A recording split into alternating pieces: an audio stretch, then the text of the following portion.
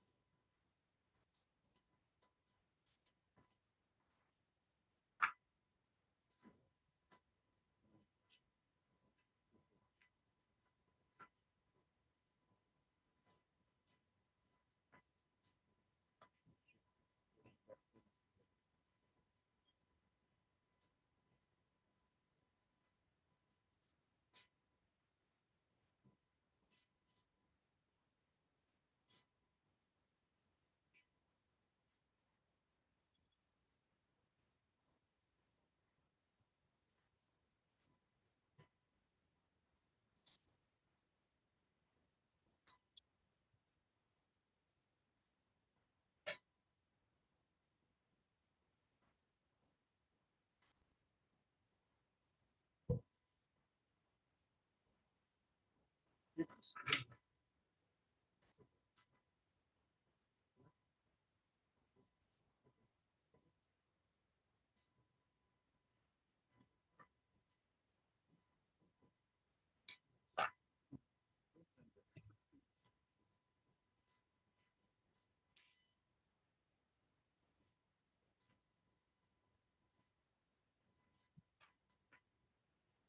my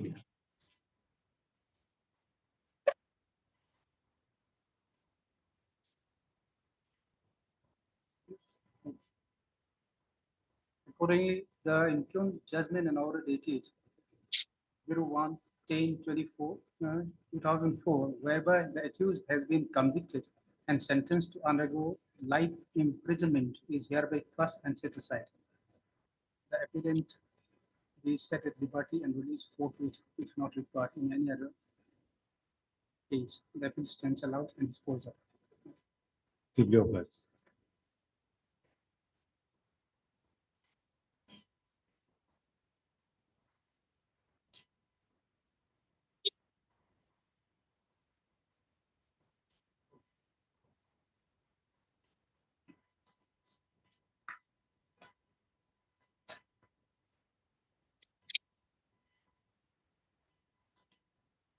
Yes.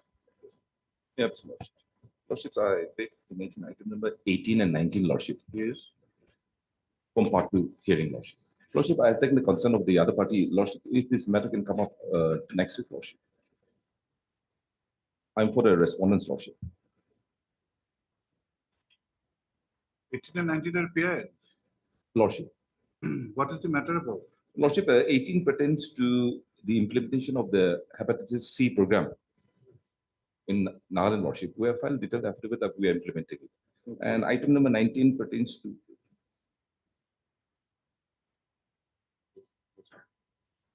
under JSS case, pregnant mothers, Lordship. What is your stand? Have you? Yes, Lordship, we have already filed. These are matters of 18 and 19, and these are not adversarial kind of litigations. Lordship, yes, Lordship. The issue is such that it is for the general public. Yes, Lordship. So if you are matters of 18, 19 should not be kept waiting. We're in 2024. Lordship. Yes, madam. Lordship, I have no objection. No, your objection is not the only element. Right. What is are the people benefiting of the schemes? Lordship, there has been a progress made as far as hepatitis C is concerned, Lordship. But there was an issue, Lordship, which has emerged because in the guideline it says that even the clinical No, investigation. are the persons for whom the schemes are made, are they being benefited? Yes, Portion Lordship. of each, Lord. Has the Lordship. scheme reached the persons? yes, Lordship. To some Yes, extent, to some yes, to extent. some extent. Lordship. We'll have next week, next week. Yes, next week. On a prayer made on behalf of the state. The matter is adjourned to be listed on Next. Wednesday next. Lordship. Separate orders 18, 19. Deeply obliged. Next week, try to. Lordship, finish off the matter. definitely, Lordship, yes. We have filed our detailed affidavit. And since your stand is also towards implementation of the scheme, we Lordship. can close this PIL. Lordship. Definitely. Yes, Lordships. Obliged, Lordship. May it please, my lord. Lordship, I beg to mention hearing item 13, Lordship. I could not complete my research, Lordship. So if you can kindly come up after 2 weeks, Lordship. Is it such a difficult matter? Lordship. Yes, Lordship. And I wanted to print out some judgments which I wanted to place, Lordship, but due to power problems since yesterday because of the wind. Act of God. Yes, Lord. Act of God. Otherwise, Lordship, yes. For this measure, everything is pardoned. So when do you want? 2 weeks, Lordship, after 2 weeks. Another 12. 12 is it? 13, Lordship. 13. 1, 3. You are the legal aid counsel or what? No, Lordship, I'm not the legal aid counsel. On a prayer made on behalf of the appellant. Matter is adjourned by 2 weeks. Lordship.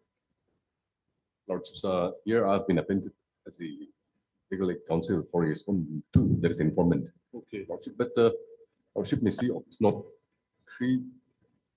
Yes. That What is has not happened? What is there? Lordship may see the report report submitted by the PP in respect of the flag number C and flag number B.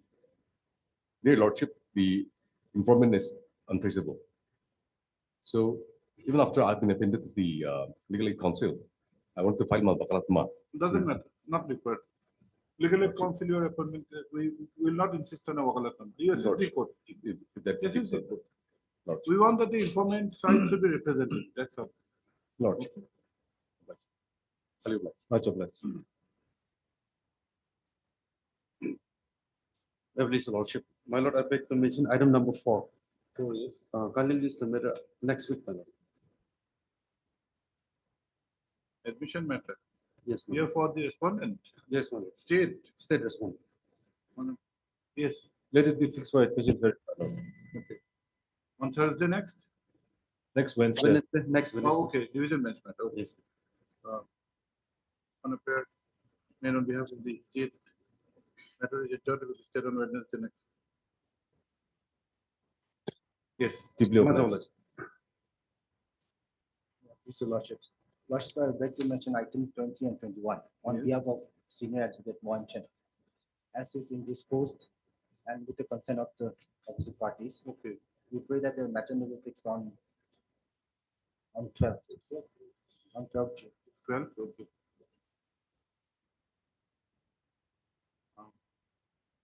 A prayer for adjournment has been made on behalf of the respondent on personal grounds. Full stop. As agreed to by the learned counsel for the parties, list on 12th. 12. 12/6. Obliged. My please, Lordships. Your Lordship, I beg to mention item number 9. Lordship, we are yet to receive an instruction of filing our affidavit. So give us 4 weeks, Your Lordship. I'm for the respondent number 5. On a prayer made on behalf of the state, 3 weeks time is granted to file counter affidavit.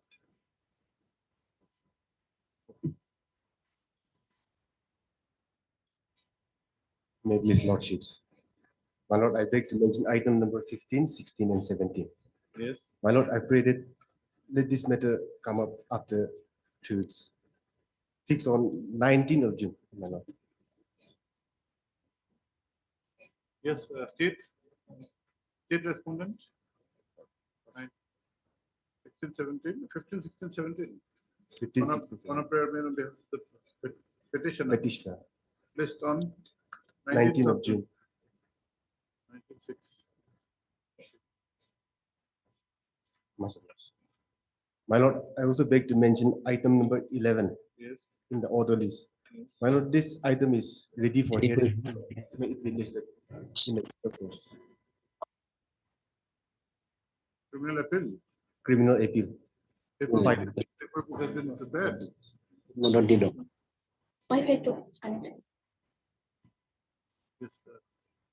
It is submitted that the paper has been prepared and the criminal appeal can be heard full stop para.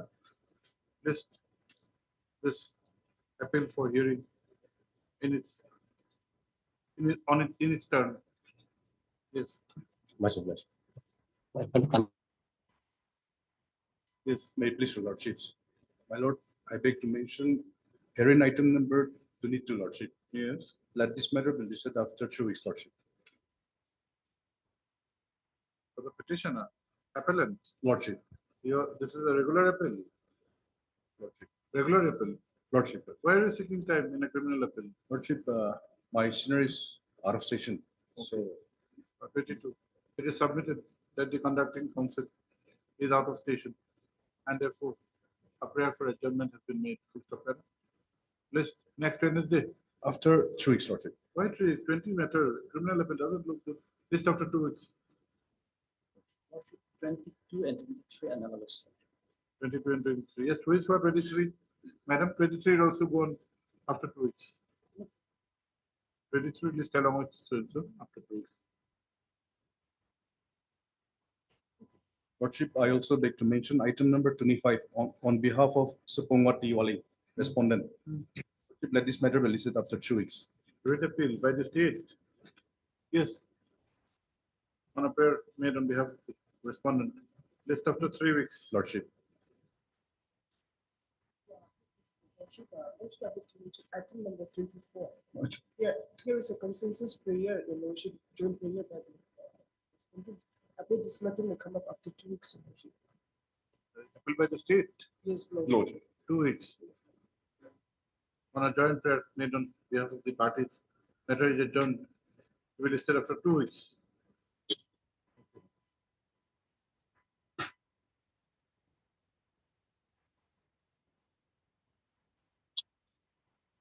From the supplementary cost list for motion item number 26.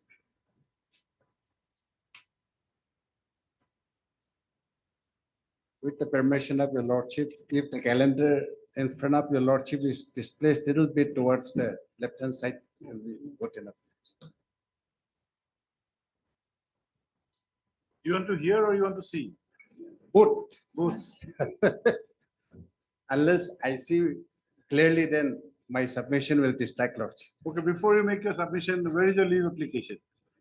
I was in bereavement lordship. Where is your leave application in this appeal? You are Leave not a party. application. It is a writ appeal lordship. Where is your leave application? You are not a party in the proceedings. You have to file a leave application. We cannot hear you. See, you are not made parties in the proceedings. Yes, lordship. And you are agreed by the order. Lordship. You have to file a leave application. We grant you leave. You press your appeal. Have it on next Wednesday. File your leave. Lordship. Lordship. It did not strike you that you have to file a leave. Yes, You have to file a leave application. lordship.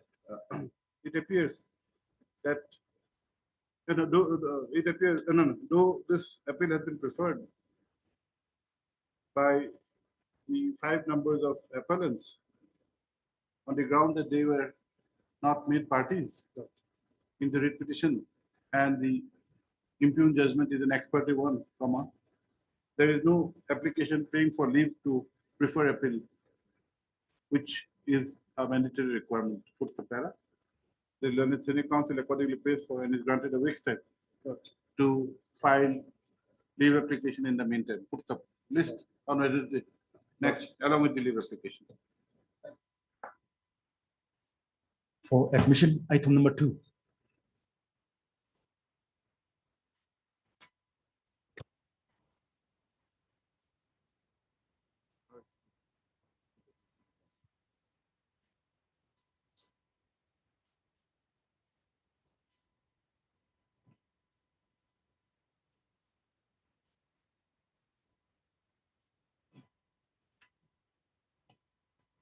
Yes.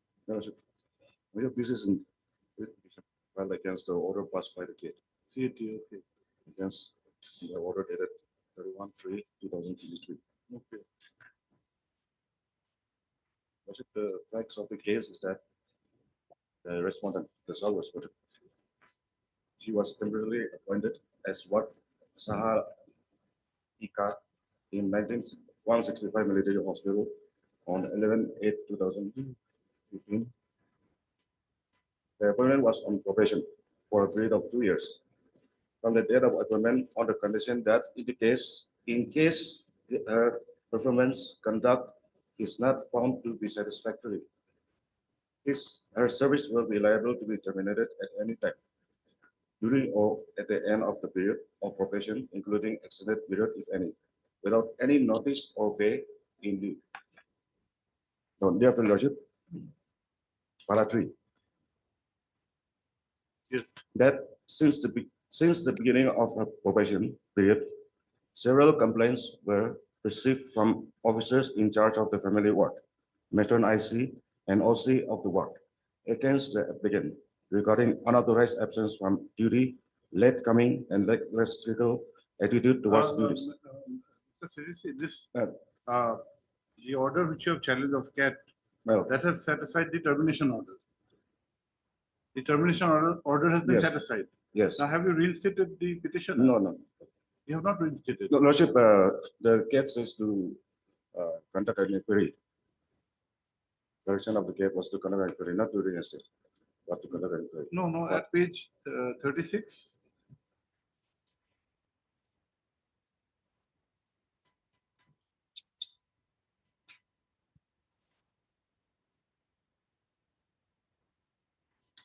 Paragraph 9. Yes, that's right. Therefore, in our considered opinion, the state order of termination is not sustainable in the eyes of the law. Regarding termination order so is hereby set aside an order of watch respondents are directed to reinstate their applicant in their original position for with consideration privilege. So yes, not very realistic. Why? Is there any stay order? This order is of more than a year back. Is there any stay order? No, Lordship. No, sir. Have you prayed for any stay? No, Lordship. You have not paid for any stay. If you don't comply with the order, why should we hear you? Comply with the order, we'll hear you.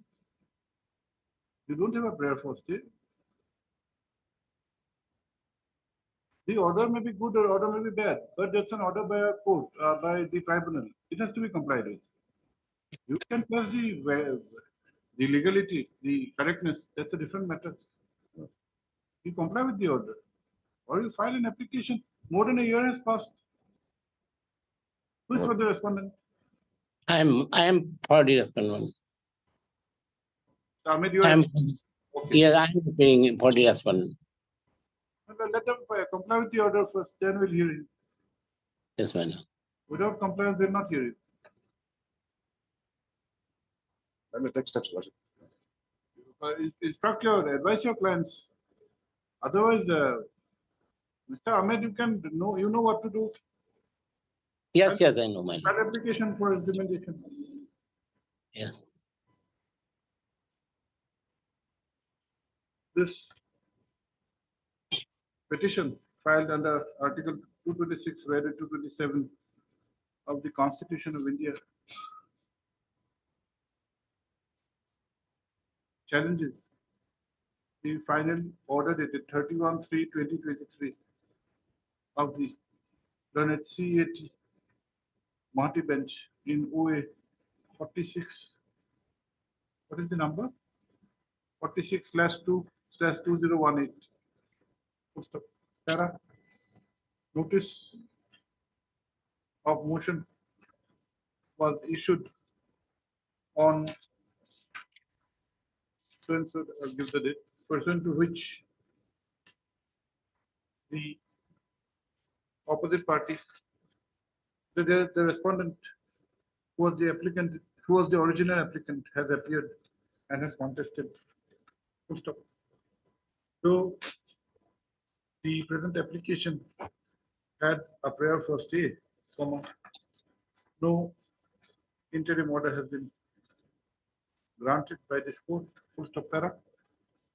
The order of the learned CAT dated 31/3/2023, which is the subject matter of challenge, has directed reinstatement of the original applicant by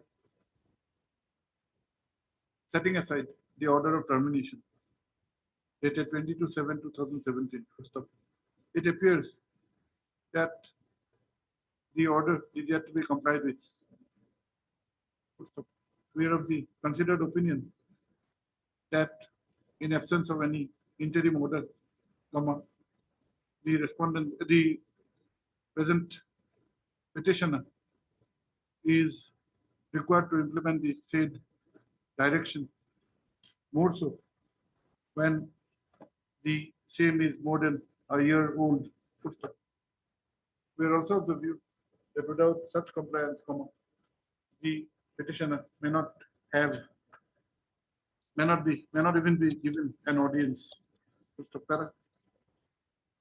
On the prayer of pursuant to learned CVC, matter is accordingly adjourned by 4 weeks to get necessary instructions on the issue of compliance of the order of the CAT.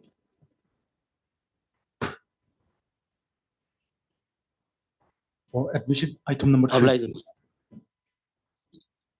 Okay, yeah, only.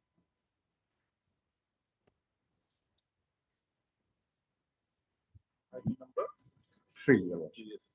Your Worship, though the matter is listed for admission, Your Worship, there is an order for final disposal, Your Worship.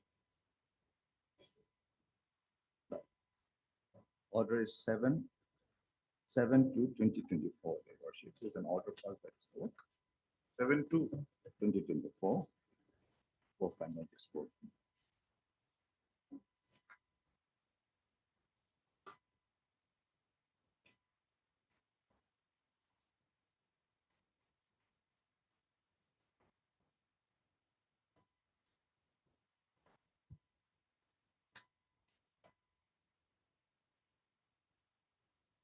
That final disposal was contemplated to be done on 14/2.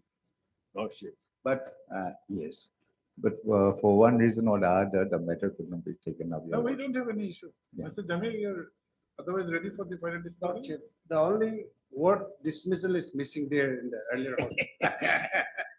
I leave it to Your Lordship. Which order? Now, The order where it has been passed for disposal of the appeal.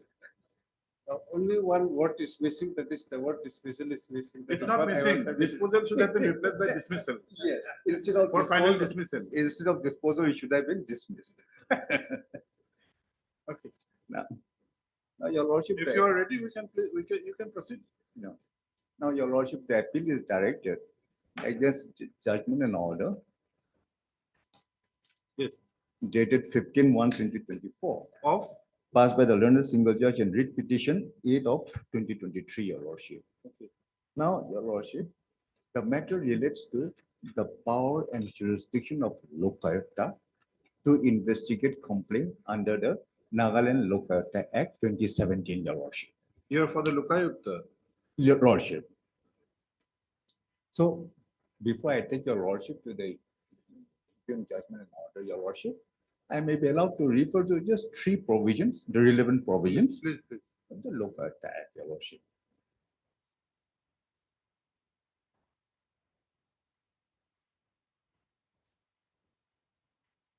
I'm Your Lordship, the Nagaland Lokayukta Act specifically provides for category two type of complaint involving grievance and complaint involving allegation. Two categories of complaint, Your Lordship. Now, may I take Your Lordship to section 10(1).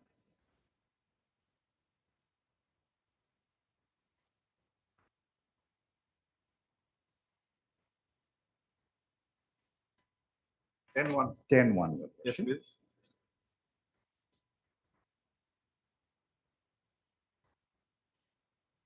My Lord has got it. Yes.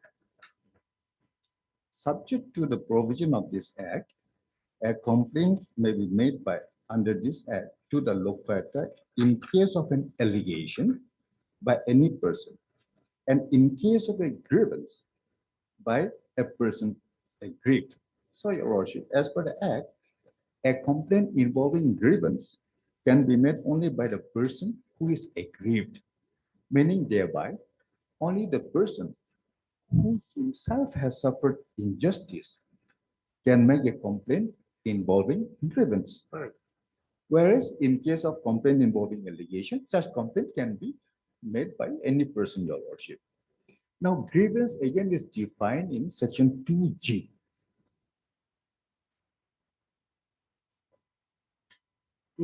2G, Your Worship, grievance is defined. Yes, please. May I read out? Yes. Grievance means a claim by a person that he suffered injustice or hardship as a consequence of maladministration, Your Worship. Now, the case of the appellant before Your Worship in this appeal is that for a complaint to be a complaint involving grievance, we are mainly concerned on that. For a complaint to be a complaint involving grievance, Your Worship, the said complaint must fulfill the requirement of section 10A and section 2G. Now, only if such complaint fulfills the requirement of section 10(1), then it can be, such complaint can be a complaint involving grievance. Now, may I take Your Lordship to another provision, section 9(3).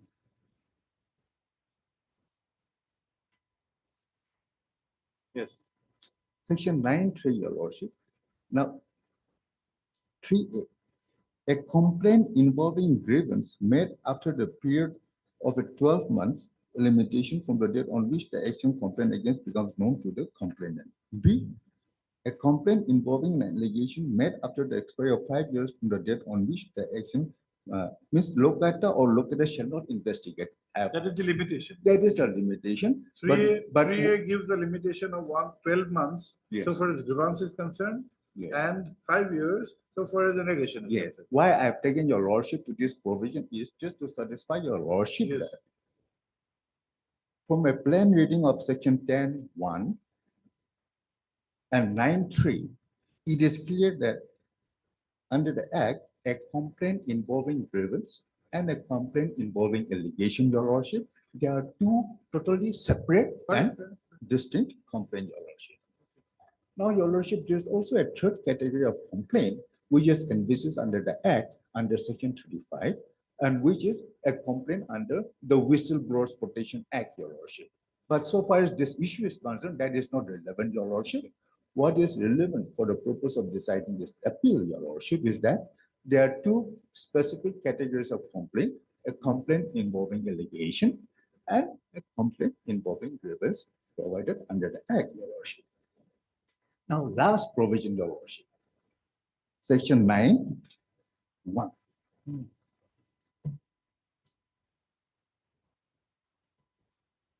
Section 9 gives bar to investigation.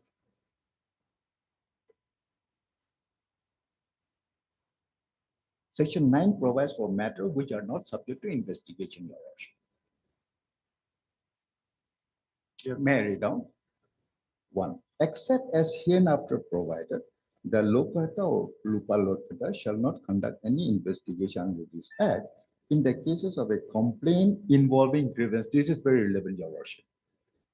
In respect of any action, A, if such action relates to any matter specified in the second schedule. We are concerned with this, your lordship. Now, may I take your lordship to The actions relating. a complaint or remedy, second whatever, schedule, we are not concerned with this, your lordship. No, with complaints relating to the matters in the second schedule, those cannot be investigated. Your lordship. Grievance. Now, may I take your lordship to the second schedule? Yes. The last page.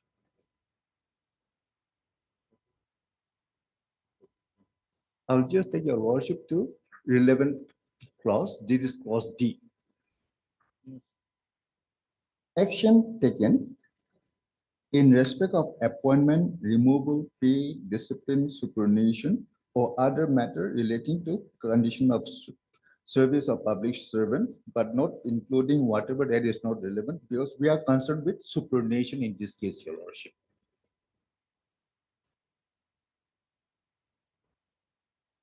Now, Schedule 2, your lordship, Schedule 2 cannot be read in isolation. It must be read with the main provision, that is section 9(1)(a). And your lordship, what is barred, what is not subject to investigation, is that a complaint involving grievance in respect of superannuation. We are concerned only with that towards superannuation, your lordship.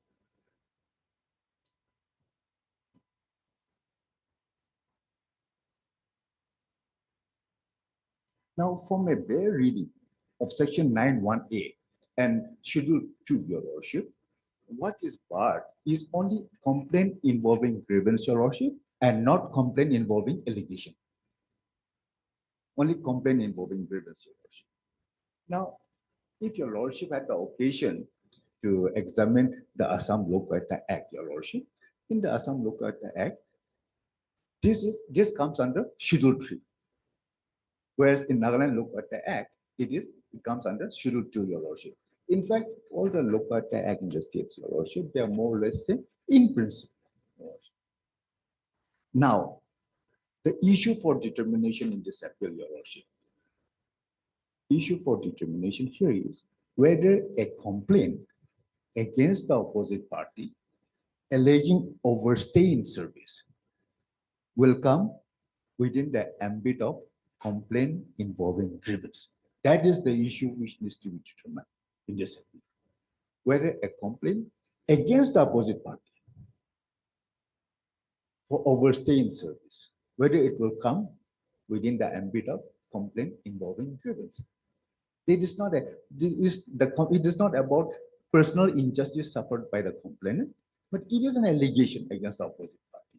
So whether it will come within that definition, section 10(1) and section 3G. That is the issue which needs to be determined in this appeal, Your Worship. Mr. Jamir is for the complainant or for the victim? Therefore, the opposite party. No, victim or complainant? I am the petitioner. Understood. You are the complainant. No. A third party has lodged some complaint. Well, who's appearing for the third party? Anybody? No one is no one is. You are the victim. Yes. Okay. They are the opposite party against whom Complaint was the lodged. complaint was made by a third party, Third party. who is not before this court. What was the complaint? Regarding alleging that the opposite party, they are overstaying in service. That is superannuation, overstaying in service. Now, may I take your lordship to the appeal memo?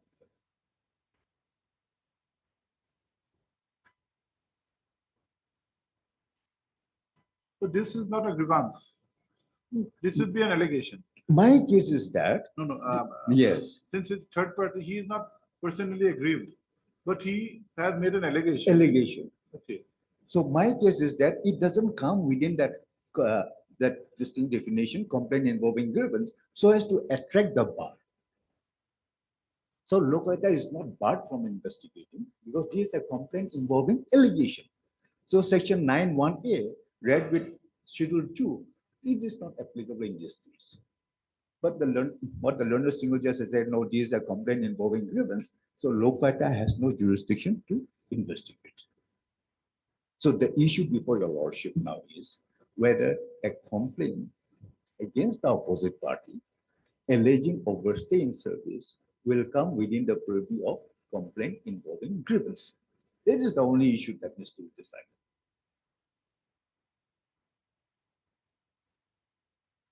May I take your lordship to page 69? My payment. Yes. Page 69.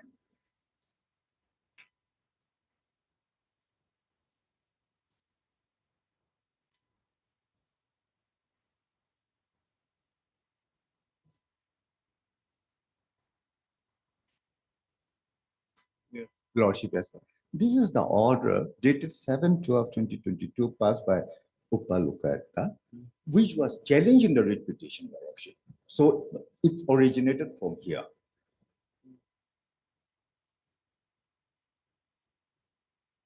May I read out?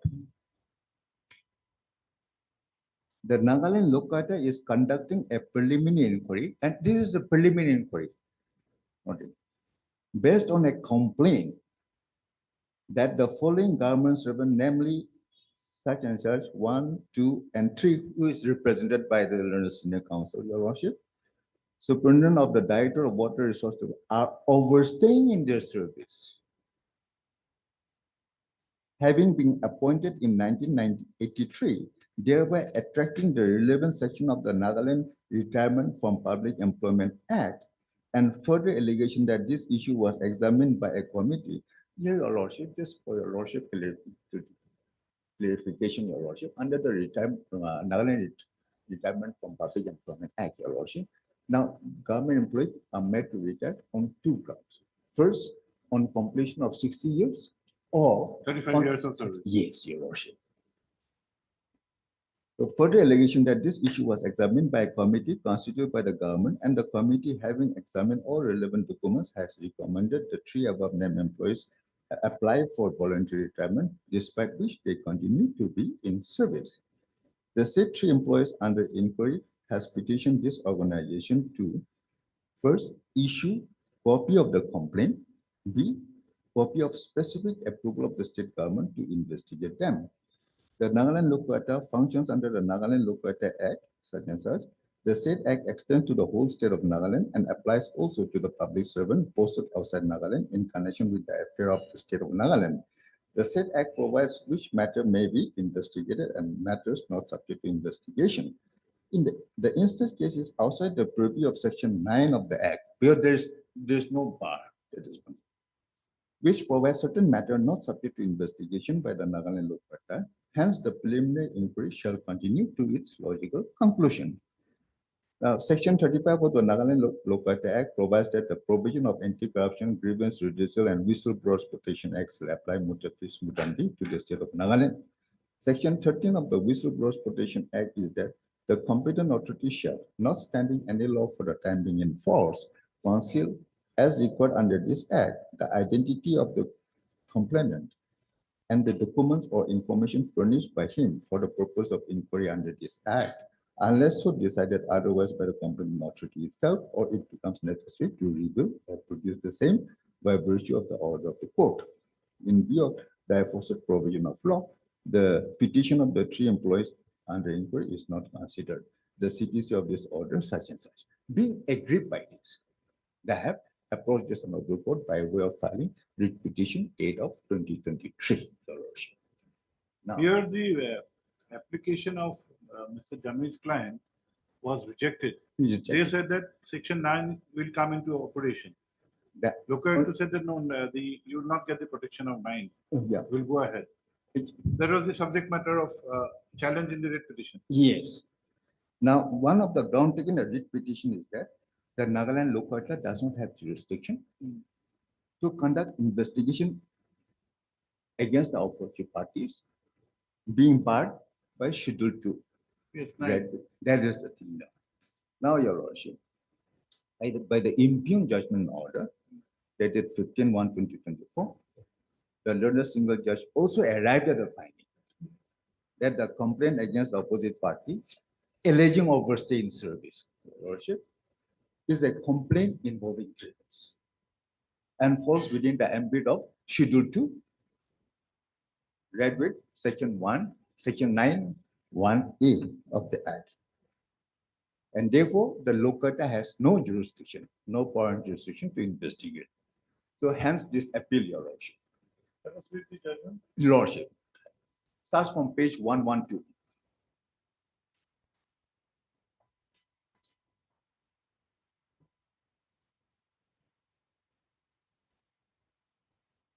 And may I take your Lordship to a relevant paragraph only, where that issue has been discussed, page 124.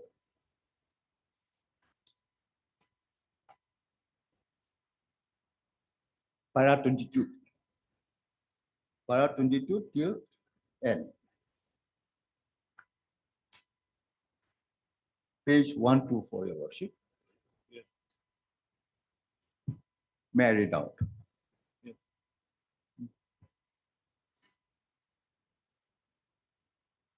The pertaining question. Yes. The pertaining question to be considered by this court in the case is whether under the Act of 2017, the Nagaland Lokayukta has the power and the competence to register the case number such and such and pass the order dated 7/12/2022, which I've already read, Your Lordship, against the petitioner to conduct preliminary inquiry investigation. In this connection, it is relevant to refer to Section 19(1)(a) and Clause D, second schedule of the Act 2017. I may be allowed to skip this. I've already taken Your Lordship to that. Now, para 23. A reading of Section 19(1)(a) and Clause D to second schedule to the Act in particular will demonstrate that there is a statutory bar for the Lokayukta or Upa Lokayukta to conduct any investigation in cases of a complaint involving grievance for any action taken in respect of appointment, removal, pay, discipline, superannuation, or other matters relating to condition of service, etc. The complaint lodged against the petitioner is for overstay in service, and therefore the matter relates to superannuation in service of the petitioner. Section 9(1)(a) and Clause D to the same is therefore attracted, barring the Lokayukta to investigate the complaint and making any preliminary entry on the complaint. this finding, Your Worship. Now, just because the matter relates to superannuation, Your Worship, that will not automatically attract the bar. What is barred is a complaint involving grievance. And this is a case of the complaint is not about the personal injustice suffered by the complainant, so as to fall within section 10(1) and section 2G of the Act, Your Worship. But this is a complaint making an allegation against the opposite party, Your Worship. May I continue? Mr. T.B. Jamir has submitted that as the Lokayukta is conducting only a preliminary inquiry on the complaint as provided under section 1. This is one finding, and then 24. The submission of Mr. T.B. Jamir sound convincing at the first glance, but this court is not inclined to accept as a submission for the very reason that section 9(1)(a) read with clause D to the second schedule of the Act imposes a statutory bar on the Lokayukta or Opala to conduct any investigation in cases of complaint. In here, Lordship, the Learned Single Judge mentions about complaint involving grievance. In respect of any action taken with regard to appointment, superannuation, or matter relating to condition of public servant. Now, just because the matter relates to superannuation, it will not come under complaint involving grievance, Your Lordship. What is, please read paragraph 24, the first line. 24. Again, the submissions. The submission made by TBR sounds convincing at first glance, but this court is not inclined to accept such a submission for the very reason that section 9(1)(a) read with clause D to the second schedule of the Act imposes a statutory bar on the Lokayukta or Upaloyukta to conduct any investigation in cases of complaint involving a grievance. This is right. In respect of any action taken with regard to appointment, superannuation, or matter relating to condition of public servant, etc. The complaint, as earlier observed, is not only with regard to overstaying in service, and therefore the complaint against the petitioner will squarely fall under section 9(1)(a) and clause D to the second schedule, and not otherwise, thus barring the Lokayukta to conduct the investigation on the complaint made against the petitioner by scrupulously adhering to the dictate of law.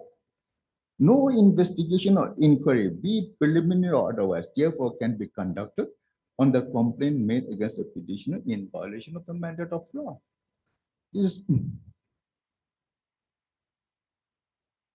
Now, section 25, para 25, the lordship regarding interpretation. And section 26, that is also law regarding when 27, what cannot be done directly, cannot be done indirectly. These are not applicable, Your Worship. Now 28, the finding again, para 28. Okay. Now, What? yes. Now, may I take Your Lordship to the ground which I have taken in the appeal? Page 18.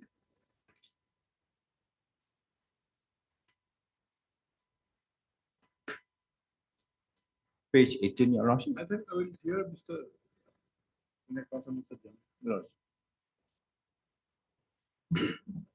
Lordship, friend has not read paragraph 28. It will be relevant for us to read paragraph 28. That is the finding of the Learned Single Judge. He was about to read. We have asked him not to read. No, but tell us one thing. Lordship. What we have not heard you that clarification.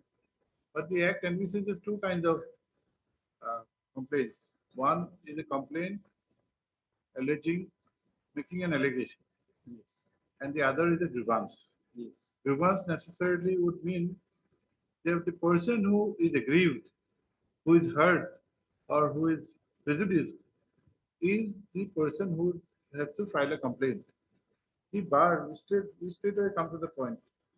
The bar, you are emphasizing on the bar. Yes. You had filed an application that you invoke section 9, you cannot go ahead because section 9 there is a bar. And that has been rejected by the Lokayukta. You came before the single judge allowed your petition. Now let us read 9 again. We have the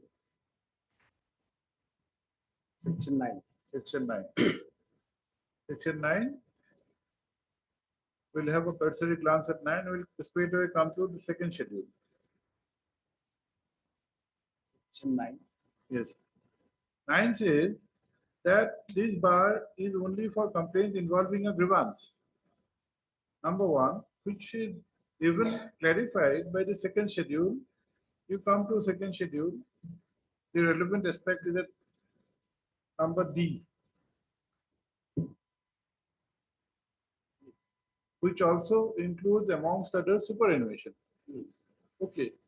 Now, if you read this, if we read section clause D, it says action taken in respect of appointments, removal, pay, discipline, superannuation, etc. This necessarily has to be related to the person who is receiving this appointment or removal or pay or discipline.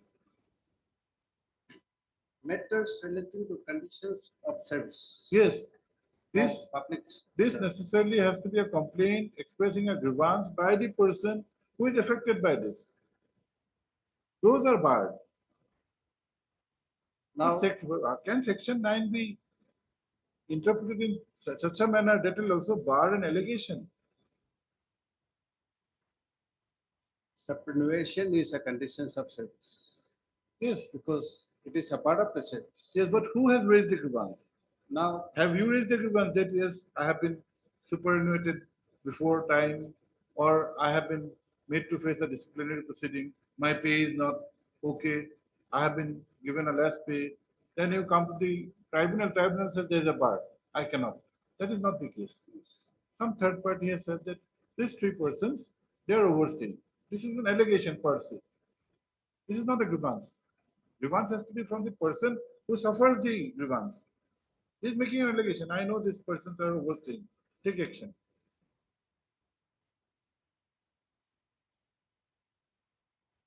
Lordship, the persons who have complained are making an allegation Correct. that we are overstaying. Right. Overstaying, that point is we were initially appointed on work charge. Initially, 83. And thereafter, in 1989, we were appointed on regular basis against a regular sanctioned post. Correct. All 3 of us.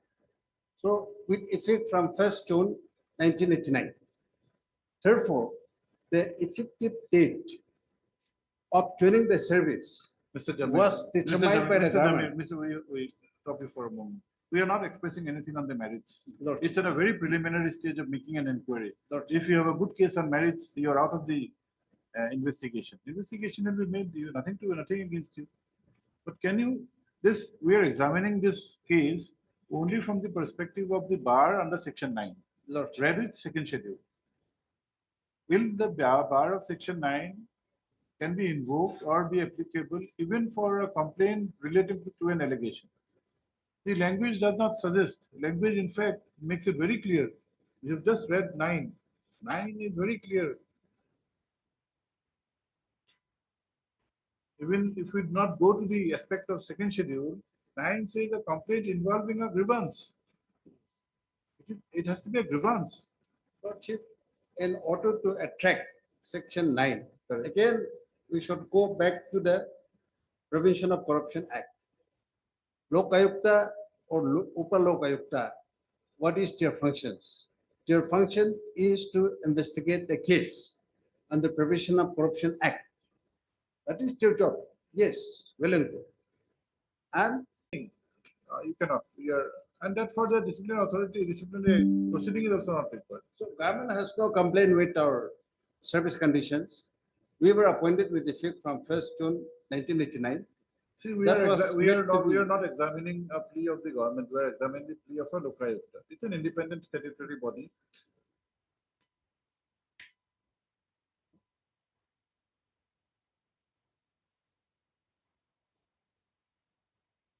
And no offense has been made out under Prevention of Corruption Act. If there is any, yes, Mr. Jamir, they can investigate. corruption not necessarily involves monetary exchange. One may be morally corrupt. Any action which is not contemplated by law is against the law. maybe corruption. And extra consideration has to be extraneous. It not be monetary exchange only. And some other considerations.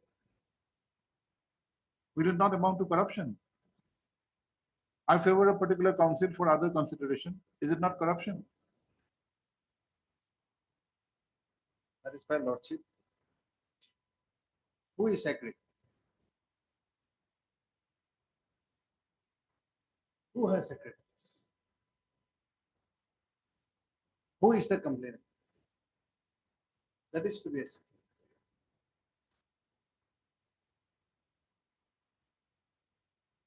See, the scheme of the act, which even goes to section 35, emphasizes a scheme where even a whistleblower will be protected. Not only his allegation will be taken into consideration, cognizance, he will also be protected. The entire purpose is to have a corruption-free society. Whether how much they have been able to achieve, that's a different matter. But the idea of this act was something different. How much we are able to achieve, an entirely different aspect. But the bar has to be read strictly in accordance with the language employed in the section. Nothing beyond that. Yes, there is a bar. Bar of what? That if a person says that, see, I am to retire on such and such that they have prematurely retired. Lokayukta says nothing we didn't do with it. We go to the appropriate authority. That is the bar. You cannot approach the Lokayukta for each and everything. You need to overcome section 9. Now we have to see whether these complaints which were lodged against you were barred by section 9. First, these were not grievances at all. These are allegations. These are allegations. And once it is allegation, we perhaps will not even require to go to section 9. I said the second schedule. It says that a complaint in the cases of complaint involving the grievance. That is explained in paragraph 28. Yes. Yeah, just read. Please. 28. Page 128. On the submission made by TB Jamir, section 9, clause 1, subclause A and clause T of the second schedule only bars a complaint involving a grievance as defined in section 2, clause G of the Act, but not a complaint is defined in section 2F of the Act. Alleging commission of an offense punishable under Prevention of Corruption Act 1988, nor a disclosure complaint relating to offense as defined in section 3, clause C and T of the Whistleblowers Protection Act 2011. This court is also unable to accept such a submission. The order dated 7/12/2022 explicitly states that the Nagaland Lokayukta is conducting a preliminary inquiry based on the complaint that the petitioners are overstaying in their service, thereby attracting the relevant sections of Nagaland Retirement from Public Employment Act 2009. No other allegation as would constitute an offense under the Prevention of Corruption Act 1988, nor any disclosure or complaint relating to an offense under Section 3 of the Whistleblowers Protection Act 2011 is discernible.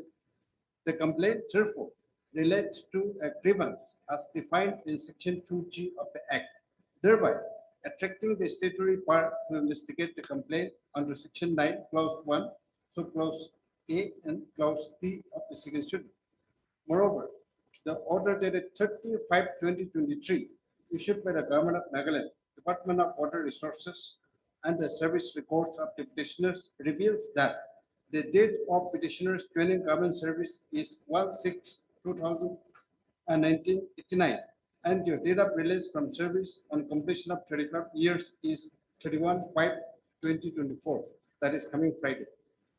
The complainant, therefore, cannot have any grievance alleging that the petitioners are overstaying in service when the official records that does not detail so. That is the observation of learned single judge. Now the present appeal has been filed, not on the ground that this document or this document was not taken into consideration, only under interpretation of Section 2, Clause G. Government has no problem with the date of appointment law. That is the 1st June 1989.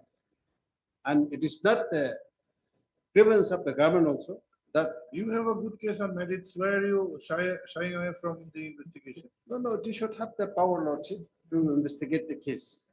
Lordship, may kindly see my submission. Yes.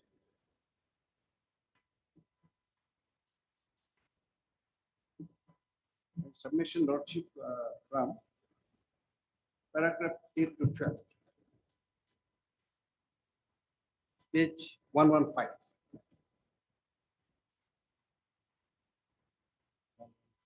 Yes. I will go through the only 4 paragraphs. There, paragraph 8. Yeah. Mr. C.B. Jamil and the Senior Counsel is selling the registration of the case against the petitioners and the order dated 7/12/2022, passed by the learned Lokayukta, submits that the Lokayukta has exceeded its jurisdiction in registering the case and passing the Indian order dated 7/12/2022. Mr. Jamir submits that the action resorted to by the Lokayukta against the petitioner is illegal and violative of the provisions of the Nagaland Lokayukta Act 2017, more particularly Section 9, Clause 1A and Second Schedule D of the Act.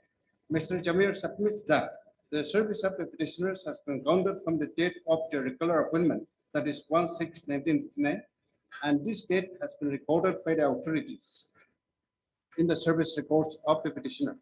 Mr. Jamir accordingly submits that no foul play or corrupt practice can be attributed to the petitioners to illegally remain in service beyond the period permitted by law. The learned senior counsel also submits that in the absence of any criminal element or intent on the part of the petitioners, no case can be registered or preliminary inquiry conducted under Nagaland Lokayukta Act, nor the Prevention of Corruption Act 1998, nor under the relevant provisions of the Whistleblowers Protection Act 2011. Mr. Jamir also submitted that since the department has formally issued an order dated 31/5/2023 for releasing the petitioners from service on 31/5/2024, the petitioners will be superannuated from service on 31/5/2024 on completion of 35 years of service, and accordingly, no person can have any grievance against the petitioners for remaining in service as per the records officially maintained by the department. Mr. Jamir therefore submits that no inquiry, be it preliminary or otherwise, can be conducted against the petitioners merely on the basis of a complaint lodged by a certain unknown person alleging overstay in service. 9.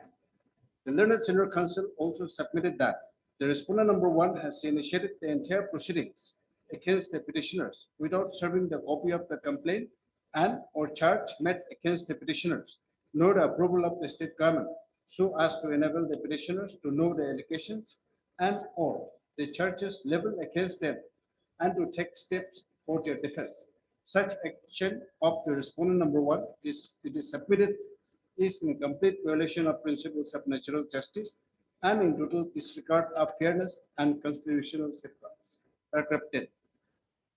Mr. C.D. Jamir has then referred to Section 8 of the Act of 2017, which provides the matters which may be investigated by the Lokayukta or Lokayukta with the general or specific approval of the appropriate authorities for conducting investigation against any government servant, and submits that the action taken by the petitioners has been resorted to by the concerned authorities in complete violation of the procedure laid down under the said provisions of the Act.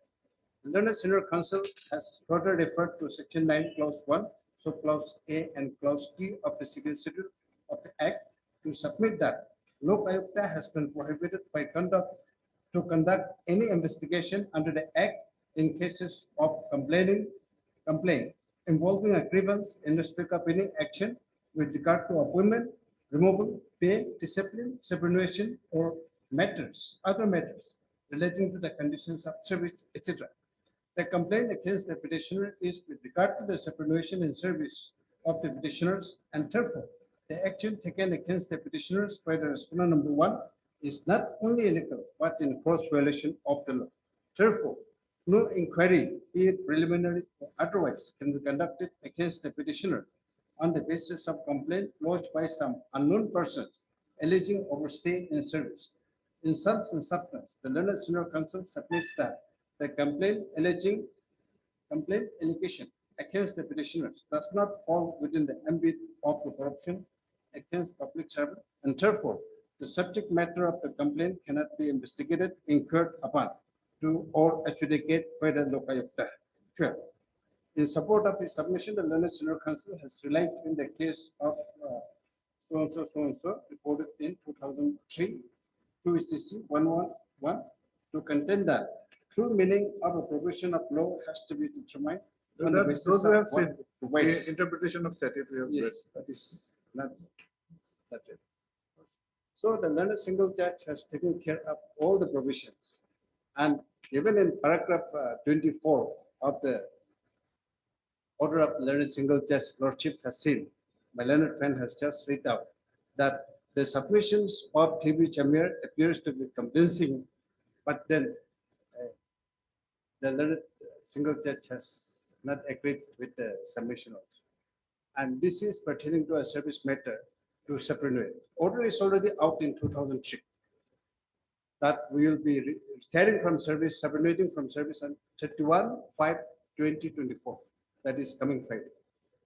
And that order is passed by the government. On the basis of that We are order, retiring on this Friday. yes, we continued in the service. It's not that we have done something mischief, something which is illegal. You are saving the best for the last. The best submission came in the last. They are retiring on Friday. Your Lordship, here the problem is the power and jurisdiction of Lokayukta, Your Lordship. Now, if this complaint is taken as a complaint involving grievance, whereas it is not, Your Lordship, will be. No, we have appreciated your thing, but they are retiring, but at the same time, yes, powers. And there is also one thing. The reports of the Lokayukta is only on recommendation basis. And no recommend, just a preliminary inquiry. And that was the preliminary report. Even if in a final report on the section 25, you only make a recommendation. And Your Lordship, if I may, with the with satisfaction of Lordship, Your Lordship, now since the petitioner is retiring this month, if the matter will be remanded back to the learned single judge to dispose of the matter on merit within, maybe by next week also, there's no problem, Your Lordship. But so far as jurisdiction is concerned, Your Lordship, look, this is a public institution, Your Lordship. If this jurisdiction is not protected, Your Lordship, then in fact, having Lokayukta will become meaningless. And as I've said, Your Lordship, Schedule 2 in Lokayukta Act is Schedule 3 in Assam Lokayukta Act, Your Lordship. Arunachal may be same provision we have, because in principle, all Lokayukta they have similar provision, Your Lordship.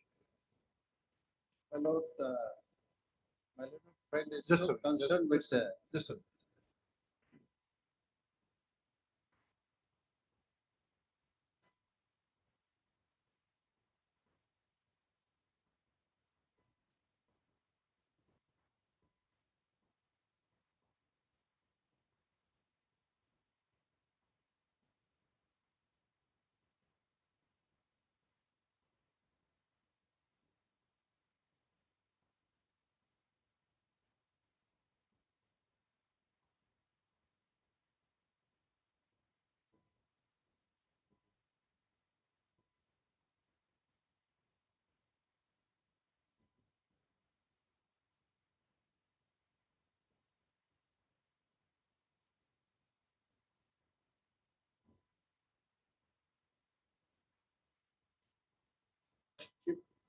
I'm not making a submission that Lokayukta do not have the power. They have every. Let us try to balance something. But on principle, we may not agree with the learned single judge. But on this particular facts and circumstances, we may say that since they are retiring, exceptional circumstances, you may close the proceeding. But on principle, we will say that you have the power. Your Lordship. Because tomorrow we do not want to let this to be an example to be cited. Any complaints made, again, this will come that section 9 bar is there, you cannot proceed. We do not want that. Please wait.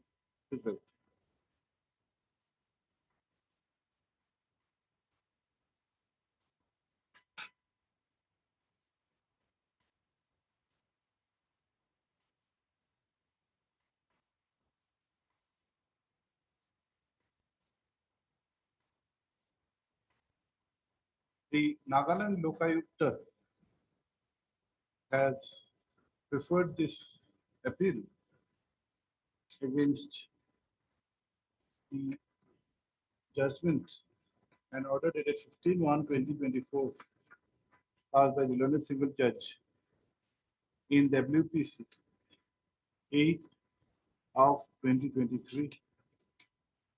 By the impugned judgment, the writ petition filed by 3 writ petitioners who are respondents in the appeal was allowed. The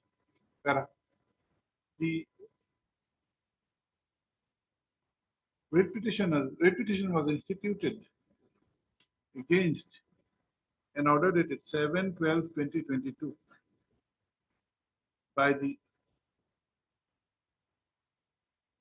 Lokayukta on behalf of the Nagaland Lokayukta, whereby the prayer of the writ petitioner to invoke the provisions of section 9 was rejected. Amongst And, other. Was rejected, and the matter was decided to be proceeded further. Para. We have heard Sri Sunsu. Para. Sri Sunsu, learned for the petitioner has extensively referred to the Nagaland Lokayukta Act 2017. Please have your seat. Under section 10, provisions relating to complaints have been laid down. It provides that a complaint may be made in the form of an allegation by any person and in the form of a grievance by the person aggrieved.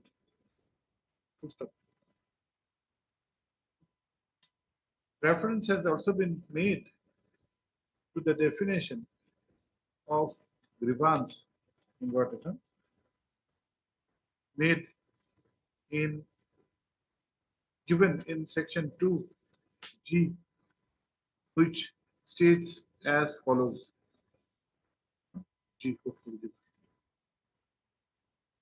The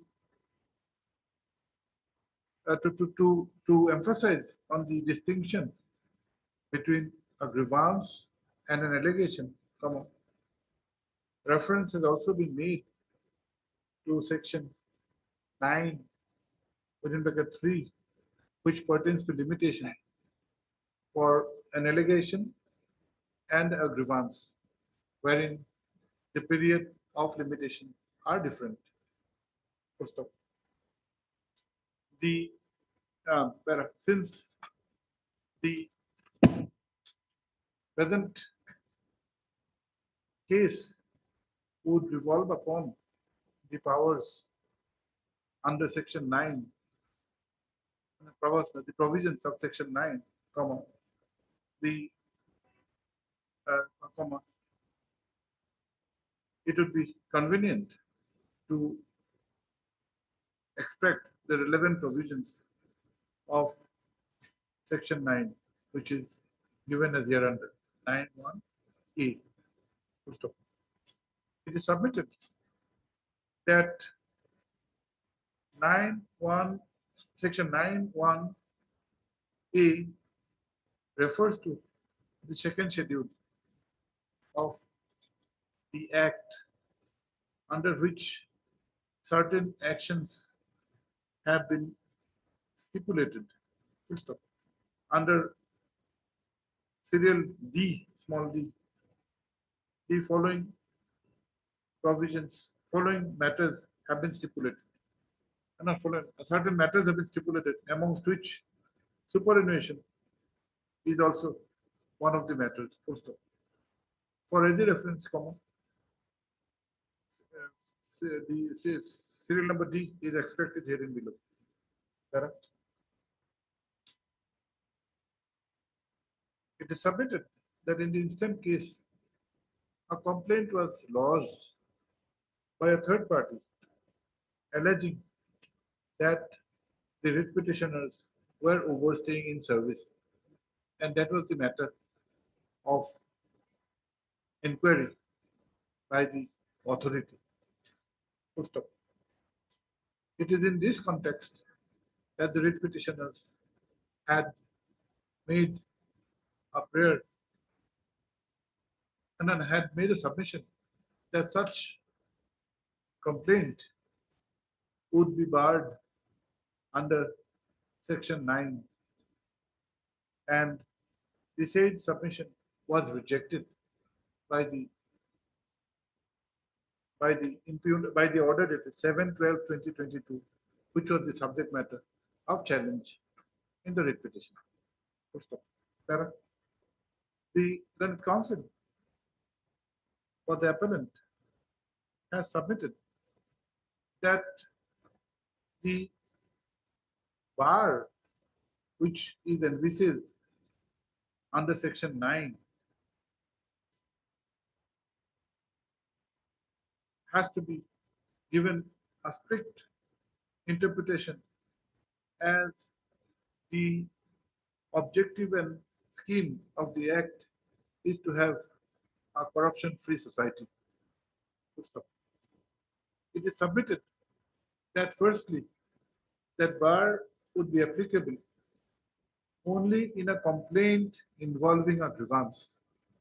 And in the instant case, the complaint was not involving a grievance per se, but an allegation of overstay by the three writ petitioners.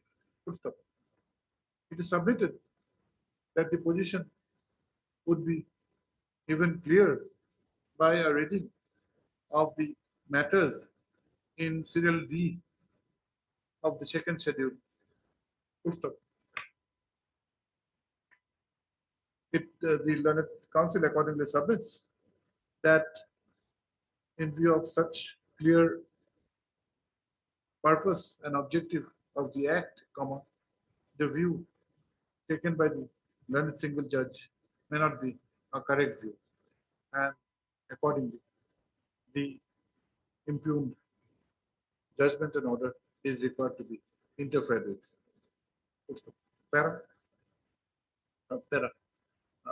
The learned counsel has, however, submitted that he will not have any dispute with the propositions of law pertaining to the case laws cited relating to interpretation of statute. However, he submits that in the facts and circumstances of the present case, the bar of section 9 would not be applicable at all. It is also submitted that the function of the appellant in the present case was at a preliminary stage, and in any case, the Lokayukta can only make a recommendation for the appropriate authority to take into consideration in accordance with law. Per contra, the senior counsel for the respondents with petitioners has submitted that the matter relating to overstay cannot be a matter which can be related to any corrupt practice, and therefore the provisions of the Act of 2017 will not be applicable at all. Full stop. It is submitted that the writ petitioners' cases were duly considered by the government, and in fact, the writ petitioners would be retiring on superannuation on 31/5/2024. within a span of next 3 days, i.e. 31/5/2024. Full stop. It is submitted that the allegation itself was made malafide fide and to harass the petitioner, and only for cases of this nature, the legislature, the legislature in its wisdom had incorporated the provisions of Section 9 to to prevent any misuse of the powers.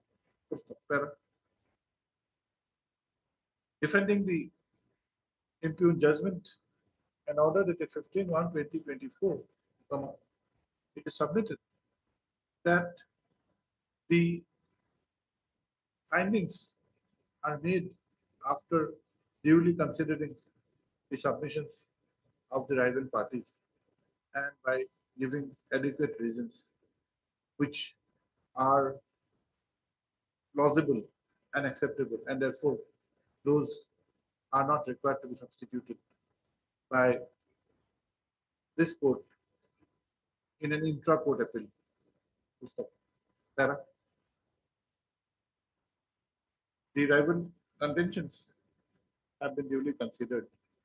First of para.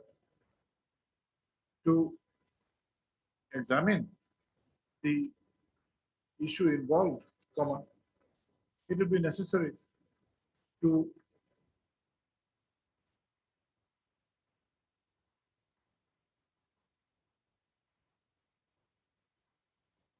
examine the relevant provisions which have been mentioned above. Full stop. Section 10 of the Act pertains to provisions relating complaints. Full stop. As observed above, complaints may be of two kinds. One involving an allegation which can be raised by any person, and the other against other pertaining a grievance which has to be raised by a person aggrieved. Full stop. The definition of grievance is already noted above, and this court has also been apprised of the different and distinct period of limitation prescribed for grievance as well as for allegation. Full stop. It is seen that so far as grievance is concerned, the limitation prescribed is 1 year as it relates to the person who is aggrieved, whereas the limitation for an allegation is 5 years, which can also be made by any person. Full stop.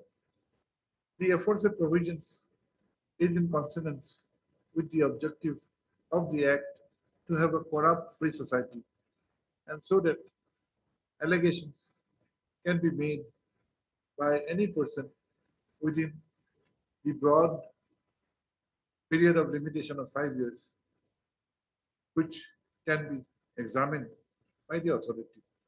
First up, para. The bar of investigation is only a measure not to get the Lokayukta flooded with complaints involving grievance pertaining to those matters in second schedule. Full stop. A bare reading of the matters under serial D of the second schedule read with section 9 would show that those matters are necessarily pertaining to the party involved, namely anything to do with his appointment, removal, pay, superannuation, etc. Full stop. It is only when the party who is aggrieved by any action pertaining to any of the matter mentioned above, that such a grievance, such a complaint is barred under section 9. Full stop. The said bar, however, cannot be extended to an allegation by a third party. And in the instant case, it is not in dispute that the allegation is by a third party and not by the writ petitioners pertaining to anything to do with their service conditions. Full stop. Para. Prima facie, we are of the opinion that the order dated 7/12/2022, whereby the submission of the writ petitioners to invoke section 9 was rejected, does not suffer from any legal infirmity. Consequently, we are of the view that the impugned judgment and order dated 15/1/2024 of the learned single judge is not sustainable, by which the order of the Lokayukta dated 7/12/2022 was interfered with. Full stop. Para. Having come to the aforesaid conclusion, this court has also pondered on the issue that the writ petitioners are retiring within 3 days from today. That is on 20. Para. Therefore, Chief, our continuation in service is on the basis of the orders issued by the government. It's not that we want to continue, but government orders say. The Senior Council has also submitted that the date of superannuation of the petitioner, writ petitioners, were fixed by orders of the government, in which the writ petitioners did not have any role. Correct?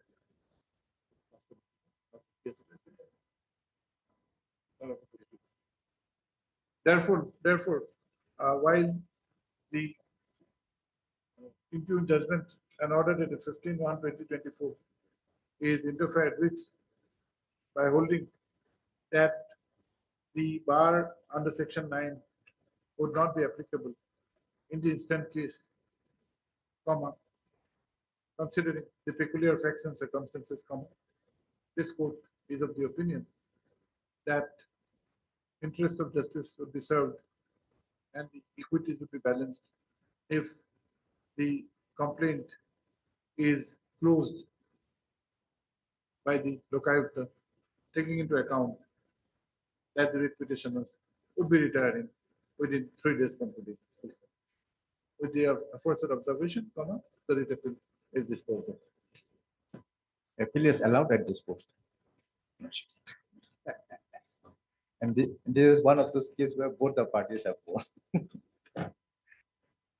I live life. Justice has won.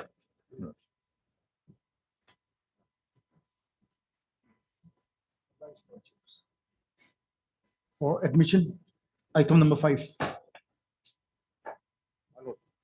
My lord, may I please? Yes, please. I beg to mention on behalf of Apila Sundam, advocate. She's indisposed today. She's for appearing for respondent 2, 3, and 6. Okay, wait for the petitioner. I am. Madam, some difficulty today. We'll have it some other day. Next Yes, Wednesday, it is okay for you? She has okay, my lord, because she's We'll try next Wednesday. If there is a difficulty, you can mention. okay. I have to consult with her first, but she has applied for leave till 31st. Then Wednesday we'll have it. 31st is just coming up.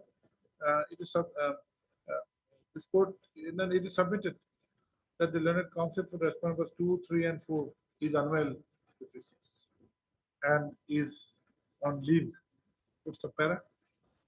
In view of the aforesaid submission, matter is adjourned to be listed on Wednesday next.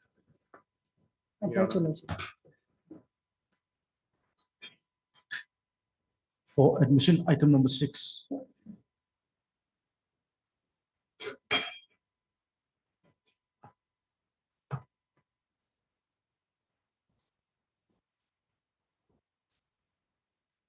Item 6, PIL. Yes, Your Lordship. The All the PILs are filed by you, madam. no, this is yes, I'm representing the petitioner, Lordship. We have seen that most of the PILs you are representing. Yes, Lordship, I have. This is my patient to help the people, so Lordship. Okay. Okay, Lordship, this case was filed concerning road construction, Lordship, from Tening Leke. This road was supposed to connect 3 states, Lordship, Assam, Nagaland, and Manipur. So, Lordship, initially the petitioner was being a law-abiding citizen, a concerned citizen, seeing the plight of the people who have been suffering because of the not having a good road, Lordship, has approached this court because You have filed your reply affidavit. To have the status report of the. No, you are given time to file reply Yes, I've affidavit. already filed it, Your Lordship. I filed it on Lordship on 18 April. The No, status report. 27/5/2024 reply affidavit has not been filed. There's an order. There's a mention office note. 1/5 the matter was listed. Here I have filed. No, 1/5 the order was reflected as such. Learned counsel for petitioner submitted that he has received a copy of the affidavit of opposition. Oh, you have to file reply, Yes. madam. Have you filed reply? Lordship, we won't be filing reply Not because required. Lordship, the petitioner is very much indebted and grateful to this honorable court for the kind gesture, benevolent gesture that you have taken, Lordship. Now, initially, when the petitioner approached this court, by then the project was sanctioned for road construction. However, even the lapse of time was period, 2 years period was given, and the construction was not started. So they did some inquiry. Then they found that there's a case between the dispute between the contractors. That's why this PI was moved, seeking intervention from this court, Lordship. Now, there were certain prayers made by the petitioner, which were most of it are answered now, Lordship. Now the difficulty dispute between the contractors is also resolved, and also the work execution has started, Lordship. So yes, so the most of the petitioners' prayers were answered, but just one of the prayer, what remained was that one of the prayer was to indulge upon this honorable court's indulgences intervention by monitoring the road project, Lordship. And this court has been doing that. So a direction was given to the state government also, the state respondent to file their status, Lordship. What is status, madam? It's a progress of 31% physical progress and 26.72% of financial progress. Your Lordship, why? What is the percentage of Physical progress is 31%, Your Lordship. the tenure is how much? Lordship. What is the tenure of the project? Lordship, the project is impede the opposite Contractor. contractor, Your Lordship. So otherwise the contract is for how many? I think, Your Lordship, I was not in the earlier case, Your Lordship. I think it will be. In 1 fact, year Lordship, or- yes, the Yes. contractor was also impeded. Lordship, IA was filed, and then now Has what? anyone appeared for the contractor? Nobody appeared, Lordship. So notice was also issued once, What- twice what- it went, Madam, Lordship. can you tell us what is the tenure of the work? Lordship, the new work order is a copy. We don't have the copy with me, Lordship. You But get the, if you want us to monitor, first you have to inform us what is the tenure. yes, Then you may not be possible for you what is the progress achieved. We can ask the learned state council to apprise us what is the progress by the next date. And also get a hold of the work order. yes, Lordship. I'm very much grateful, Lordship. But I also received instruction that the petitioner is very indebted to this court, and Then it's then okay. since there has been 31% complete as per the status report, Lordship. Then I think we can close this. also. There's progress, so the matter can be closed with a But- direction. But you expedite in completing the work. Lordship, yes. And also, one of the prayer was to ensure that there's a qualitative and See, without even a direction of the court, for that you don't need a direction. yes, Lordship. When a work is allotted, we expect the best to be done. Yes, Lordship. It's not because of a direction of the court. Let them do it. If there's any fault, It's open for you. Yes, Lordship, then in, Heard yes, by Sir Leonard Council for the petitioner. Also heard Sir Leonard State Council. Not Union, who's for Union of India? Sir Leonard CGC, please come. CGC is there. We're disposing of, will not trouble you to ask, submit anything. And Sir Leonard CGC for the response numbers 1 and 2, and Mr. Leonard State Council for the response numbers 3 and 4. None has appeared for the response number 5, which was included by order dated 21/3/2023 by means of IE 189 of 2022. Post of para. The grievance and the petitioner who claims to be a public spirited person has filed this present petition in the form of a public interest litigation pertaining to the execution of a project of taining to Lekki Road. You see from the India Metro, page 1.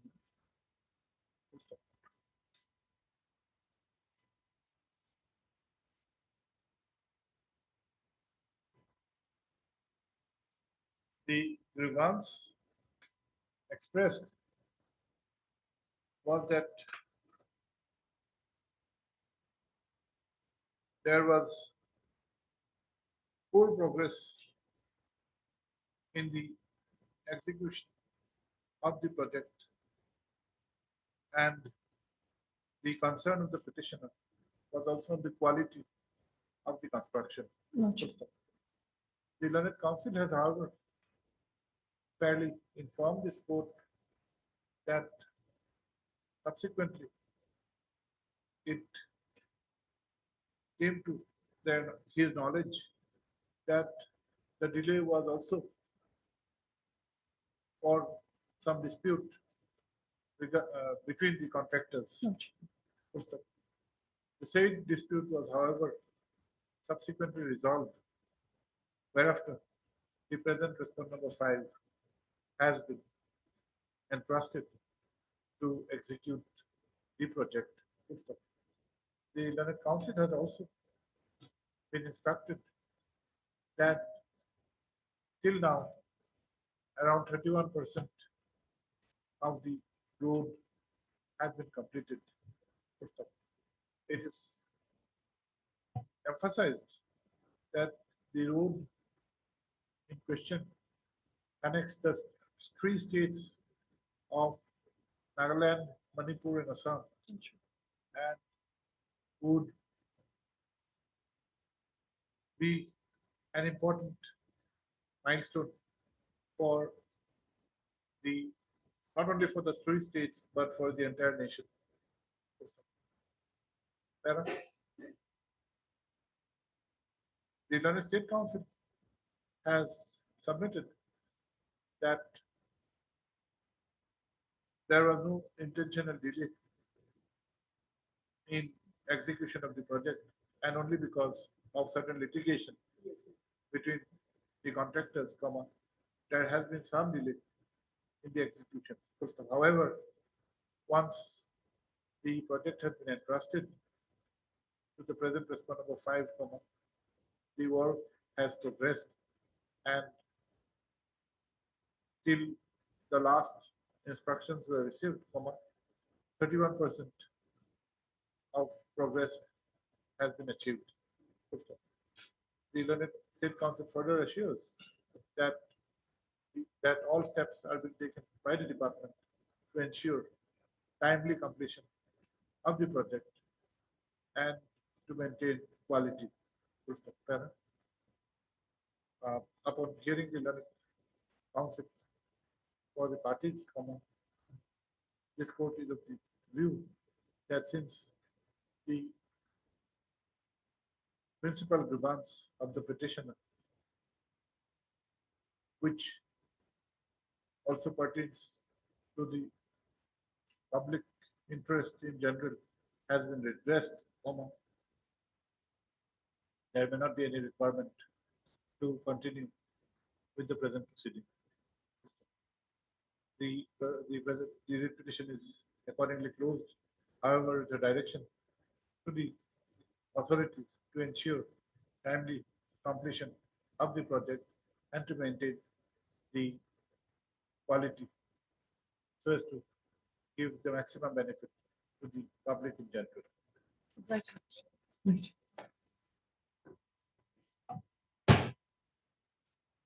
For admission, item number 7.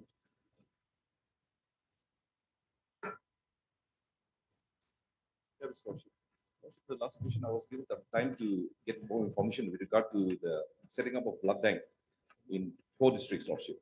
Now, Lordship, there's been some certain changes, alteration in the guideline under NISIT, that is not is Special Infrastructure Development Scheme, which is funded by the Ministry of Donier, Lordship. As per the information, the contractor has already done some supply, Lordship, as far as the equipment is concerned. Lordship, if some time may be given, because we have even written to the NESIT, because with regard to fund flow. Madam? Lordship, I have no objection because as long as they comply with the directions, Lordship. So some works have been done. Yes, as far as the prayer of the petitioner, case 1 is concerned, the blood component separator at Kohima, NHK has been complied with, Lordship. Okay. But there was some certain other issues, Lordship, with regard to setting up a blood bank in 4 more districts. That is under. Okay, we'll grant you some time. The present PL. Tingsang, Kifri, Mon, and Thek. The present PL pertains to setting up of blood banks in all district hospitals in terms with the National Blood Policy and the NBTC guidelines. Lordship. Para, you appear for whom? I'm appearing for the respondent number 2 to 4. 2 to 4. State respondents. Respondent number 2 to 4, the medical department. Lordship. The learned counsel for the respondent numbers 2 to 4 has, however, submitted that progress has been achieved in setting up blood banks, and in the meantime, such blood banks have been set up in how many districts? 4 more districts. In districts. Total, Lordship, already in existence in Kohima and Dimapur. Now the new ones the blood banks were already set up at Kohima and Dimapur and has been extended and has also been set up in 4 more districts. Tingsang, Kifri, Mon, and Thek. Namely, Tingsang, Kifri, Mon, and Thek. Yet to be, Lordship. This is yet to be. In fact, the last court's direction was to give status. Kohima and Dimapur. He has also submitted that steps are being taken. Yes. To set up Step already blood taken. banks. Step already taken. For the blood banks in 4 more districts, namely Yes. Tingsang, Kifri, Mon, and Thek district. The learned counsel for the said respondents seek for further time Lordship. to obtain instructions. Lordship. List after 4 weeks. Lordship. To enable him to obtain further instructions. Lordship. On the progress achieved. Lordship. Obliged, Lordship. For admission, item number 8. May I please, Your Lordships? Lordship, on as per order dated 6 March 2024, we were this court gave us permission to inspect the Office of the State Food Commission, Lordship. So accordingly, we did inspection, but on the day of the visit, the office remained closed. So we could not ascertain Which day did you go? on 12th March, Lordship. On 12th March. What was it? Was it Sunday or what? No, it was a working day, Lordship. So Why was it closed then? Lordship, we also could not find out the reason because there was nobody. So allow us to kindly visit again, They Lordship. knew that you were going, so they had closed the office. Lordship, we have no idea, You are Lordship. from whom? State respondent Where was the office closed? Your Lordship, initially it was located in the middle of the town. However, due to the demolition of the building by the house owner, the Office division has shifted, office was shifted. shifted to Dimapur at the Directorate of Food and Civil Supplies. Ma- However, Madam, where did you go? To the Lordship, Dimapur? yes, yes. Dimapur or this- Dimapur, Lordship. Okay, then We Directorate saw office. the signboard.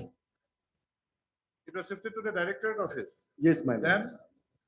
But now, by this later 7 March 2024, the office of the Nagaland Food Commission office is located at the new complex Kohima, that is called State Commission Complex at New Capital Complex.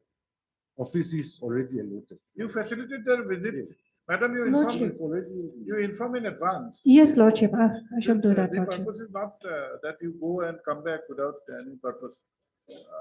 Inform them in advance, which state, the Learned State Council will facilitate, inform the officers. Yes, Lordship. On Lordship. the last occasion, your lordship, I've already furnished about the allotment of the office. It transpires that in terms of an order of this court, though an attempt was made to visit the office, office of the Food Commission, Lordship, State Food Commission. State Food Commission, the same was found closed. The Learned Council for the petitioner has submitted that such visit was made on 12 March, Lordship. 12 March 2024. The Learned State Council has, however, submitted that there was a temporary shifting of the office Yes, ma'am. from Kohima to Dimapur due to demolition of the earlier building by the Yes, landowners. However, the office is now set up in a new location at Kohima. And State Commission Complex at New Capital. Kohima, Complex. namely at State Commission's complex at the new capital complex Kohima. To effectuate the earlier direction whereby the petitioners were given the liberty to visit the office, the petitioner allowance, a petitioner may visit the office in the new location on any date within a period of 4 weeks from today. Lordship. Such date may be intimated to the Learned State Council so that so as to facilitate the visit and the purpose of such visit may be fulfilled. Yes, So, Lordship. list after 4 weeks. You have the address, madam? Lordship, the address is given in the letter I just received. Lordship. We have also noted, mentioned in the order. You take online order copy. Lordship. Oblige your Lordships. For admission, item number 10.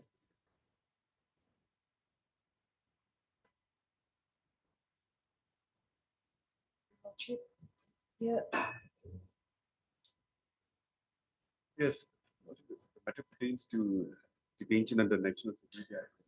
Okay.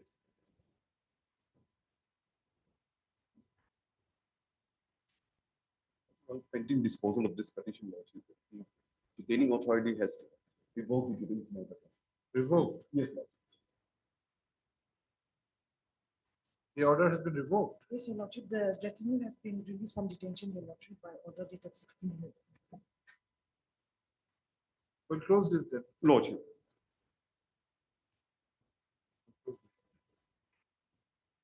Heard issuance to Learned Council for the petitioner. Also heard issuance to Learned State Council. Sarah, the instant writ petition was filed being aggrieved by the detention order dated 23/11/2023 passed by the Learned District Magistrate Long leg. Long leg under in connection with an FIR dated 1/11/2023, leading to registration of Tamlu PS case number 5 of 2023 under section 384 IPC, read with section 5 as section 7. Section 7 of which, what act?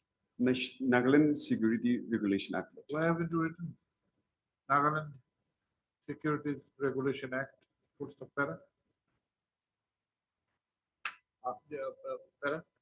However, Kumar, during the pendency of this writ petition, this court has been informed that the petitioner has been released and the detention order has been revoked. Lodge. Full stop. In this connection, the State Council has placed for this court the written instructions dated 18/5/2024, 2024, along with a copy of the order dated 16 May 2024, by which the said order of detention was revoked and the petitioner was released from detention. There are copies of the aforesaid order. Copy of the official order dated 16/5/2024 is also furnished to the learned counsel for the petitioner. In view of the aforesaid development, this court is of the considered opinion that there remains nothing to be adjudicated in this petition, and accordingly the same is closed. Copy of the order, copy of the communication dated 18/5/2024, along with the order dated 16/5/2024 are made part of the records.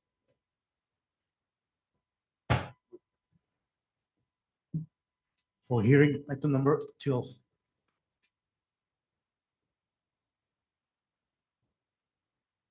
Please, Lordships. Lordships, if I may seek your indulgence, item 12 and 14. Item 12 and 14, they are different matters, but they are both my matters. Item 14 is a bench which cannot be listed either before Justice L. Sidney or Justice Kennedy. Yes, some urgency in this petition. Item 14. So if your Lordships will kindly take up item 14 first. Whatever. I have no objection.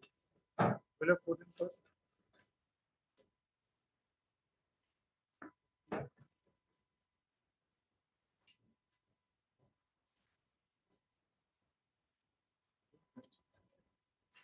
Lordship, item 12 will be up to 2 weeks. Okay. Item 12. On a request made on behalf of the appellant. Is it an appeal? No, my lord, it's a criminal contempt petition. Criminal? Criminal contempt petition. On behalf of the petitioner, list after 2 weeks.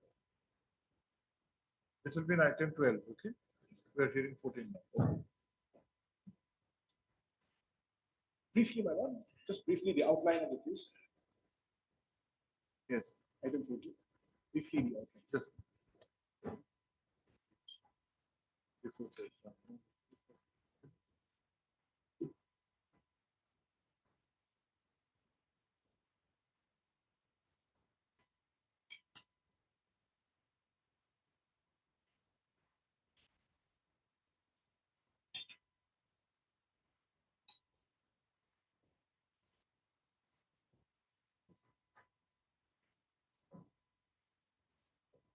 Yes, please. Briefly, my lord, the outline. There is a department called the Town and Country Planning Department. So earlier it was under the Planning and Coordination Department. It is under the Planning and Coordination Department, and the department within the department was called the Town and Country Planning Department. Now, the Town and Country Planning Department has subsequently been again redesignated as the Urban Development Department. So we are now UDD. We are now UDD. Urban Development Department.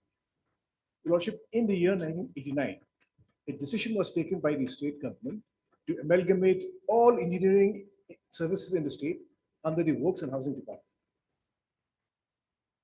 So there were 2 posts of assistant architects and 1 post of architect at that point of time under the office of the Chief Engineer Housing.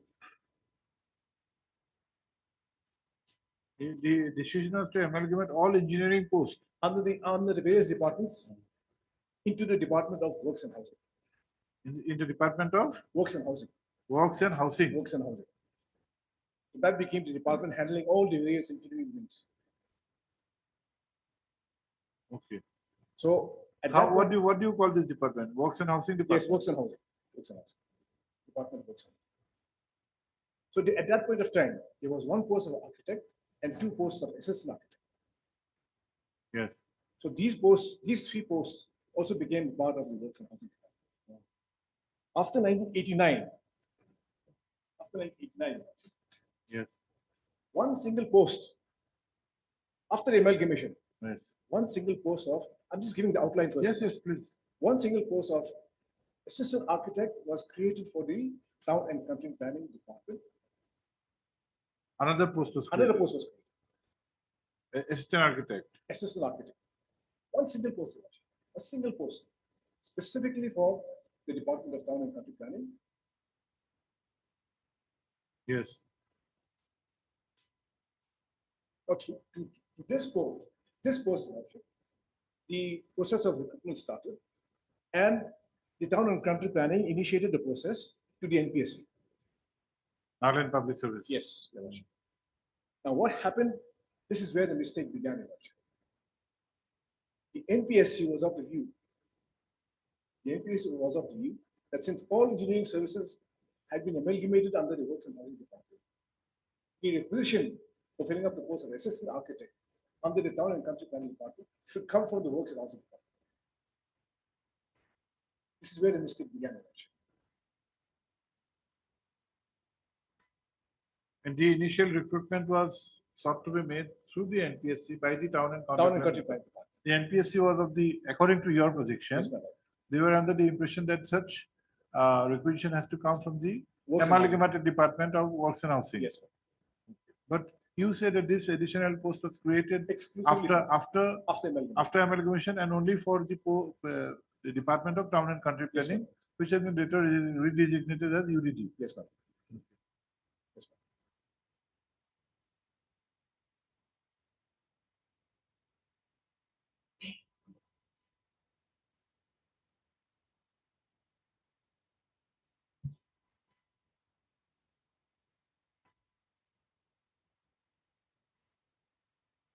Insofar as the Town and Country Planning Yes. Department is concerned, Your Worship, there was a draft service rules of 1978. First draft service of 1978, followed by the amendment rules of 1991, and ultimately followed by the actual enactment, which is the rules of 2004, which was published in the year 2008. Yes. So, in the rules of 1991, Your Lordship, it is the stand of the government, as well as my stand, that in the rules of 1978, there is no post of assistant architect. But in the amended rules of 1991, there is specific mention of the post of assistant. In the rules of 1991, there was no scope for promotion. Though amended, though it was only at the draft stage, there was no scope of promotion for the post of assistant. So what used to happen was that whenever there was a vacancy in the post of assistant town planner, now Your Lordship, these are equivalent posts, assistant architect and assistant town planner. The qualification is the same. They are all architects. They are all architects.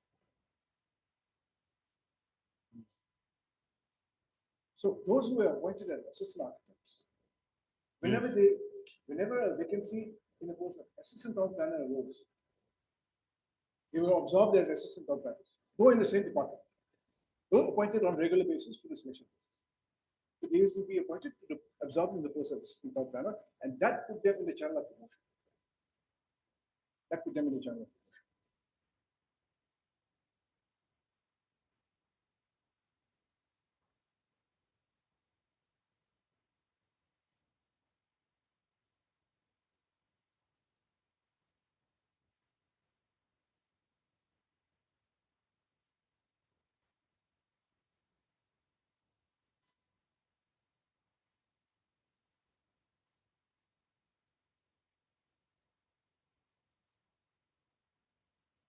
Yes. There was also another practice for appointment as assistant architect. the requirement is just the bachelor's degree in architecture. For appointment as assistant town planner, there is an additional requirement of masters in town planning. So the practice was persons used to be appointed and then subsequently allowed to go for on study leave for masters. Masters in? Town planning. Town planning.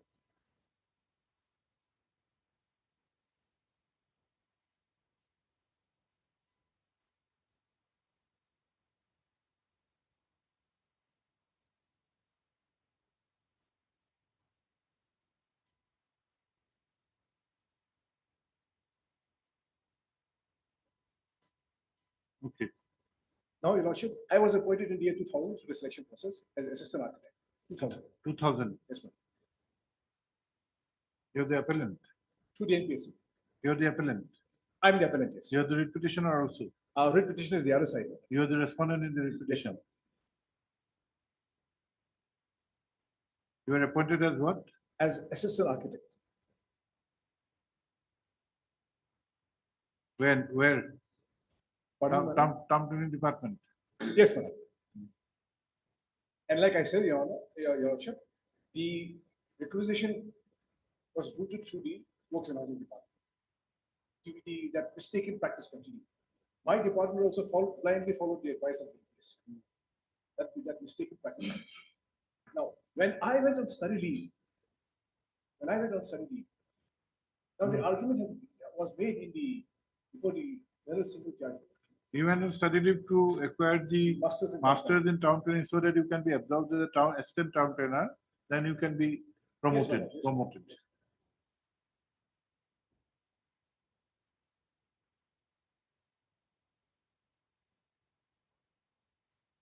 And that was the Yes. practice in the department. Yes. Now, before the very single judge, the argument was made that. Now, what is your grievance? Now, what has happened, madam, is that the little single No, judge. no. Before you go to the aspect of writ petition, you had gone to study leave. Then what had happened? After I went for study leave, the writ petitioner was appointed against my leave vacancy. Leave vacancy. Against my leave vacancy. And his appointment in the leave vacancy was made by my department, not by the Works and Housing Department, by the Department of Town and Country Planning. That is a very important point to note.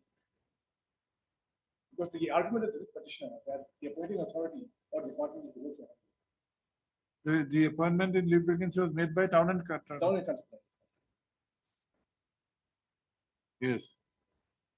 Then what happened after you came back? In the year 2004, a vacancy in the grade of ATP, assistant town planner.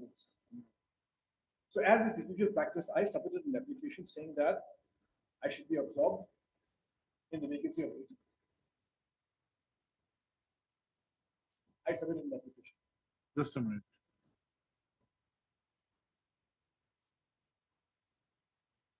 No, you say that in 2000, in the year 2000, you were appointed as assistant architect. Yes, madam.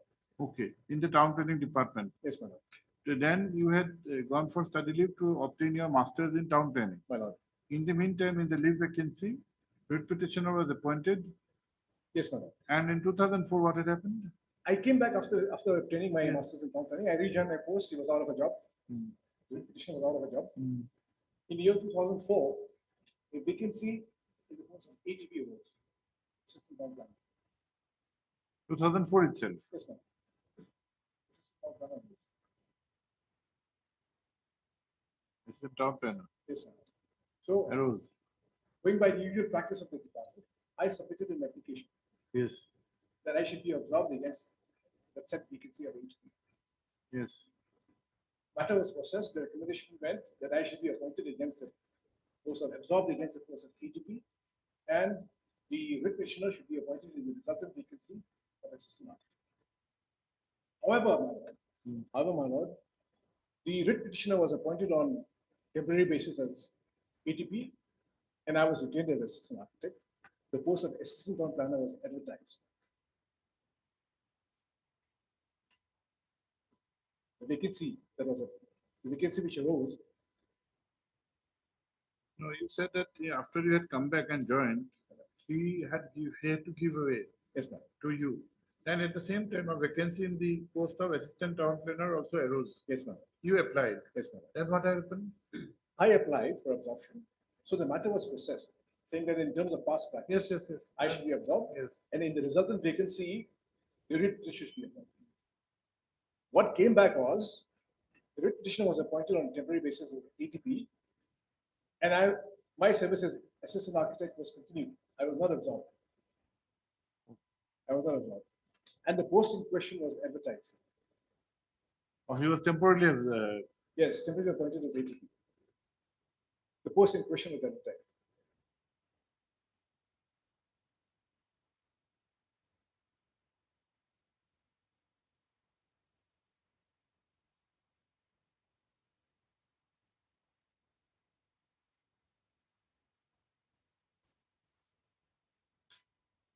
post of assistant town planner advertised.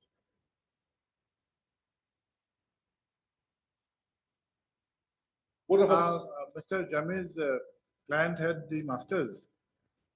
No, Mr. Jamil's client is an association of employees in the department who intervene. No, the person. That is Mr. Bhavana's. Yes. You had masters also. Yes. He had the qualification to Yes, be ma'am. appointed Yes, as yes. assistant Town town planner. planner. Your contention is that you should be absorbed, which is following the earlier practice. Since you have, in the meantime. No, sure, I'm going beyond that. We are beyond that now. Not the absorption part anymore. We are beyond that. No, we are not on that. Your contention is that since you had obtained the qualification of masters, you should have been given the post of assistant town planner by following the normal process, which was not done. His client was given the post on a temporary basis. You are continuing. That's not right. No, we'll come back to you. No, We'll come just back want to to make it clear. Yes. After the appellant went on study leave, I was appointed on contract basis for a term of 1 year. And when she came back, I was out of job. I was not appointed. Yeah, that's what I said. But That's what I said. That's it. He has already said. No, later on, when the post I was on the basis of the selection process conducted by the National Yes, Public yes. Service Commission. I'm coming to that, Your Lordship. So there was a selection. But process. was before the selection, proper selection by the Nagaland Public Service, was the writ petition, was his client given temporary appointment? Yes, given to No. I was on contract only during the study. Or there was no temporary appointment? No further appointment. You got appointment on the basis of a regular selection. No. But that will not make any difference. That doesn't make any difference. So the post was advertised.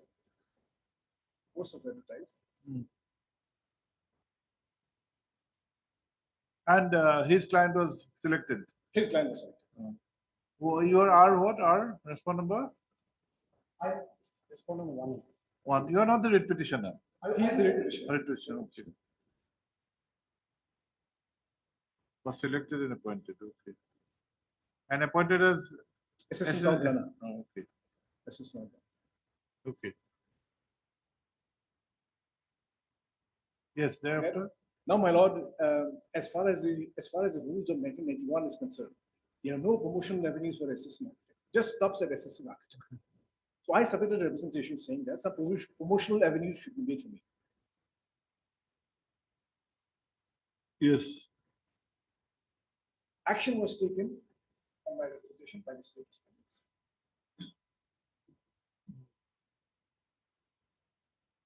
And through the process which was initiated, it resulted in a notification dated in the year 2006, by which the post of assistant architect was redesignated as assistant town planner. This is 2006, now my lord.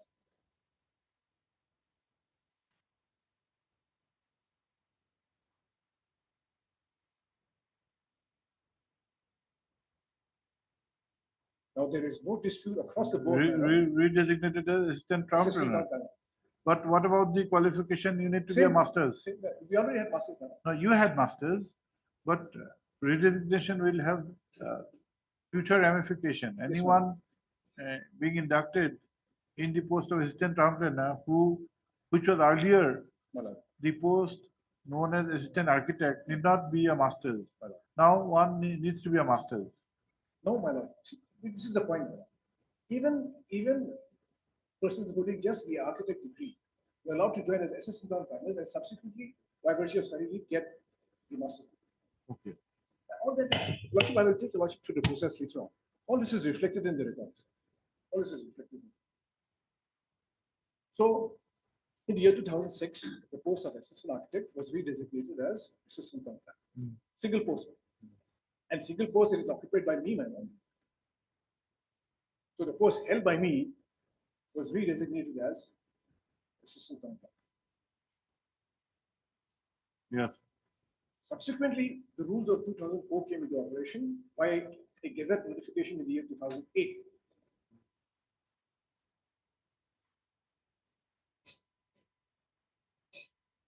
Now, my lord, may I take your lordship to that particular rule?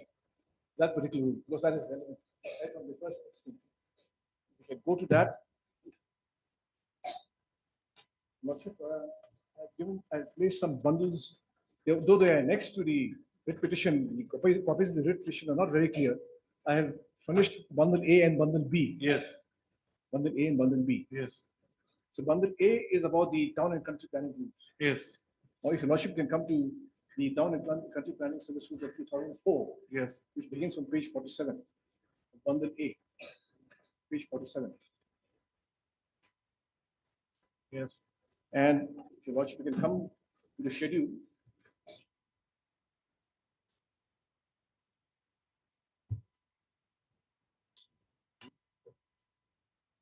At page schedule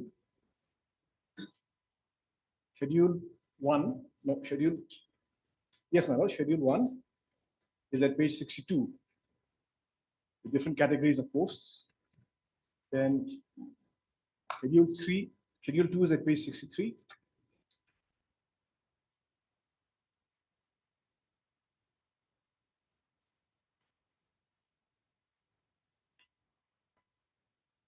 Schedule 3 is at page 63, my lord. The posts in question and the qualifications required. Just a minute, please.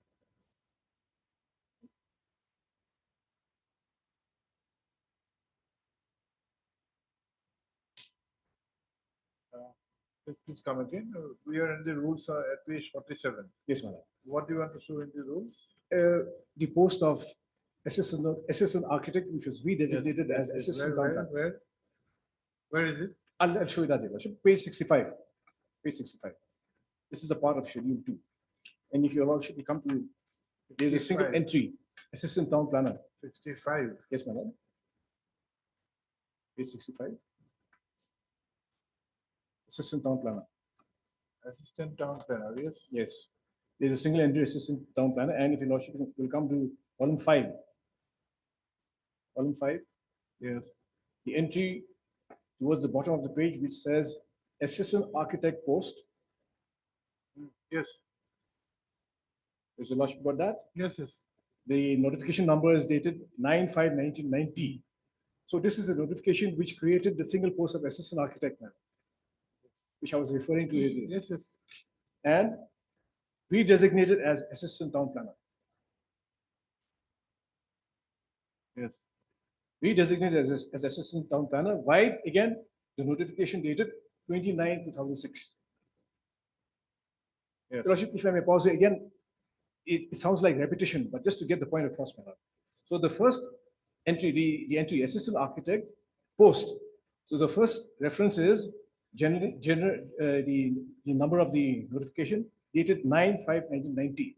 This is the post creation for the post of assistant architect in the town and country planning department. Then redesignated as assistant town planner by notification dated 29/2006. So therefore, the redesignation was also in the year 2006.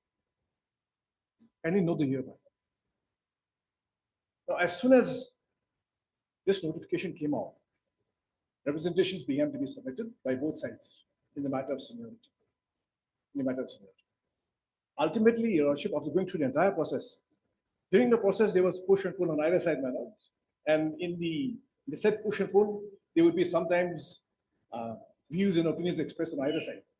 But ultimately, A detailed process was gone into by the department concerned, all the departments concerned, and by virtue of that process, this came out. This came out. As soon as this came out, my lords, the petitioner filed this with petition. I was held to be senior. I was held to be senior by virtue of my redesignation. And redesignation would revert back to the date of my initial appointment. That was the decision of the government. Where is the decision? I'll come to that. That is the subject matter of challenge. Yes, madam. That is the subject matter of challenge. So when the rules were published, in the year 2008, that also the challenge came out only in the year 2010. After the seniority. Now, how is Mr. Jamir clients? The London single judge has held that the intervener has got no locus standi. What did you want to say in the petition? I will come back to that. You are for the association. Yes. You are supporting whom? Yes. I am not supporting anyone, but we are supporting the service rule. As per the service rule, the method of recruitment is 50% by direct recruitment and 50% by promotion. Which post? To the parties which are in dispute, that is assistant town planner. Now, if it is only one post, Lordship, the initial appointment of the private respondent, who is the applicant here, was appointed as an assistant architect in 2000 in the Works and Housing Department. Correct. That is another department. But appointment was made by the Works and Housing Department, but posting was done in the Urban Development Department. Earlier, it was the town planning, but now, in short, Urban Development Department. Posting was done in the Urban Development Department. Basing on the initial posting in the Urban Development Department, the petitioner, the private respondent is claiming, the present appellant is claiming that her seniority should be counted from 2000. That is the initial appointment of the appellant. Now, the interest of the association, which your lordship is putting the question is, yes, as per the service rule, recruitment to the post of assistant town planner is through two sources. One, by direct appointment in accordance with the provisions of the rules, and by promotion, 50% by promotion, that is also in accordance with promotion from which post? From the feeder grades. Exactly. What is the feeder cadre? Feeder cadre is craftsmen. There are few posts. There are. That is not disputed. Okay. In the year 2006, the present appellant has been, the post held by the present appellant, till that time, she was holding the post of assistant architect. But redesignation was done in 2006. Therefore, by the appellant is claiming that, look, the post held by me has been redesignated. Therefore, my seniority should be counted from 2000. That is in another department. Now, the members of the associations are the employees of the Urban Development Department. By way of this redesignation of the post, she has been brought to the gather of Urban Development Department gather. But the grievance of the association is, look, under the service rule, it can be by direct recruitment in accordance with the rules, 50%, or by promotion from the feeder gather. She is also yet to be absorbed in the department. Therefore, by bringing her from another department to the gather, our promotional avenues have been adversely affected. Therefore, she should be reported back to the parent department. Because merely by way of redesignation of the post do not confer a right to be treated as an officer in the cadre. That is our grievance. She is not on deputation, and there is no order of absorption till date. only redesignation. If that is so, Urban Development Department is such a department, multidisciplinary department. There are so many posts which are posted from other departments, like engineering department. From PWD department at present, there are 4 executive engineers posted from PWD department, many STOs, junior engineers, who are posted from Works and Housing department. Now, what is the substantial department of the appellant? The problem is, by virtue of her designation in 2006, she became a cadre. That is what the appellant wants to claim. But that we have understood, that is the projection made on behalf of the appellant. But according to you, what is the substantive department of the appellant? Which departments? Urban Development Department. Urban Development. Her department is Works and Housing Department.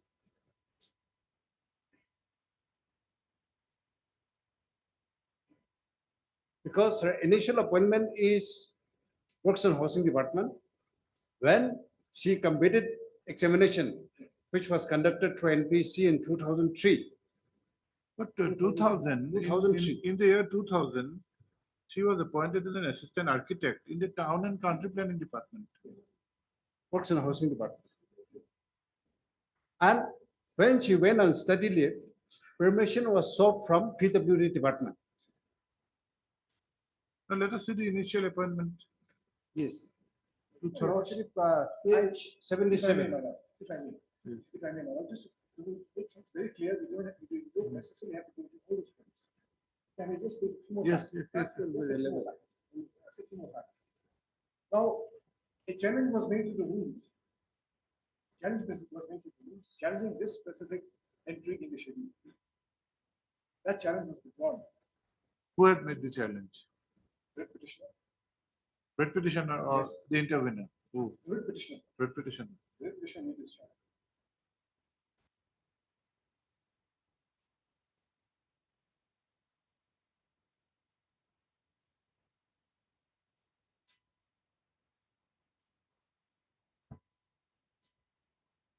In this petition, not in any other petition, this petition. In this petition from which the appeal arrived, a challenge was made. The challenge to the rules of reform.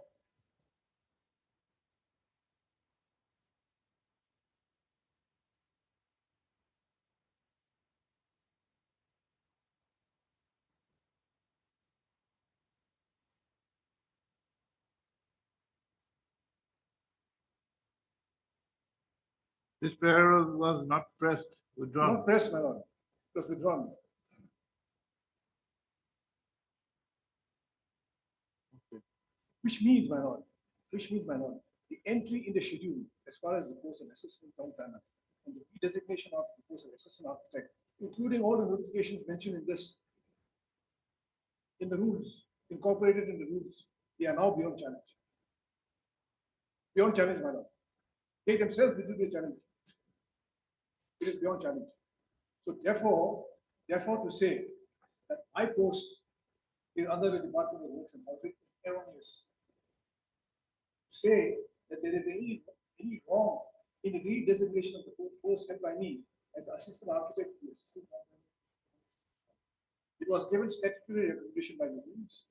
They challenged it, they themselves withdrew.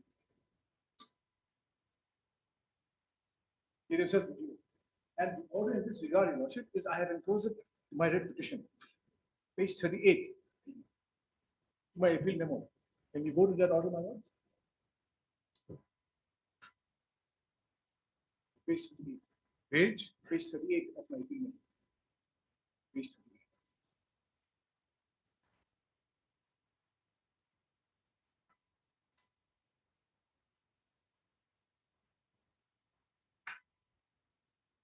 Yes. May I read now? This is an order dated 26/10/2016. Heard Mr. S. Natal, Senior Counsel appearing on behalf of the petitioner, also heard Mr. T. Jamil, appearing for official respondents as well as Mr. Hayes Muni, private respondent, Mr. C. is also present on behalf of the interveners, private respondent. After hearing the matter at summary, This S. Datta, Senior Counsel for the petitioner, submits that he is not pressing the challenge made to the rules of 2004 and would rather like to confine this challenge to the inter-se seniority position between the petitioner and the respondent number 5, as well as the order redesignating. So any challenge to the order of 29/6 does not survive, my lord. The only question which remains in the humble submission, my lord, is the effect of redesignation. That is all.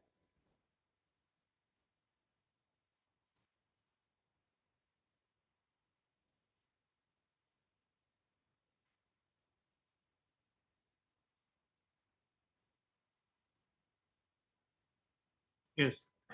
Now, my lord, there's again a further twist of the story. When the writ petition was initially filed, on the basis of the seniority which placed me higher to the writ petitioner after redesignation, an interim order was passed to the effect that no promotion should be allowed to me on the basis of that seniority. Now, two posts of deputy director became vacant, which is the next post after, which is the promotional post after ATP. A move was made by the respondents, by the petitioner, and some interested persons in the department to deny me promotion. I find the petition, and that petition was also disposed of. And that in the disposal of that petition, this also could tell that during the pendency of this instant petition, no bar to the petition to either me or even to me. By virtue of that order, both the writ petitioner as well as me have been given officially promotion to firstly deputy director and joint director on the same dates, both of us, on the vacancies. That order you will find in page 35. Page 35.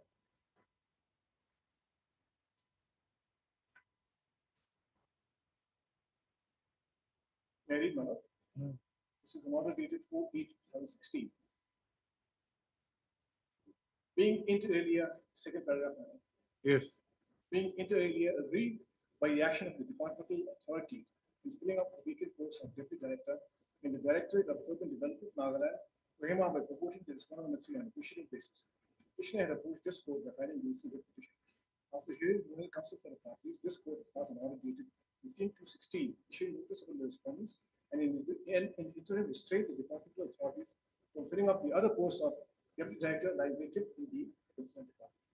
The clients of Mr. City Jenny were not originally parties to it, but subsequently themselves completed on the ground that the interim order dated 15/2/16 was coming in the way of the case of the respondents, numbers 4, 5, and 6 being considered for promotion to the vacant post of deputy director, despite the fact that they were eligible for such consideration. Accordingly, I-69 has been filed by respondents 4, 5, and 6 as applicants seeking alteration, modification, vacation of the interim order dated 15/2/16, which order has been extended by subsequent orders passed by the court. Writ petitioner hearing claims to be entitled to consideration of her case with motion to the post of deputy director as per the existing rules, which are holding the field. So the rules of 2004 holding the field. There was no bar for me to be considered for promotion. However, in view of the order dated 25/10/10, passed in WPC 71/K10, whereby a restraint order has been passed by this court, barring the authorities from promoting the writ petitioner, respondent number 8 in the subject petition. During the pendency of the petition, no regular promotion can be granted to the writ petitioner. WPC 71/2010 is pending disposal of the division bench of this court, wherein the seniority is dated 26/2/10, fixing the inter-se seniority of the departmental candidates is inter alia on the challenge. It has been agreed to by the learned counsel of the parties that instead of taking up IA 69/K16 on merit, this petition itself can be disposed of. As such, with the consent of the learned counsel of the parties, the petition will be disposed of on this order. After considering the grievance expressed by the legal counsel for the respective parties and a perusal of the materials available, I find that during the pendency of WPC 71/K10, no regular promotion to the post of deputy director in the urban development department can be effected. It is evidently for that reason that by the improved order dated 21/12/15, the respondent number 3 has been given official promotion to the post of deputy director, by making it clear that such temporary official promotion will be subject to the final outcome of WPC 71/K of 2010. Mr. T.P. Jamil, the senior addition AG, also fairly admits that during the pendency of WPC 71/K10, no regular promotion can be made for the post of deputy director in the Department of Urban Development. As such, so as to ensure smooth function of the department, only option available is temporary official promotion to the deputy director until the disposal of the pieces in intent. It is not in dispute that the restraint order passed by this court on 25/5/10 only applies a regular promotion to the of the present writ petition. Officiating appointments were allowed. Officiating appointments are allowed. That which should be subject to the final outcome. Final outcome. But in fact, my lord, I had to come to this honorable court because even officiating promotion was sought to be denied to me. And in spite of the fact that I was now a creature of the rules, some others were sought to be promoted. So this was the order by which I was allowed official promotion. So subsequently, both of us promoted as deputy directors on the same day. Subsequent promotion again on official basis, we joined directors on the same day. That is what. As on today, both of you are joint directors. Joint directors. What is the existing grievance now? Now, my lord, what has happened is the single judge in an erroneous appreciation of the rule has held that I am a creature of the works of my own department. And my seniority can come in the Department of Urban Development Department only from the date of release. I was not a creature of the Urban Development Department prior to the thesis. That is my greatest.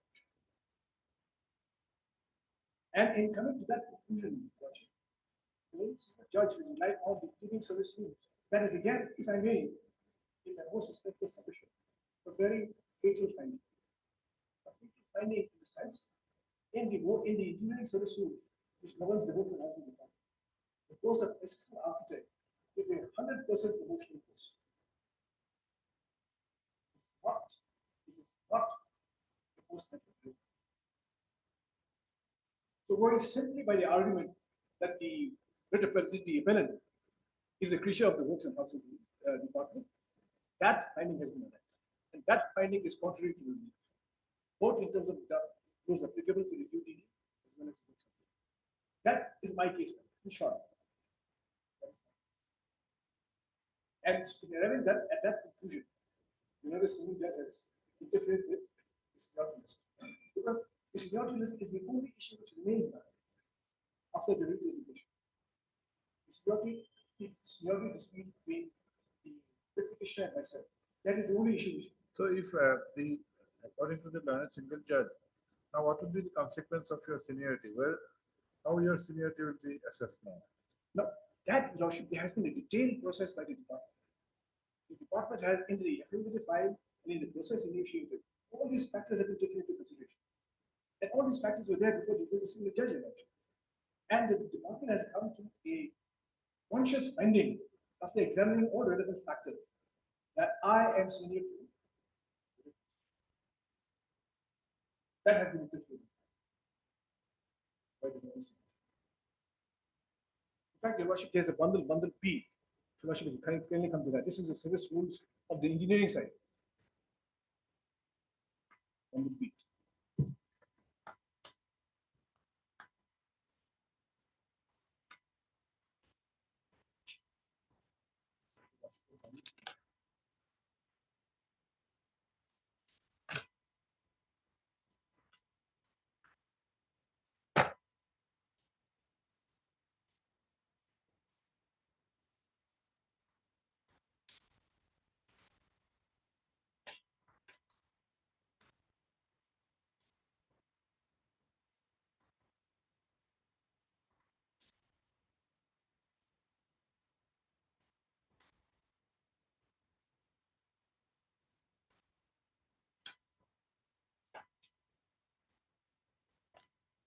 Your Worship, what?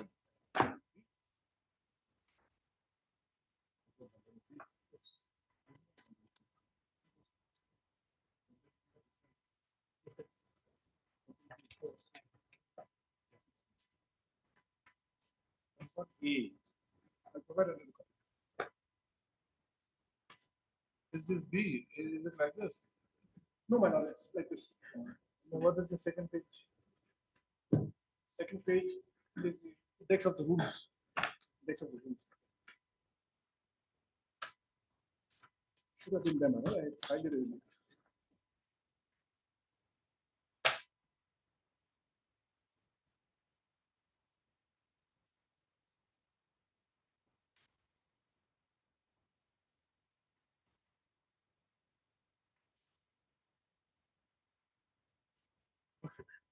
History. Lordship, Lordship, I've got bundle B with you. Yes.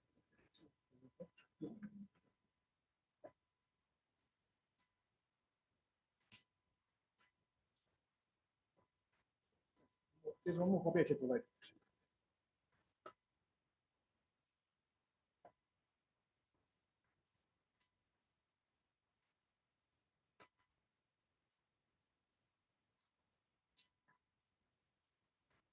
The first is the Nagaland Engineering Service Rules of 1984. Lordship got that. Beginning from page 1 to 18.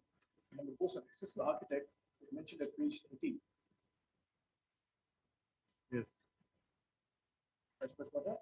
And in this, your Lordship will see, you do assistant architect. There is one post of architect, and the other post is assistant architect. And You are another- referring to rule what? Which rule? Rule 6, your Lordship, and schedule 2. At page 13. Rule 6. Categories of posts. Strength and pay scale. Yes, madam. And schedule 2 is the reference to the various posts in question. Page 13 is the reference to architects. Schedule 2, page 13.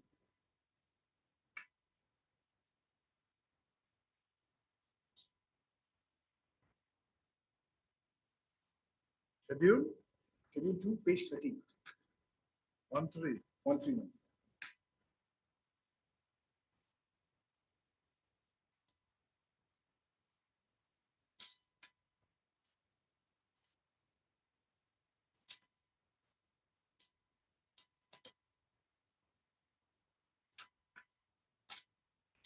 Okay, Lordship, got it. So, Lordship will see there is one post of architect and 2 posts of assistant architects. Your Lordship got it? Grand total on the extreme right. So this is the reference I was making to earlier about the amalgamation, Your Lordship. One post of architect, 2 posts of assistant architect. Then rules of 1997, which begins from page 19.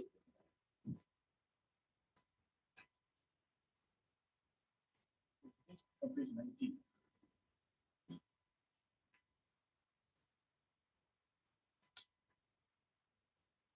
Page 19. 19. And we are in page 40. Going straight to the schedule.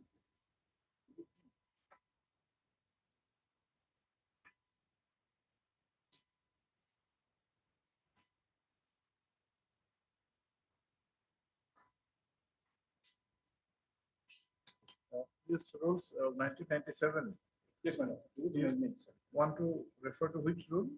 I'm going to schedule 6, madam. Schedule 6. Schedule 6. Page 40.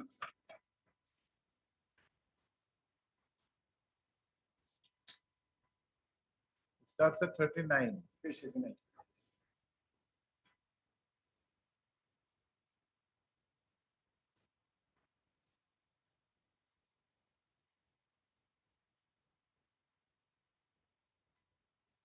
Yes, 40 which? At entry number 7, assistant architect.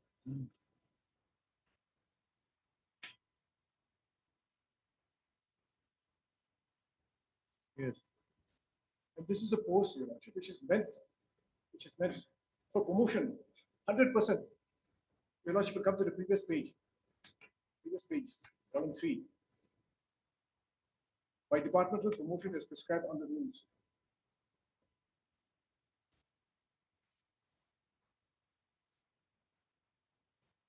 This is a post 100% meant for promotion.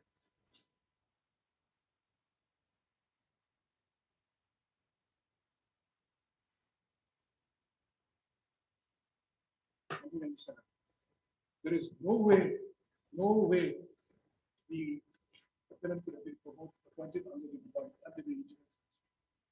Fatal mistake, my lord. Fatal finding. And this position continues even in the rules of 2006, the last rules.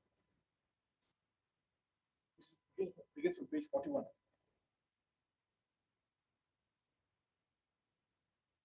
Page 64, again schedule 6.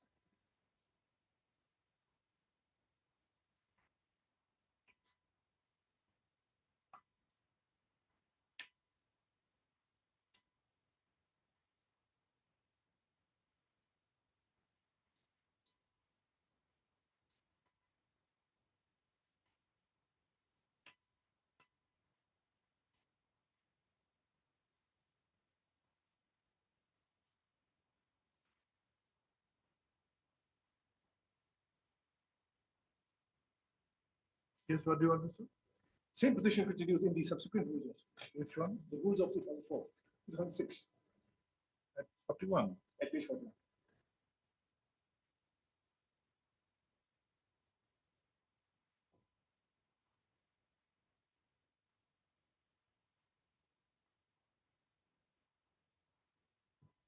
Yes. Which Should one? we come to page 63 first? 63. 63. And Lordship, may kindly note column 3 again. The heading of column 3, page 63. Just a minute.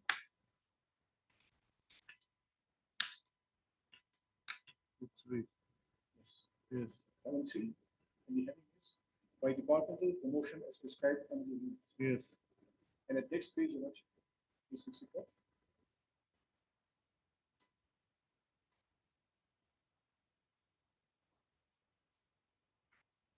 Page 64. Entry 7, assistant architect.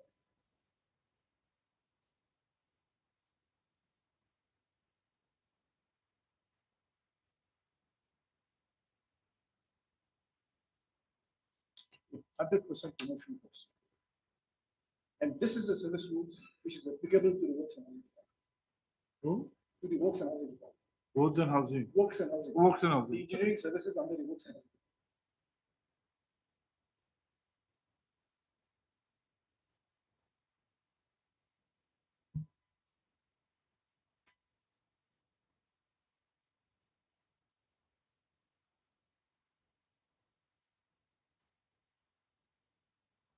Okay. So, Your Worship, the very foundation of the argument of the works and housing department fails. The statutory law does not support that argument. So what has happened is, Your Worship, a mistake has become the law, and the law has become a mistake. Is that a municipal premise under the rule of law, Your Worship? I would humbly submit, most respectfully submit, that is not permissible. And that is exactly what has happened. An erroneous practice at the instance of the UPSC was made into the law, and the law was ignored. That was corrected with none other than the department. That was corrected in none other than.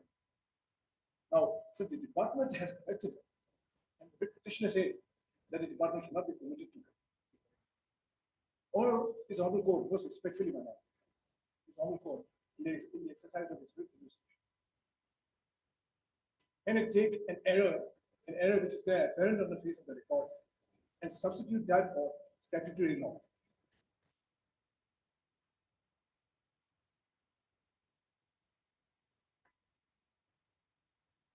Where is the correction by the department? I'll show that. Can we do that after the break? Yeah.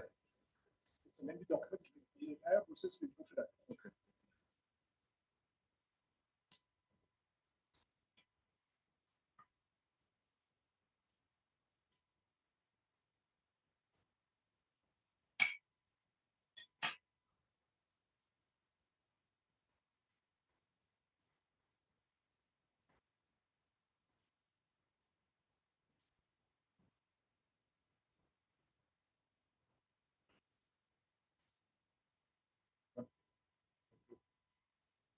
Continue at 2 o'clock.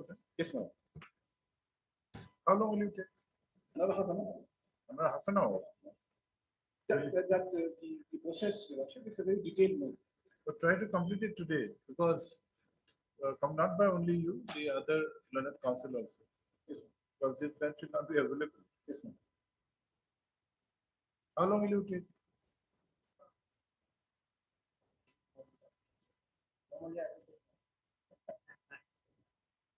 And so Jamir has not yet opened his account.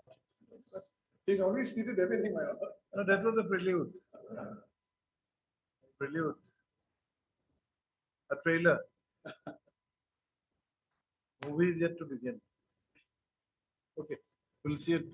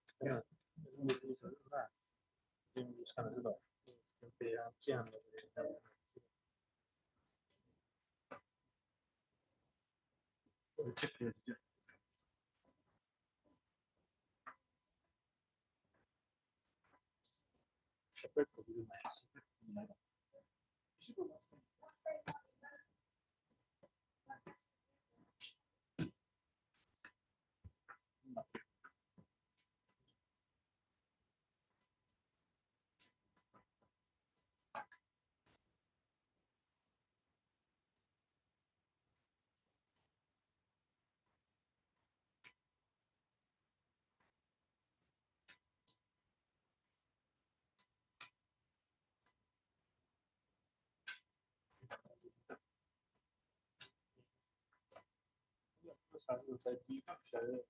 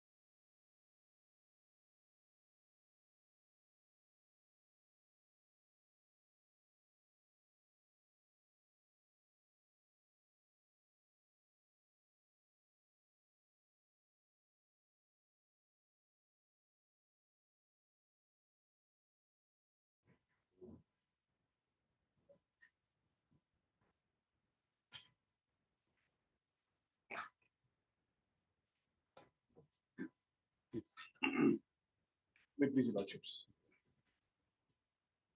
May I continue, my lord? Yes, please. Your lordships, before I take something through the process by which the seniority was established between the both of us, the short case of the writ petitioner was one. Firstly, I was appointed by the Works and Housing Department through that mistaken process. Therefore, I am an employee of the Works and Housing Department. Secondly, I was absorbed only by the pre-designation notification in the year 2006. Therefore, if at all I am in the department, I am in the department with effect from 2006. That is the short case of the writ petitioner. That is the short case. Without the embellishments attached to it.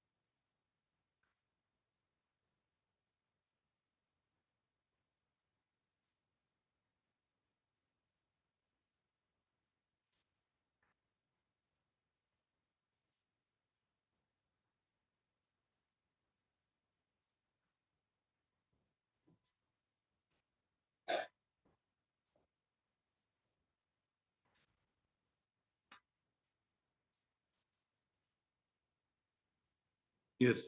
And the third point, Your Lordship, which I, in my respectful submission, is of no relevance, is the writ petitioner says that I participated in the process for ATP, selection process for ATP in the year 2004. I did not succeed.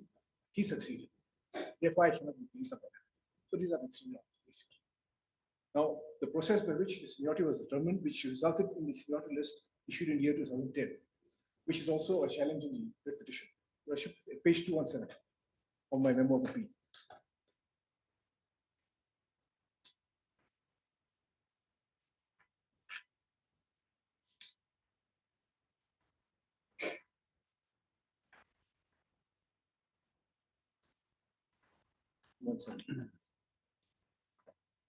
The typed copy of the first page is not very, the first page is not very legible, so it is there in the typed copy. I have a bunch again, Your Lordship, typed copy of documents. 217, yes. 217. The first page is in a typed copy of documents. There's a separate bunch, Your Lordship. Typed copy. Page 31. Typed copy of documents. Yes. Page 31, the first page. Page 1. Yeah, page 31. 31. Yes, this is the first page of page 217. May I read, my lord? Yes. The matter has been examined and we offer observation as under.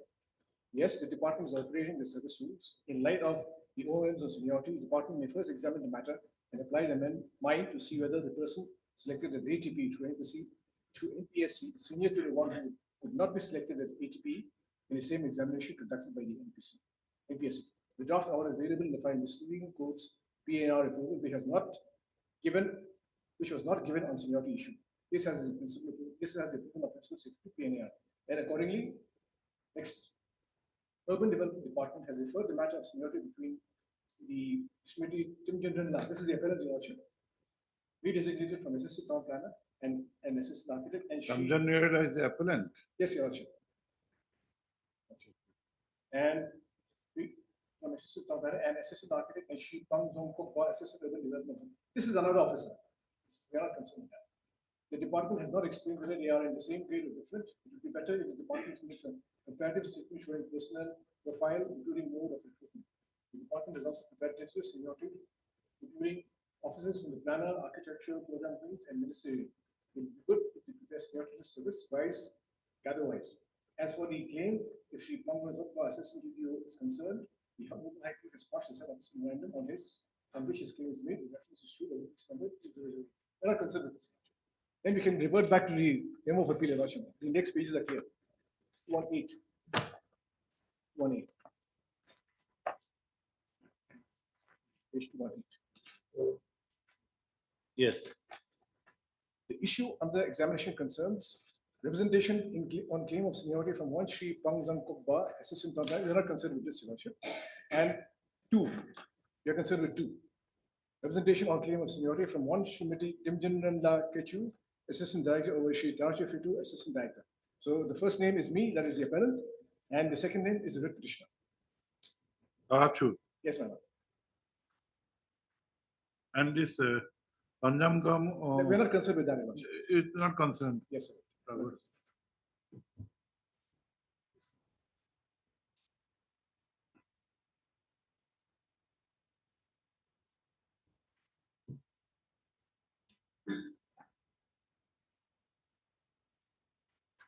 And this Arachu Fitu is the writ petitioner. Writ petitioner, yes, ma'am. Okay. Then we come straight to the deliberations, Your Lordship. Background of creation of the post of assistant architect.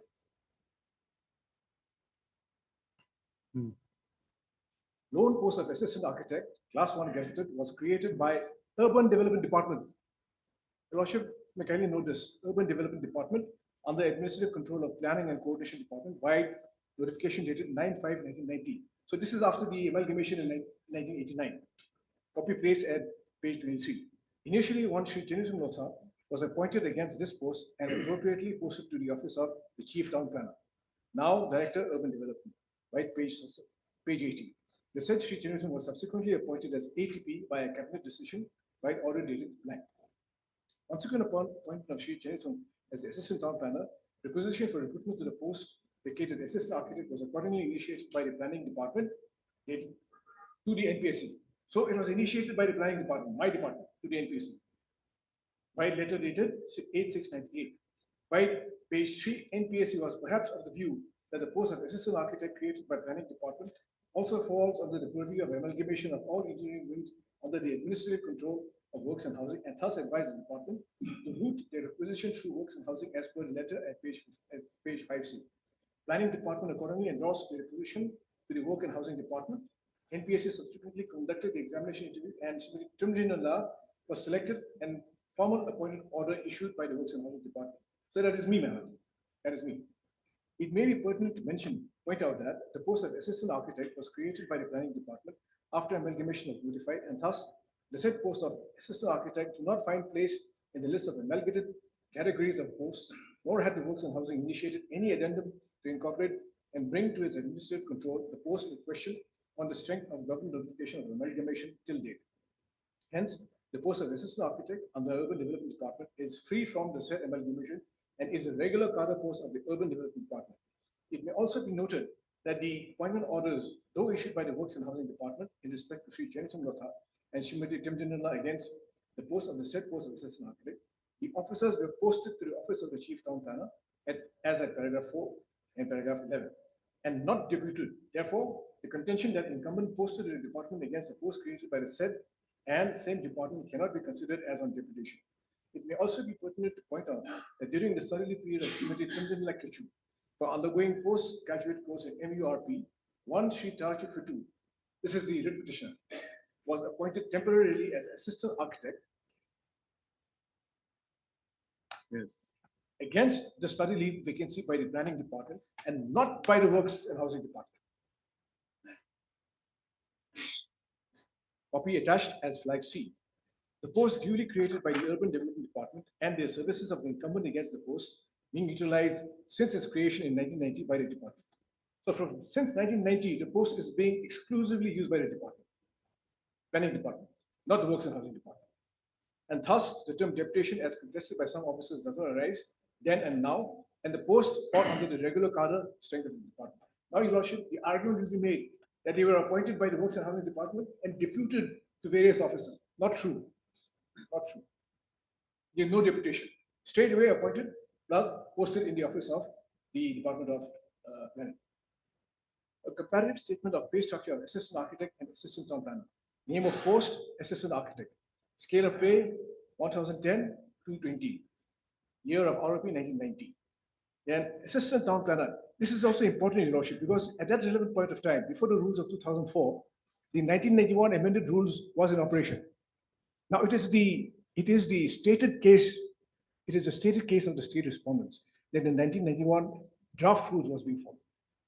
That has also been ignored by the learned civil judge. Now, in terms of the 1991 rules, the post of assistant architect was drawing higher pay than the post of assistant town planner, equivalent post. But the post of assistant architect was drawing higher pay. From the above table, the following can be seen. Till ROP 2004 came into force, the post of assistant architect carried higher scale of pay and status. It was only in ROP 2004, the post of assistant town planner was equated with that of assistant architect in terms of the scale of pay and status. So only in 2004, by the ROP, it was equated in status and pay. Till ROP 2004 came into force, the incumbent against the corresponding post of assistant architect enjoy higher scale of pay and status than that of assistant town planner. Educational qualification prescribed for assistant town planner and assistant architect.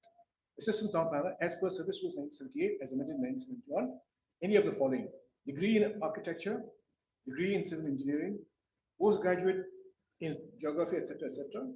Then on the other side, Your Lordship, as per revised Service Rules of 2004, degree in architecture with postgraduate in town planning, degree in civil engineering with postgraduate, etc., etc. And below that, Your Lordship, number 2, assistant architect, is degree in architecture. So the rules came into force only in 2008, the statutory rules. Before that, it was the draft rules. So this may also be noted. Then, next page, my lord. As can be seen from the above prescribed education qualification incorporated into Service Rules 1978 as amended in 1991, which is followed in letter and in spirit in determining all service matters and cadre managements for the purpose of appointment to the post of assistant town planner, possessing of MURP is not mandatory. So this is the postgraduate course. It's not mandatory. Possessing of MURP is made mandatory only in recent Service Rules of 2004, which came into force only in 2007 on approval of the cabinet as is authenticated and remarked by the department's letter dated 1/7/2007. So the other argument which is being raised, Your Lordship, is that when she was appointed, she did not have the qualification to be ATP. She did not have the qualification to be ATP. But the decision on this point that the department concerned is that qualification came into operation only when the rules came into force.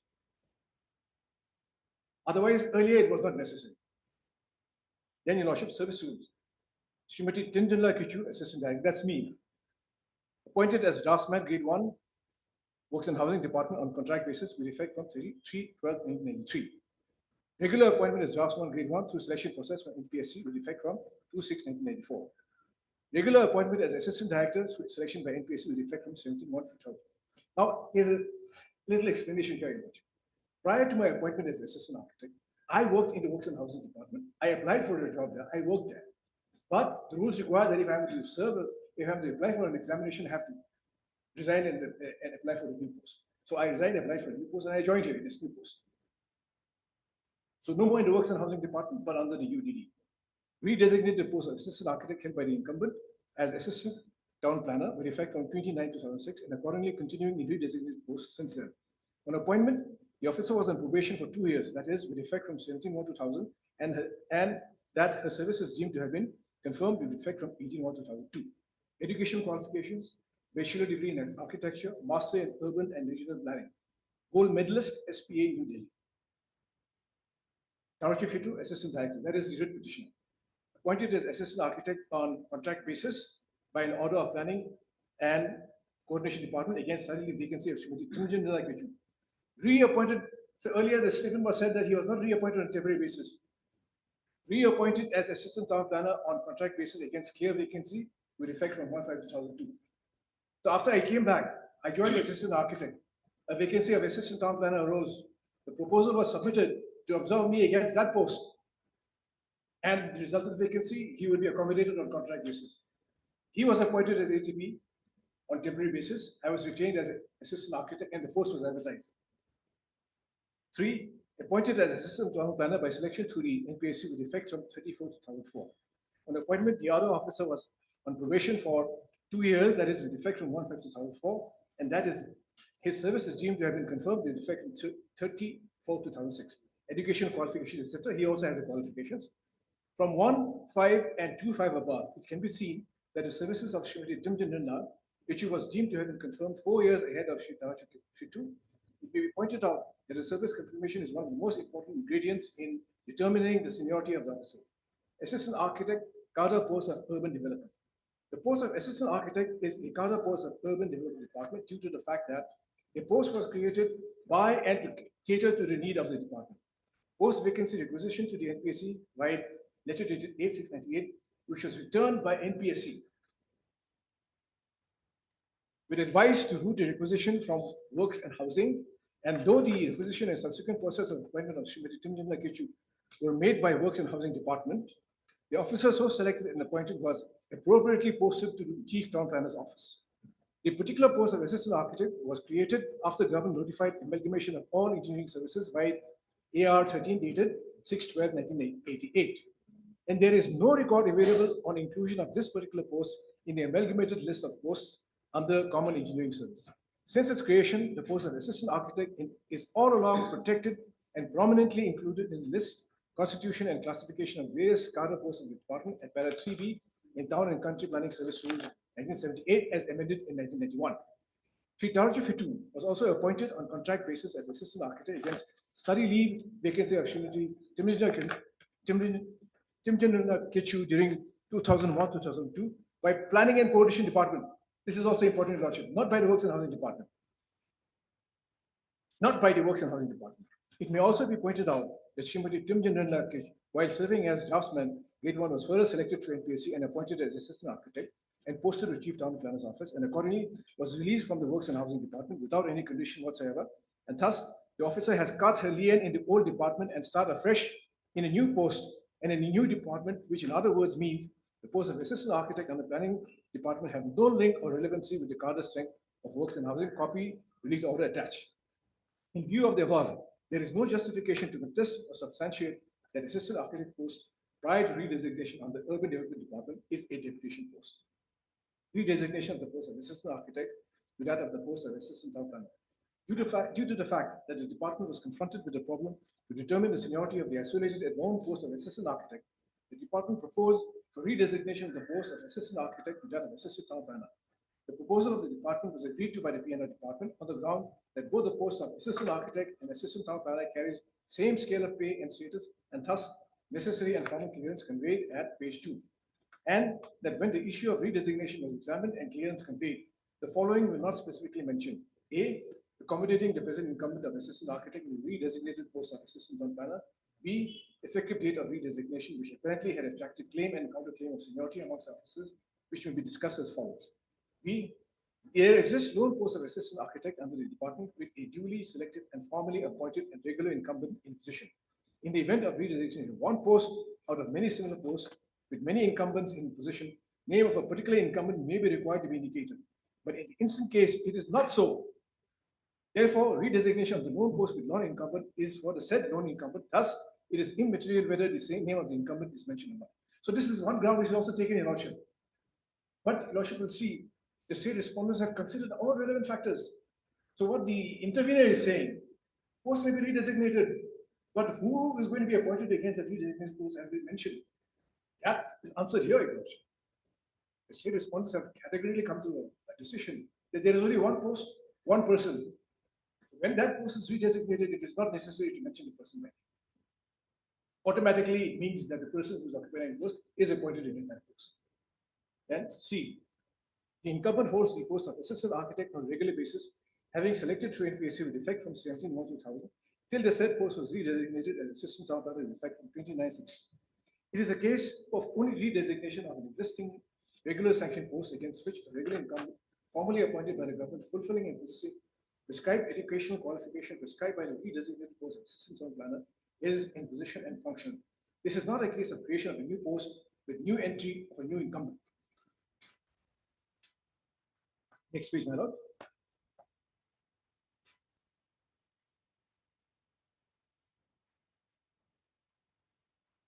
Is your lordship on the next page now? Yes. Therefore, in the instant case, though the post of assistant architect was redesignated with effect from 29/2006, the seniority of the incumbent holding a pre-redesignated post on regular basis should be counted from 17/1/2000 and not from the date of redesignation of the post, that is with effect from 22/9/2006. F, issue raised contested on writing NPSC for the post of assistant town planner and not getting qualified. So this issue has also been considered. On going to the records in file, it is also observed that there exists contests as regard writing NPSC examination together and not getting qualified for a post of assistant town planner, which also has not been dragged in and linked, which also has been dragged in and linked with finalization fixation of seniority list. The gist of the issue is this. During the year 2004, both Srimati Timjandanla and Tarachu sat for the competitive exam for the post of ATP, and Sri Tarachu was selected and appointed against the said post with effect from 19/3/2004. The issue raised here is claim of seniority by Srimati Timjandanla from the date of initial appointment as assistant architect through APSC with effect from 17/1/2000. While on the other hand, claim of seniority of Sri Tarachu is that he was appointed as assistant town planner through NPSC with effect from 30/4/2004, where Srimati Timjandanla also sat but could not get selected, and that the post of assistant architect held by Srimati Timjandanla was redesignated as assistant town planner only with effect from 29/2006. Therefore, the officer claims that his seniority should be fixed with effect from 34/2004 and that of Srimati Timjandanla with effect from 29/2006. This is the only case actually now, Your Lordship, which survives. Actually, after the withdrawal of the challenge to the rules, this is the only thing which remains. The issue to be considered here is that it is a fact that Srimati Timjandanla sat for a competitive exam but could not get selected during that period of time. And had she subsequently sat for another examination thereafter for the same category of post through NPSC and got selected and appointed as fresh as assistant town planner and claimed seniority of the Sri Tarachu, selected and appointed earlier as stated above, a claim of seniority over Sri Tarachu in the said assistant town planner cadre, basing on a past length of service as assistant architect, will have no ground to claim seniority. But in the instant case, it is a case of redesignation of a regular substantive post held by an officer selected and appointed to the NPSC much earlier than appointment of the present contestant. Now, Your Lordship, I agree, it looks bad. It looks bad. We sat for the selection process in the year 2004. He was selected, I was not selected. If we were to go strictly by that, and I was, as the note says, if I again appeared for the exam, and I was selected,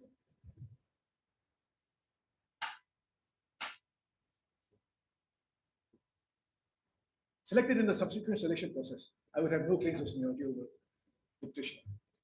These are incidences of service, my lord. I am in regular service. There is a post to which I am allowed to appear. Someone else appears in that post. He is successful, I am not successful. Later on, my post is redesignated, equated with the same post. The fact that I appeared for that post in the previous selection is of no consequences. These are two different aspects of service. Redesignation and appearing for a selection process. So by redesignation, the fact that I appeared for the selection process of ATP and I failed there, it has no relevance as far as the issue of sympathy is concerned. It is an incidence of service. The petitioner feels hard done by that, my lord. But what can be done? It is an incidence of service. But what was not given directly, can it be given indirectly? Your Lordship, that is an issue, yes. That is an issue.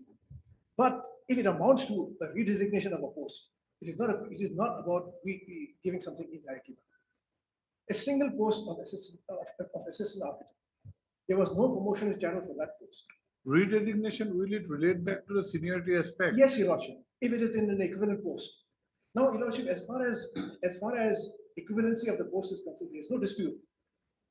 The only claim made. So far as their contention in the petition that the appellant was an employee of the work and that part we may be agreeing tentatively with you. No. But the redesignation part and conferment of seniority from that point of time, is it per se redesignation? It is, my lord. It is. Your Lordship will see from the notes, even from the note of the department, all along the fact that assistant architect and assistant town planner are equivalent posts, there is no dispute. There is no dispute. Your Lordship, if an inferior post, yes, was redesignated, yes, that question would arise. You said that these posts are at par. At par. And in fact, the note will show that at one point of time, the post of assistant architect was of higher status. 2004 ROP, they were equated. And as far as equivalence is concerned, there is no dispute. It is no one's case that the two posts are not equivalent. So that point about sitting for the selection process, and not getting selected. In the circumstances of this case, it is an incident of service which cannot be held against me. That is my point. That is my point. The redesignation, yes, I made a representation, but it was a decision taken by the government to redesignate the post. It was a decision taken by the government. Unfortunately for him, the selection process, it became an incident of service. And that incident of service confers no right on him, nor on me also, if I may say so. If I had not, my lord, we just consider, if I had not sat for the examination, and if the single post of assistant architect had been designated to assistant town planner, would he have any case? Just consider the fact, just considering the fact that I may not have sat for the examination.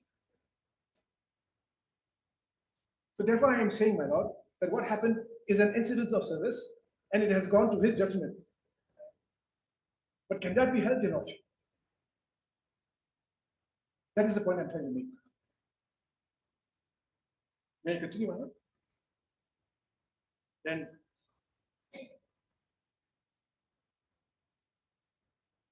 the issue to be considered now, page 222. Yes. The issue to be considered here is that it is a fact that Srimati Tumjanila sat for a competitive examination, but could not get selected during that period of time. And had she, this, we have already read the paragraph of that, my lord.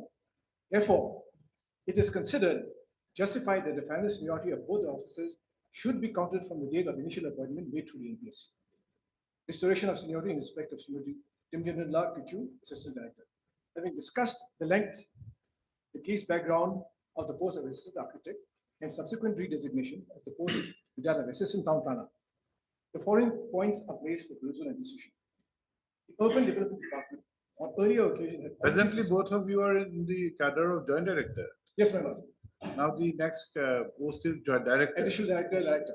Additional Director is the next post. What is the criteria for promotion? Length of service, lordship, with the requisite contribution. So what that we both have. So, seniority. Yes, sir. Now, how do you? Merit comes seniority. Merit comes seniority. So what effect will it have, this litigation? Lordship, in the state of Nagaland, unfortunately for us, in the state of Nagaland, who enters service first, that has influence in promotion. No, if you say that the criteria is merit cum seniority, yes, ma'am, and both of you fulfill the minimum length of service in the feeder cadre, then your consideration for the next higher post of additional director, it is not dependent on the seniority aspect. True, my lord. In the rules, and ideally, it doesn't matter. But the state is represented. Why are you fighting on this issue? Will it have any fruitful purpose? The fact that there's only one post of additional director. So who goes up first? No, if there is no dispute to the proposal or to the contention or statement rather, that the criteria in the rules is merit cum seniority, and you are only aspiring to this fight is why, not for any other purpose, that you should be preferred for the next post of additional director, and thereafter further promotion. So both of you fulfill the minimum criteria of service in the feeder cadre and are eligible. Now, if the rules contemplate or provides that the criteria is merit cum seniority, they will make the selection as per merit cum seniority. Only if merit is equal, then only seniority will come. Yes, madam. That is the meaning of merit cum seniority. Then the entire heart burning will go. Why are you fighting for the seniority aspect? As I was saying, I was speaking, my lord, in the state of Nagaland. Now that madam state.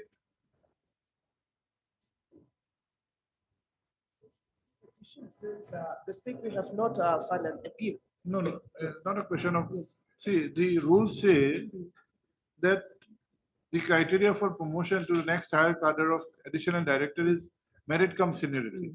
But what Learned Council is has informed us that you do not follow the practice of merit cum seniority normally. So that is why the present tussle is there. That who would be declared senior. So that might have an effect in the next promotion. But if you follow the rules, this will not have any Yes, Any relevance? Lordship, yeah, there is a rule, so we have to follow the rules, Lordship. Yes, we have to. Can you follow the have a rules. look at the Yes, rules? yeah, bundle A, Lordship. Bundle A. Bundle A. Yes. So rules at page 56, page 57. Page 56 is promotion.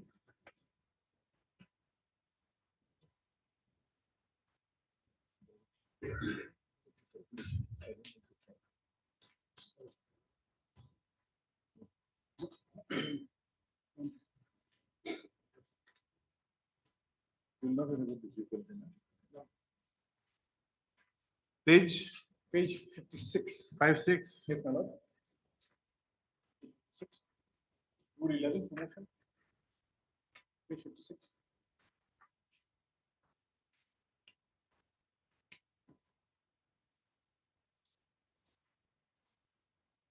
Rule 11. Yes, please. Promotion. Your lordship noted? Rule 11, Yes, yes. promotion. And at page 57. Promotion. Yes. 57. Schedule 1, Schedule 2.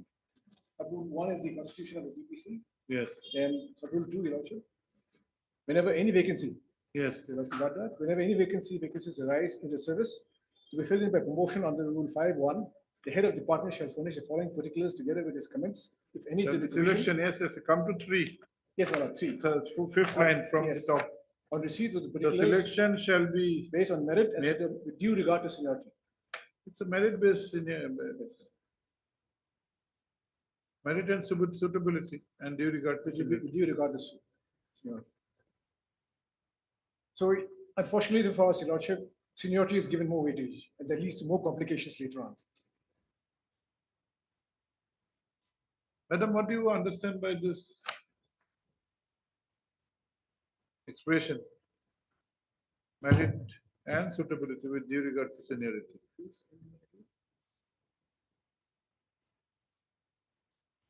Lordship, as per this one, according to my opinion, Your Lordship, it's a merit comes seniority only, merit comes seniority only.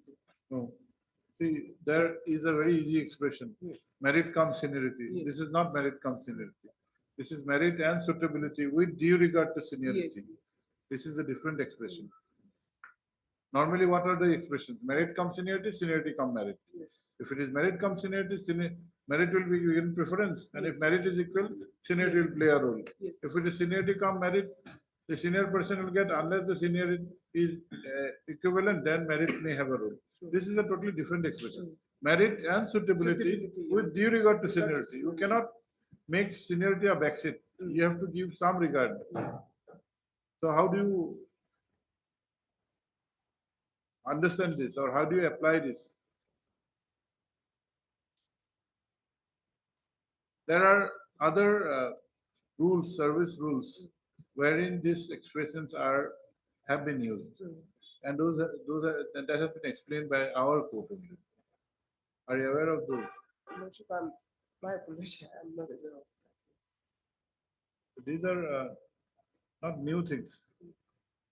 So in a few posts, this criteria is applied.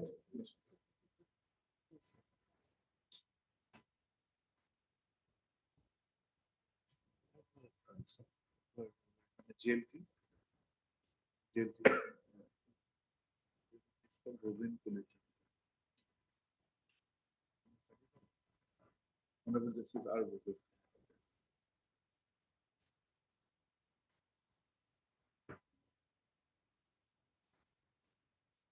Do you have the GLT software or anything? Anybody using No, my lord, GLT? I don't have. Great Chair Lordship. Justice is judgment is by Justice Gogoi, as he was then.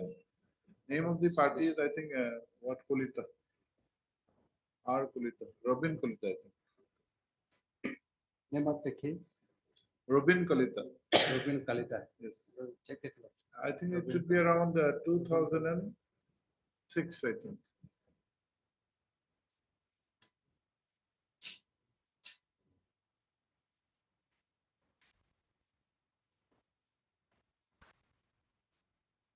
Meantime, my lord, I mean, just few paragraphs left. Yes, yes. Just few paragraphs. At page 222. Restoration of seniority in respect of Shrimati Timjanila Kichu. You're in 222. 222. The last few paragraphs. Yes, yes. Having discussed at length the case background of the post of assistant architect and subsequent redesignation of the post to that of assistant town planner, the following points are placed for perusal and decision. The UDD on earlier occasion had already discussed the issue of fixing the seniority of Srimati Timjanila Kichu appropriately and suitably by maintaining the seniority from the date of appointment with effect from 17/1/2000. This was decided in principle as recorded at page 8 of the department's file. However, the observation and decision arrived at in principle was not notified pending further discussion with officers of the department, extract copy attached. Thereafter, there is no record of taking up the issue at any period of time. During the intervening period, the latest and current tentative seniority list was notified by the department, which was driven only on educational qualification that one was possessed to fit into the post of assistant town planner, and the claim of earlier appointments for selection by NPSC was considered not relevant, thereby attracting the instant representation. The proceedings and the decision arrived by the department on the issue may please be seen at page 16, department's file, extract copy. Just a minute, please. Just a minute. Yes, please bring it.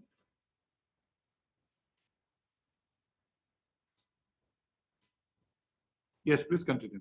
In this connection, it may be pertinent to point out that Shrimati Timjanila Kichu possesses degree in Bachelor of Architecture and also completed Master degree in Planning in 2002 and recipients of Gold Medal.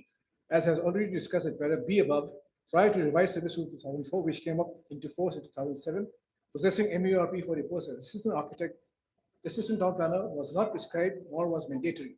Correct. It may be pertinent to point out that the Planning and Coordination Department had in 1999, by letter dated 1/4/99, clarified the prescribed qualifications to the NPSC copy attached for H. In 2003, reacting to wrong education qualification in the advertisement of NPSC dated 4/7/3, Planning and Coordination Department clarified the prescribed qualification copy attached, and NPSC accordingly corrected the same. Furthermore, to cite an example, Shri Ken Keritsu, who now heads the department as Director of Urban Development, was initially appointed as Assistant Town Planner on completion of bachelor degree in architecture. The said officer obtained MURP after joining service, and all availing certificate. Now, this person who is mentioned here, Your Lordship, Yes. I have his initial appointment order. Can I place that for Your Lordship's consideration? Yes. This person was directly appointed as Assistant Town Planner.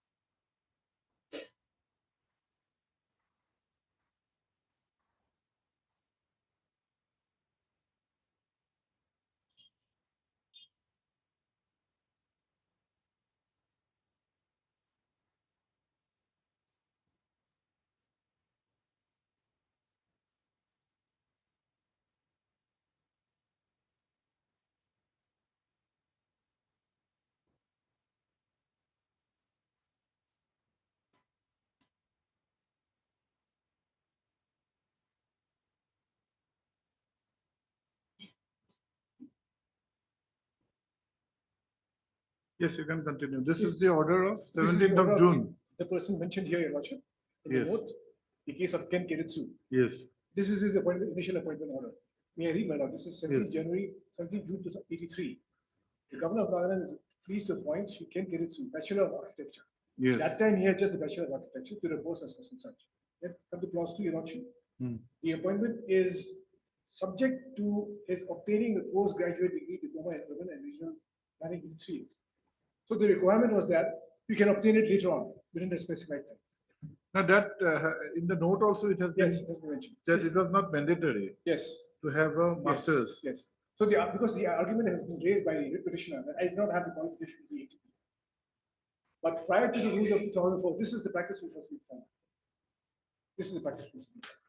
Then, Your Lordship, You are citing this as an example. Yes, my lord. That at no point of time the masters was Was insisted or at the time prescribed. of, yes. At the time of. So this is the note, Your Lordship. So a thorough exercise has been taken by the department to arrive at its conclusions. So based on this, the seniority list was issued in the year 2010, which is impugned in the petition. If I may take your worship to the prayers in the petition at page 70. 70. Page 70. I have next the writ petition also, Your Lordship. The prayers portion is at page 70.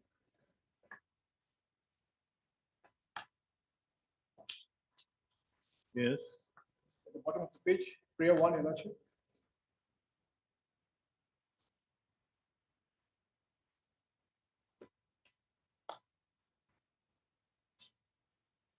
Prayer 1. Yes. Prayer 1. This is portion set aside the notification dated 29/2006. This is the notification redesignating the post. This notification has now become a part of the service rules. Prayer doesn't survive. Then prayer 2, Your Lordship. Portion set aside the constitution creation of the post of ATP redesignated and incorporated in the schedule in the rules of 2004. This prayer also doesn't survive, my lord. Then prayer 3. Wash and set aside the office memorandum dated 26/10 issued by the Urban Development Department, publishing the final seniorities. This is the one which survived. Your Lordship. After the judgment in order of the Honorable Civil Judge, the seniority list has been revised. I have placed that on record, annexed to the writ appeal, Your Lordship, and asked for appropriate consideration by the Supreme Court in the writ appeal. This has been revised. Yes, Your Lordship. And has Pursuant to it been the- admitted by the writ petitioner? No, this is after the disposal of After the this- disposal of the petition, following the directions passed in Okay. the single judge. That I have annexed to the. That has already been implemented. Yes, Your Allowed and implemented. Yes, Your Lordship. Okay. Then caution set aside the appointment of the respondent number 8 and ATP. So caution set aside my appointment in the department. This also doesn't survive my. Then direct the respondent number 3 to review the entire service records of the respondent number 8. This also doesn't survive my. Only prayer which survives is prayer 3 in the writ petition. The only prayer which survived for consideration was whether the petitioner was justified in challenging the rules of 2010. Prayer 3, not 3. 3 is that seniority list. Yes. That's already gone, you had said. Yes, Your Lordship. Writ petition, they challenged the seniority list. The seniority list was interfered with Yes. by the single judge. And then the direction was that he would rank seniority. That is all, Your Lordship. That is all. And the interference was on the ground that I am an employee of the Works and Housing Department. I was born in the cadre of the UDD only by the notification dated 29/6.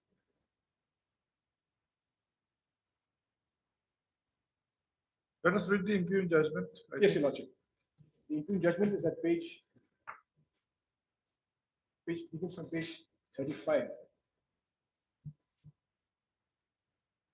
No, Just begins from give me a minute then. the first part, Your Lordship. Just 1 minute.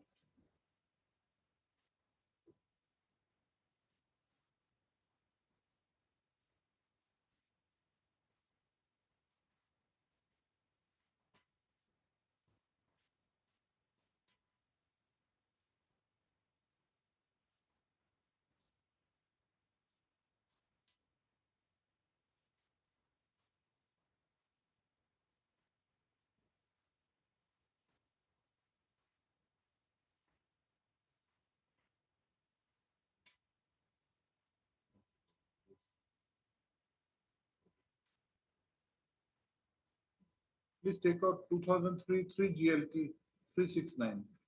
Or if you have GLR, you have GLR also.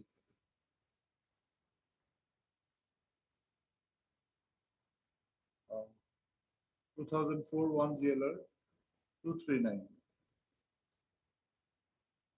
Or 2003 3 GLT 369. Anyway, same site, same citation.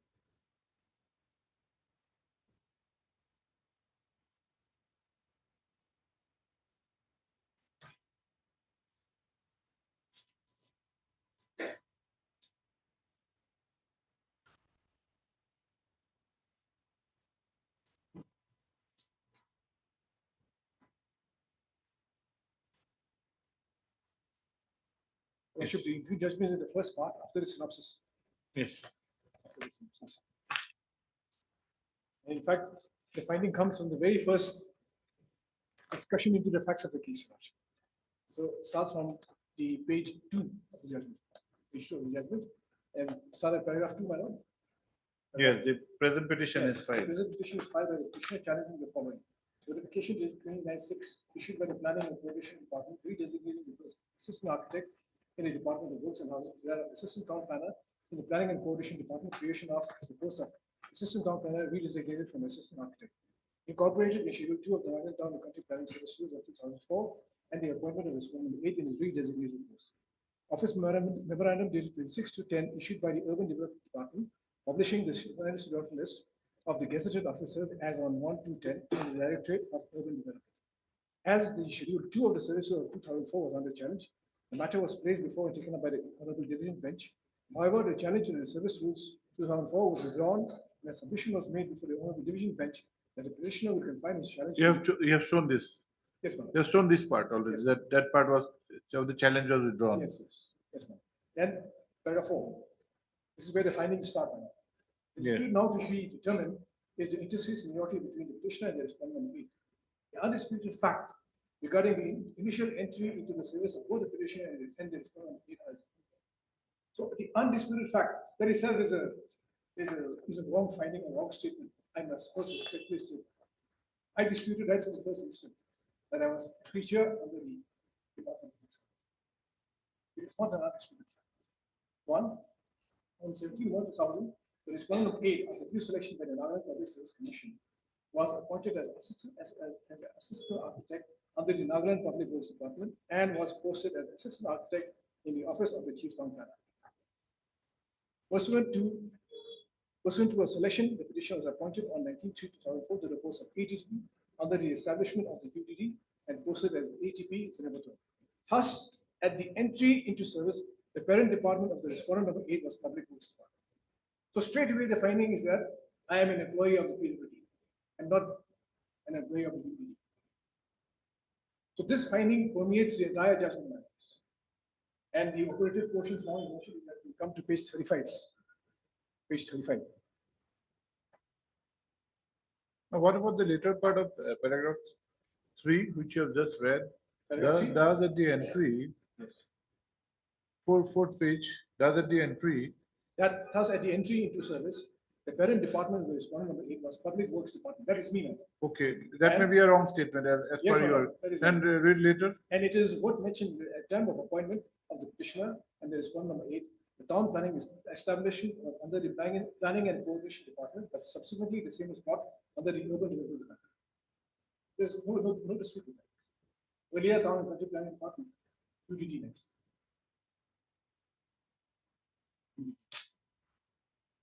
Let us see your initial appointment. The initial appointment, Your Lordship? 2000. Yes. Page 371. 309. 309. 309. Yes, ma'am.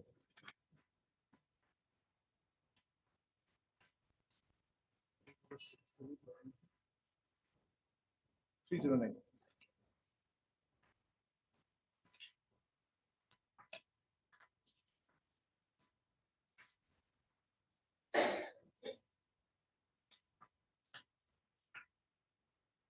This is dated 17 January 2000. Is the Lordship got it? Yes, yes. Having been selected by the NPSC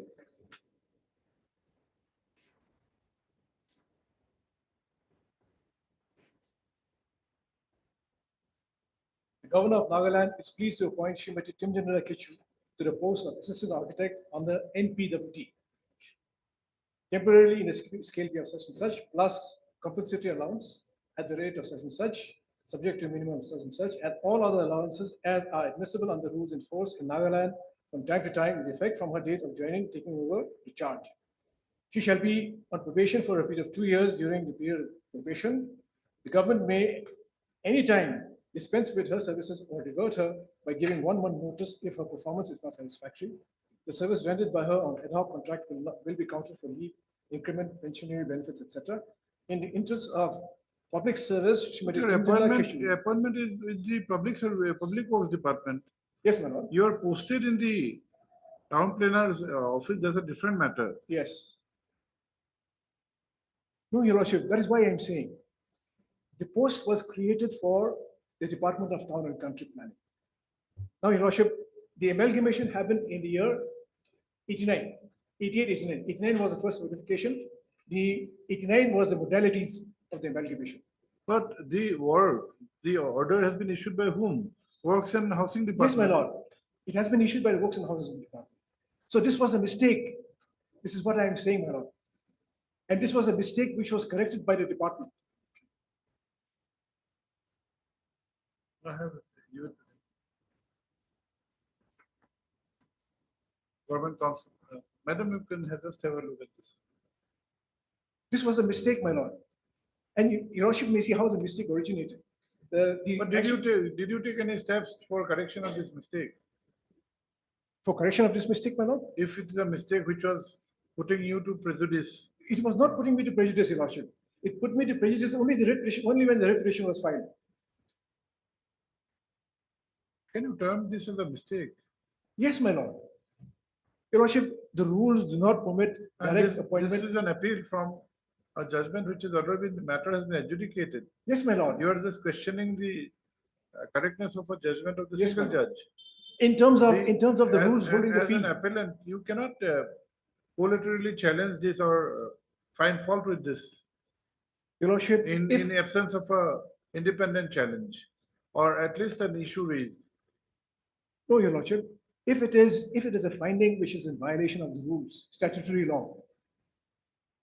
No, see, you have said that this undisputed fact, you had a dispute, but the learned single judge has recorded facts as per the records.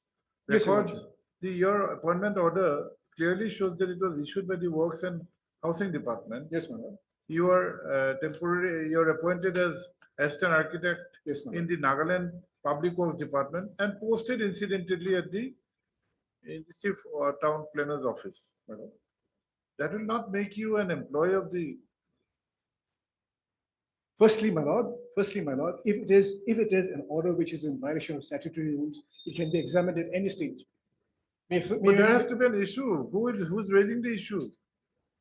Secondly, my lord, if the state respondents themselves correct that mistake, who is anyone to say no?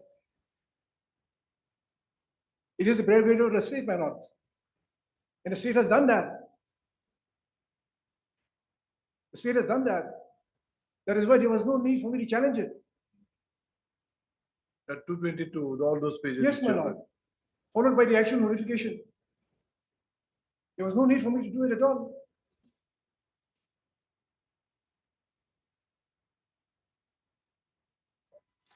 Your Lordship, shortly put, my lord, a mistake cannot become the law, Your Lordship. And a mistake can be corrected. It has been corrected.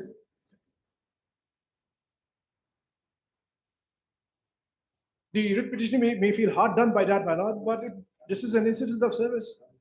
This is what happens. I may look to be on the fortunate side of what has transpired, my lord, but this is also an incident of service.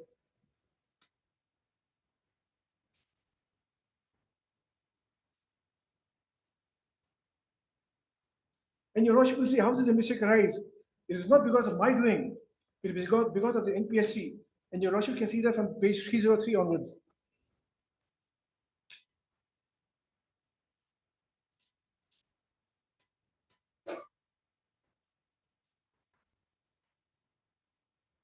Page 303. Yes. What is 303? Yes, this is a requisition sent by my department. Government of Nagaland Planning and Coordination Department, Planning Branch. This is dated 18 August 19. Forwarding of requisition form. I am directed to forward herewith the requisition form duly filled in on the subjects headed above, and to request you to make necessary arrangements for filling up one post of assistant architect gazetted under the establishment of Town Planning Department, as there are one clear vacant post of assistant architect created by order dated such and such. You are therefore requested to advertise the post of assistant architect at an early date, enclosure as stated. Then,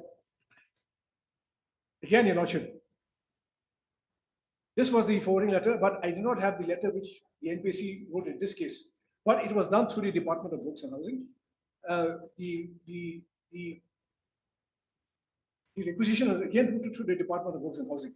And 304 is the person who was appointed by this letter. 304 through the selection process. And the appointment order is from the Department of Works and Housing. This is how the mistake started now. This is the first time. Then 306. 306 is the next letter, Your Lordship. This is dated. This is dated. 304 is what? 304 is the person who was appointed pursuant to this requisition. Pursuant to this requisition at page 303.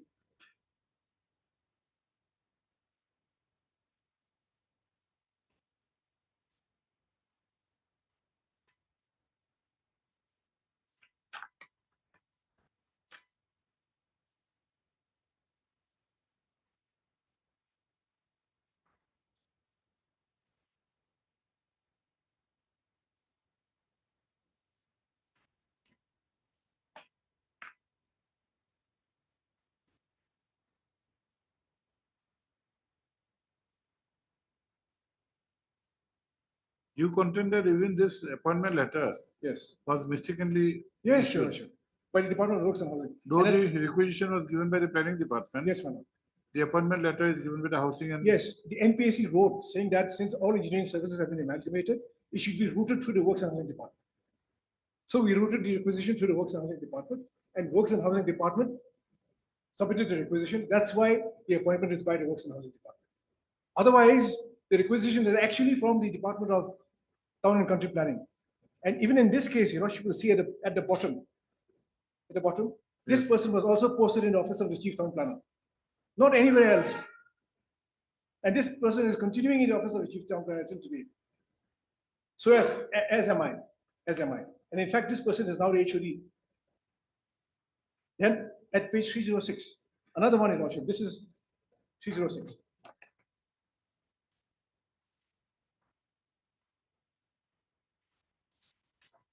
The type copy is that page in the type bundle, Your Lordship.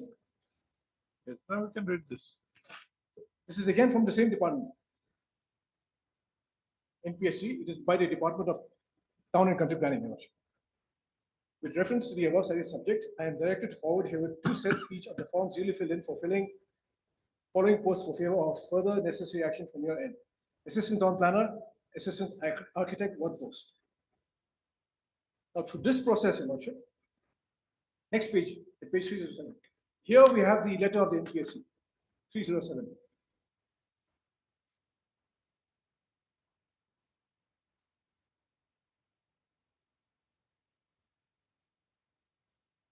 This letter 306 is written to the Nagaland Public Service Commission. It's addressed to this. Who has written this? Town and Country Planning Department, Your Lordship. Town and Country Planning. Yes, Your Lordship. This is of June 8, 98.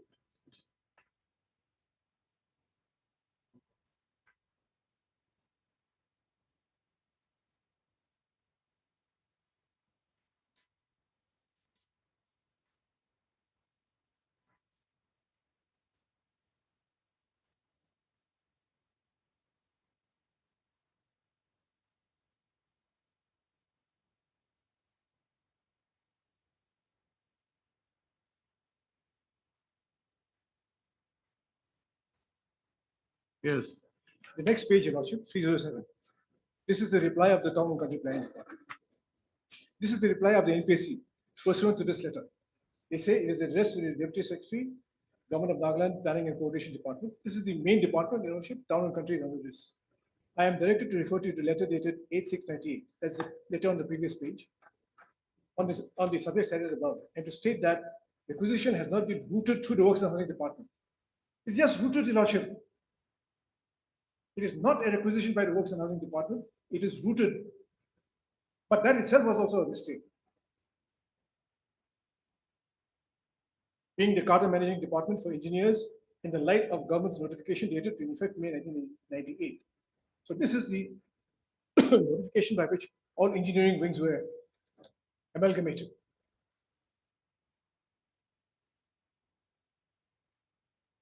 I am therefore returning herewith the requisitions for your necessary action and to submit the same through the Works and Housing Department. So it is vacancy in my department, but the NPAC thinks that all engineering wings have been amalgamated, therefore this post should be routed through the Works and Housing Department. There's a difference there, Your Lordship. Routing a post belonging to one department, routing it to another department, and a post belonging to that department and a requisition being submitted by that department. So these mistakes were corrected. And pursuant to this, Your Lordship, another one.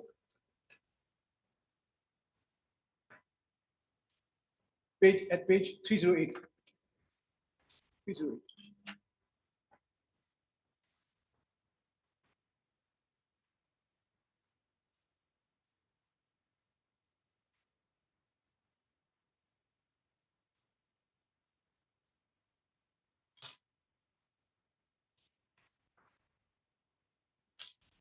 After receiving that letter from the NPSC, this is the reply submitted by the department, Planning and Coordination Department.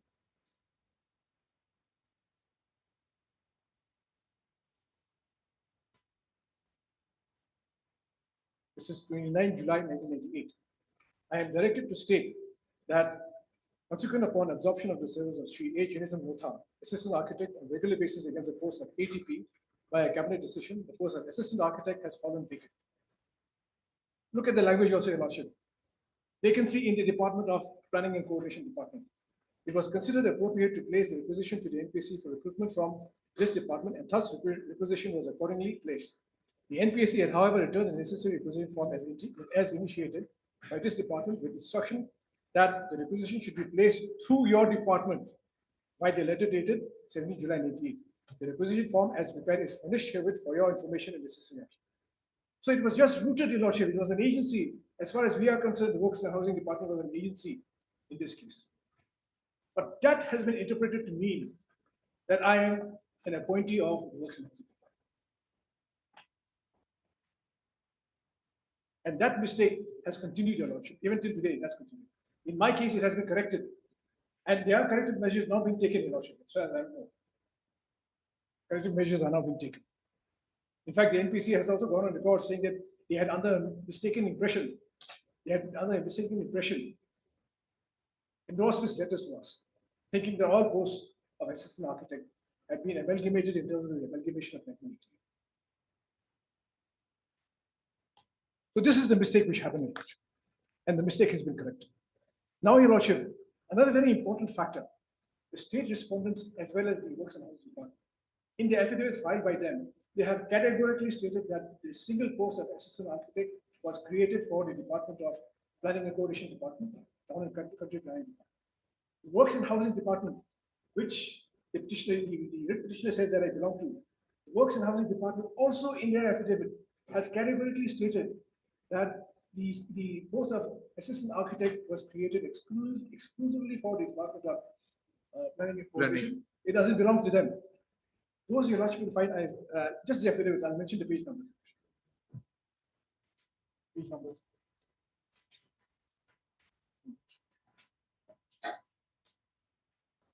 The affidavit of the respondents 2, 3, and 4.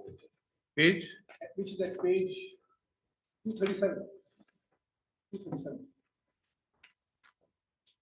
Respondents 2, 3, and 4, Your Lordship, are the Additional Chief Secretary, who is the head of the Planning and Coordination Department.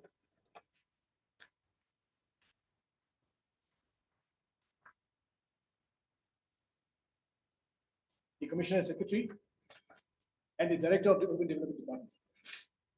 2, 3, and 4. And the Lordships can go through paragraphs. I'll just mention the paragraphs in Lordship. Let's go through them. Paragraphs 4,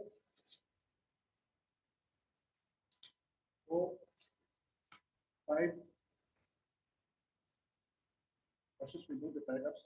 4, 5, 7, 9, 13, 16, 17, 18, 19, 20, 21, 22. In paragraph 22, Your Lordship, 22, the state respondents categorically state that the draft service rules of 1991 was being formed prior to the adoption of the 2004. And of course, Please come again. in paragraph 22. Let us see 22.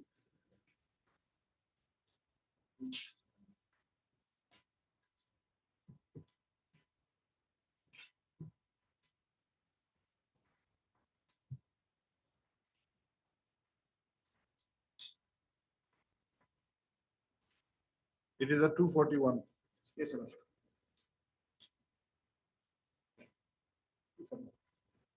That the statements made in paragraph 27 and 28 of the petition is denied. The deponent reiterates that the post held by the respondent number 8 was governed by the draft service rules of Town and Country Planning 1978 amended 1991, and thereafter the Nagaland Town and Country Planning Service Rules of 2004, and not by the Nagaland Engineering Service Rules of 84, 97, and 2006. And it was only a matter of redesignation into Assistant Town Planner on 29/6, whereas the respondent number 8 was appointed in the year 2000 to the said substantive post in the UDD through NPC. Hence, the seniority in the department is retrospectively counted from 2000. And since the PNR department is the nodal department for all service matters, the matters was referred to the PNR in order to maintain transparency, fairness, and accountability in fixing this matter.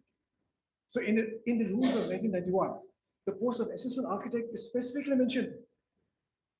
It's not as if it is a post brought out of thin air. So the stand of the state respondents very categorical that the rules of 1991 was being formed. And the post of assistant architect is a part of the rules of 1991. And subsequently, of course, the rules of 2004. Then, Your Worship, the other paragraphs you must note. Paragraph 22, then. 22 you have read just now. Pardon? 22 you have read just now. No, the other paragraphs which I read should be noted, Your Worship. Yes. Then paragraphs 23, 24, and 25.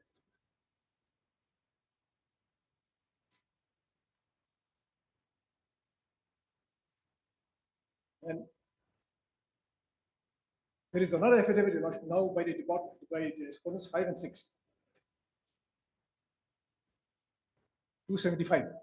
This is by the Commissioner Secretary, Works and Housing, the Lordship, that department which the petitioner claims that I belong to, and the Engineer in Chief, the Chief Engineer, Works and Housing. 275.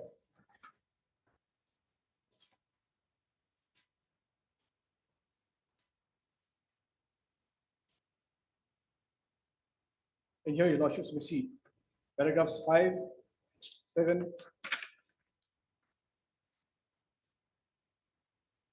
5, 7, 9, 10, 11, and 12. 5, 7, 9, 10, 11, and 12. And may I read just one paragraph, paragraph 5, just one paragraph. That with regard to the statements in paragraphs 5, 6, and 7 of the writ petition, the deponent begs to state that the post of assistant architect was created by the erstwhile Town Planning Department, Nagaland, by letter dated 9 May 1990.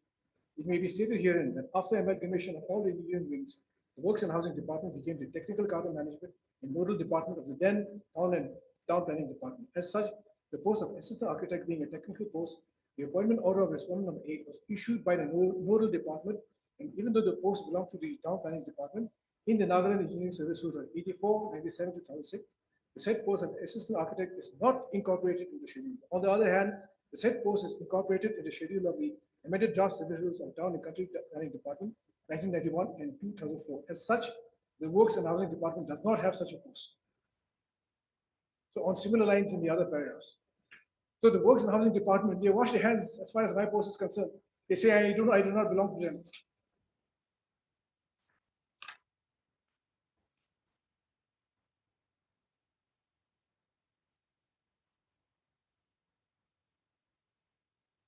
Then can we go to the post-creation order, Your Worship? This is also important. In 1990, this is a page 301.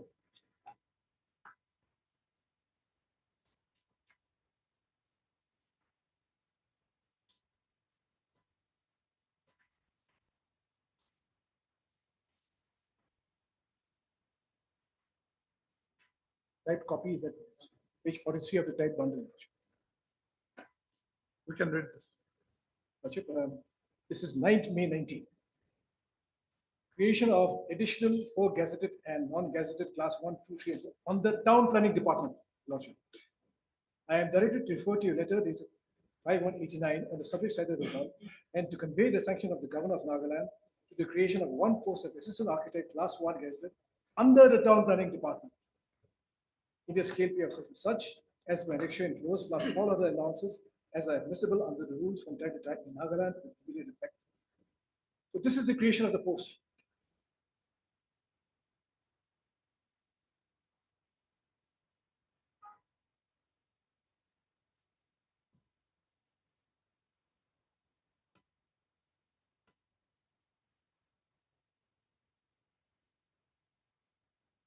Yes. Yes. Now, if we can go to the amalgamation order itself, that things will become very clear after that. The amalgamation order is at page 174.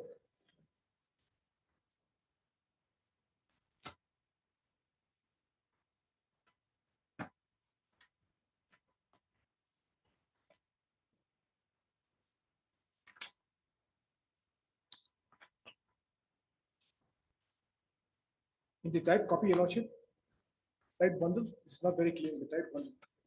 At page, beginning from page 14, page 9, page 9.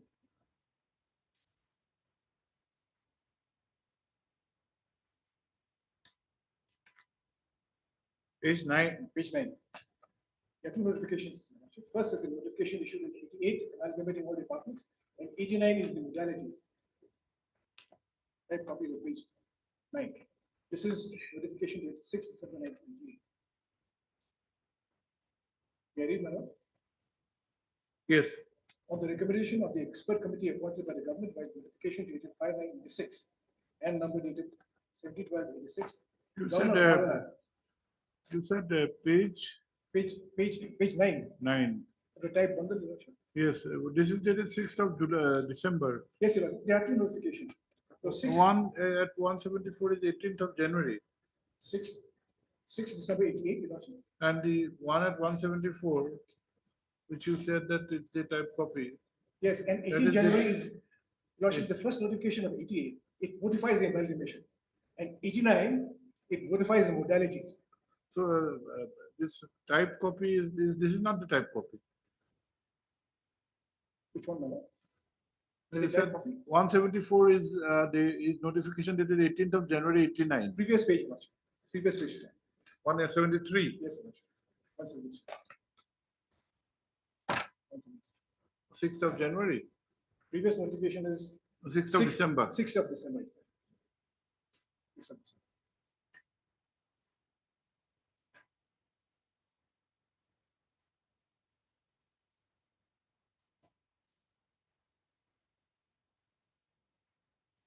May I read, Madam? Just a minute.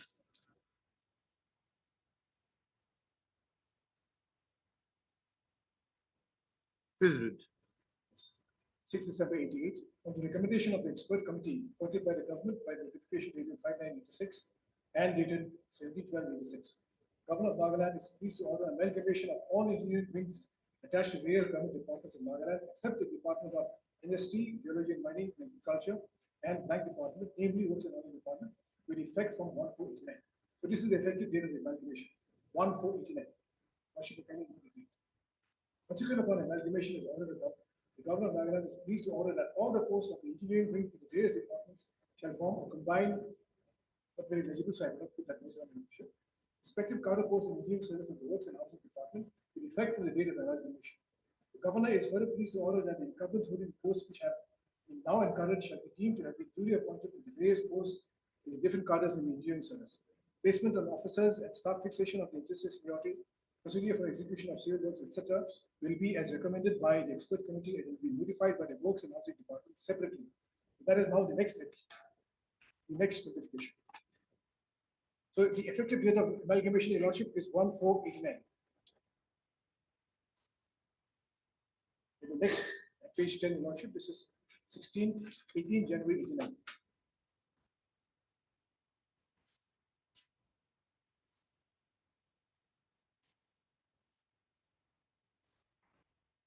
Just a minute, please.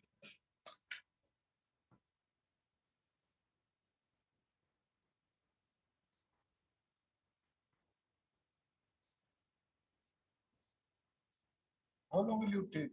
We have to complete the matter. Yes, madam. Another 5-10 minutes. We have to give them a fair chance. Lordship, what? Otherwise, Lordship, what we will suggest is, Lordship can constitute tomorrow. the division bench. Otherwise, Tomorrow there is a bench, we have already. at the end of the first half, my learned friend has said that he will take another half an hour. And my learned friend has also said half an hour. With that assurance, Lordship is continuing. Now that we are reaching It's almost done, Your Lordship. 3:30. Only problem is, Your Lordship, as I was submitting earlier, to get an appropriate bench is becoming very difficult as far as this case is concerned. No, that is why we had preferred this matter over the other matter. Yes, Your Lordship. We were under the impression that we can complete and we should be able to. Tomorrow we can, Lordship can constitute division bench and thereafter the fixed matters can be taken up.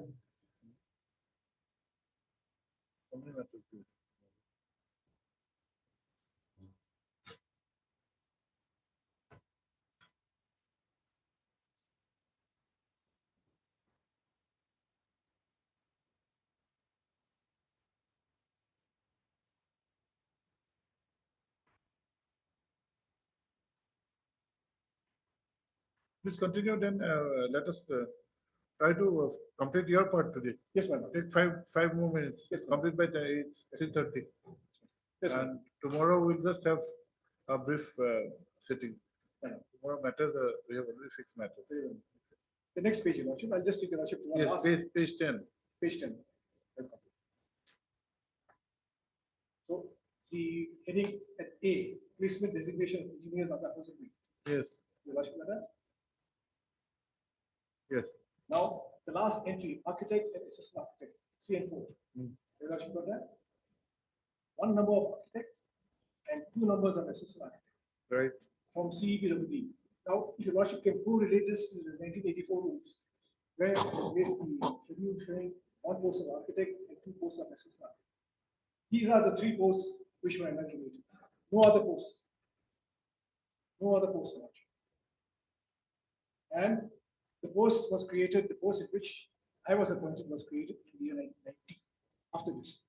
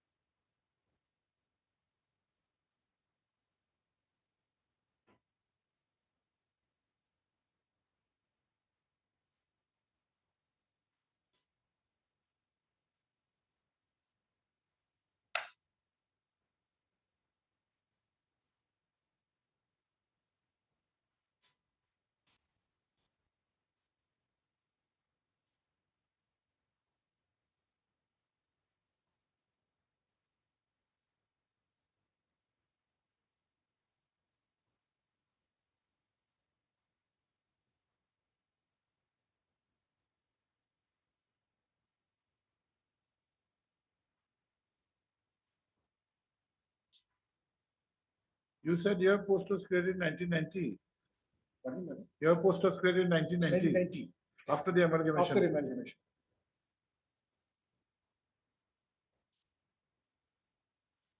And exclusively for the town and country planning.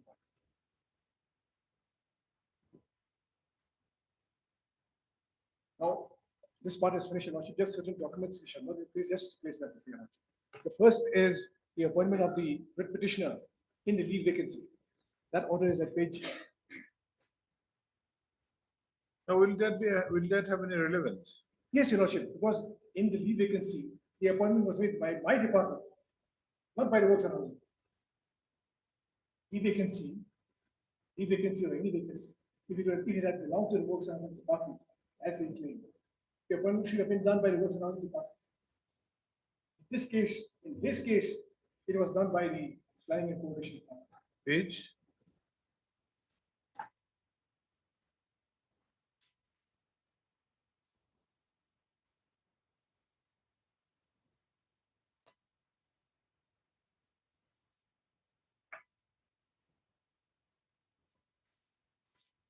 At page 310 now.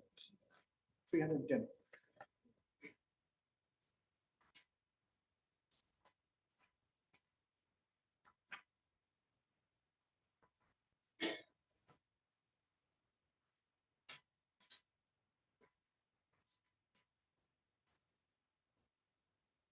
At page 310. Your Lordship got it? Yes. This is by the Planning and Coordination Department.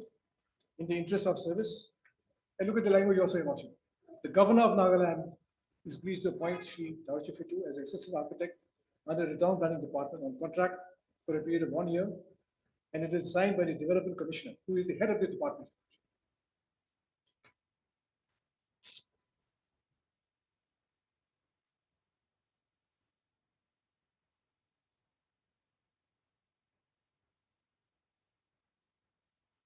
The seniority list, which was other challenge, Your Lordship. Seniority list issued by the memorandum dated 26/2/10 is at page 205.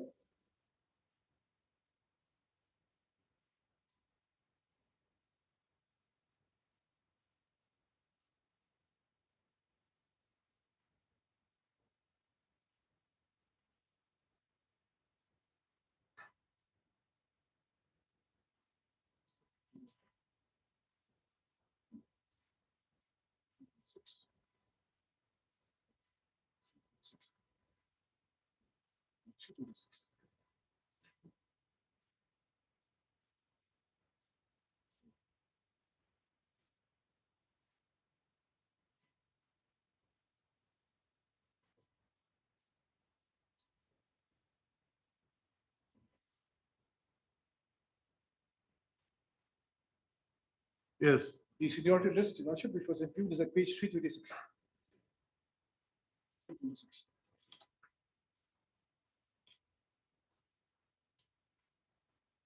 February 2010.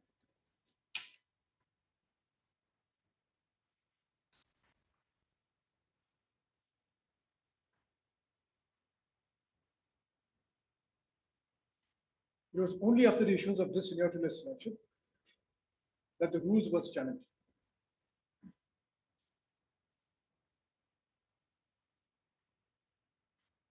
Rules which was notified in the year 2008, this redesignation which happened in the year 2006. And in this seniority list, Your Lordship, I am at serial number 11 at page 328.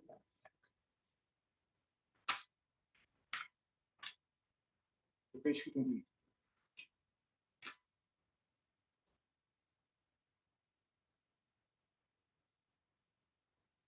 I have a serial number 11 and the writ petitioner is at serial number 12.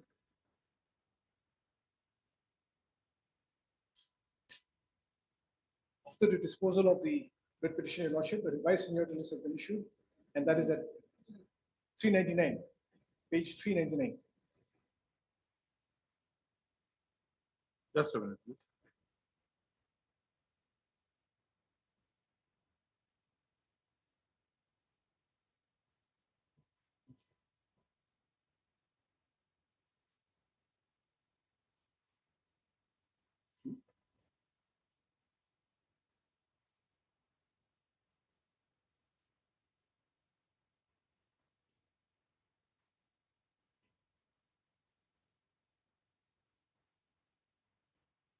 There is no dispute that in 2000, you were appointed as assistant architect. Yes, ma'am. No dispute. And he got ATP in 2004. No dispute. And at that time, you said that there was no difference and it was only redesignated as ATP. Yes, ma'am.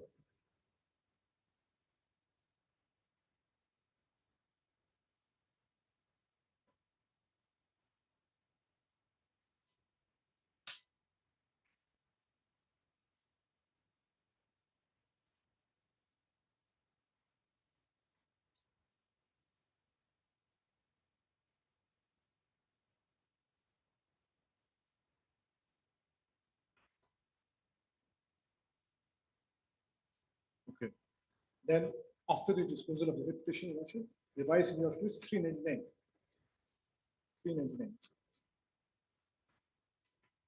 OM dated 26/4/22.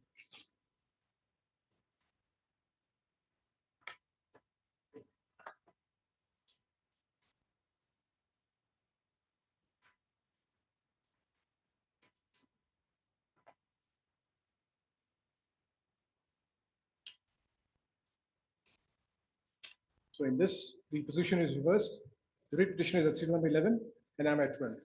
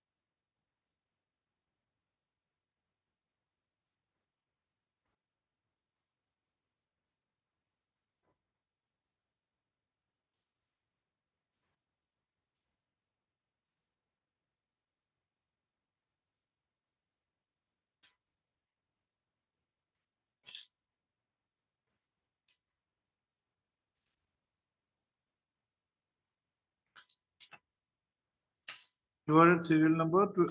12. Positions reversed. Earlier was 11. He was 12. Now reversed.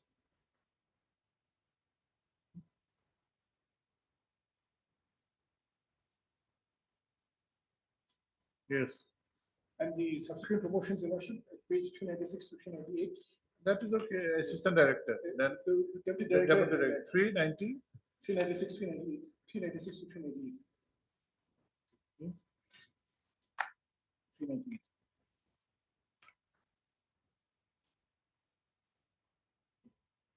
Same day. Yes, Your Lordship, same day. 396, 398. 20th of April. 396 to 398. 20th of April. Yes, ma'am.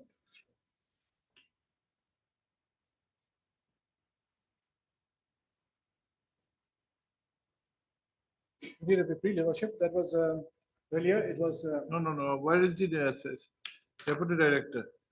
Deputy Director, Your Lordship. And then the last one is No, where is the Deputy Director? 396. 396 is not Deputy Director. Is it Deputy Director? Yes, my lord, it is Deputy Director. The first order was 20th April 2017. And is pleased to promote Timothy Kechu Assistant UDO to the post of Deputy Director on officiating basis. Deputy Director. Yes. So earlier, This is for the writ petition now. yes, for the writ petitioner. No. This is for you. For me. For me, ma'am. Excellent. And for writ petition now? This order was revised. This order was revised because this was given with effect from the date of issuance of the order. This was revised by the next page, Your Lordship, at page 397. With effect from 21/12/2015. That is the same date on which the writ petition was promoted, because the vacancies arose at the same time. So the order of 20th April was revised by this order of 29 January 2020. And my promotion to Deputy Director was made effective from 21/12/2015.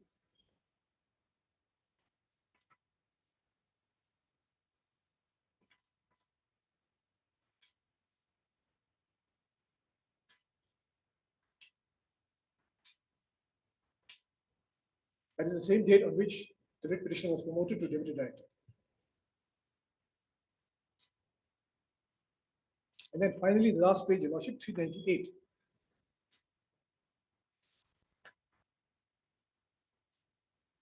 A common order promoting both of us to join director.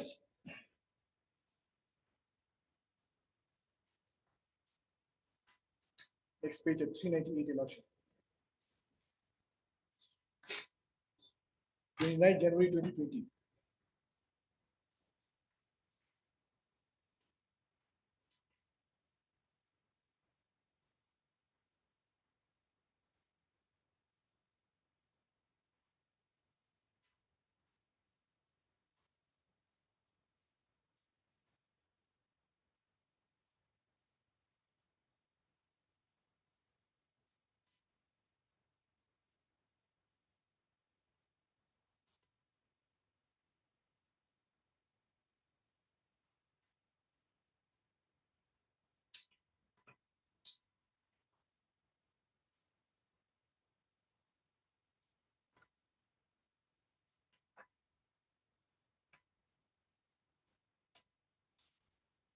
Okay.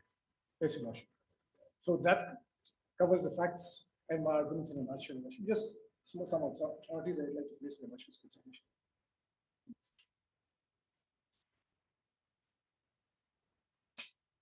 Lordship, I have mentioned the authorities and I've called out the principles. Need a page like this.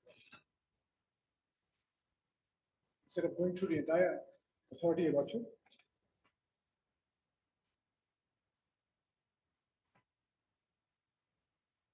I've called out the principles in the authority. The first one is PS, that is 1975 1 SSC at page 152, paragraph 2. It be sound and wise exercise of discretion to refuse to exercise powers under Article 226 in case of persons who do not approach courts expeditiously. Settled principle, Your Lordship. As I was saying earlier, Your Lordship, re-designation in 2006. Rules came into publish in 2008. Challenge only in the year 2010. Then number 2 is P.U. Joshi. And this is again, Your Lordship, an old celebrated case, being it is the prerogative of the state in relation to posts, how to treat posts. Create, abolish, etc., etc. So what I am saying here, this is reliance on this case, Your Lordship, is that it is the prerogative of the state government to create posts. The post was created under the Department of Town and Country Planning. A mistake occurred. The government corrected that mistake. This is what I'm trying to say, Your Lordship. Then the next one is, Your Lordship, again, 2008 2 SSC. It is well settled that a mistake does not confer any right to any party and can be corrected. So a mistake which is in the teeth of statutory law, Your Lordship. A mistake in the teeth of statutory law. I could not have been taken to be an employee of the local. The rules is not permitted. That mistake continued for a long time. That was corrected. It is within the domain, it is the prerogative of the take corrective measures and correct mistakes. Then 2009 3 GLT, Your Lordship. This is not an issue, but I just put it down. Your Lordship. The equivalence of the posts, there's no one, it's nobody's case that the two posts are not equal. Everyone acknowledges that the two posts are equal. Nobody's case that it is. So these are the authorities that I'm applying. With that, my Lord, food for the movement, we are resting.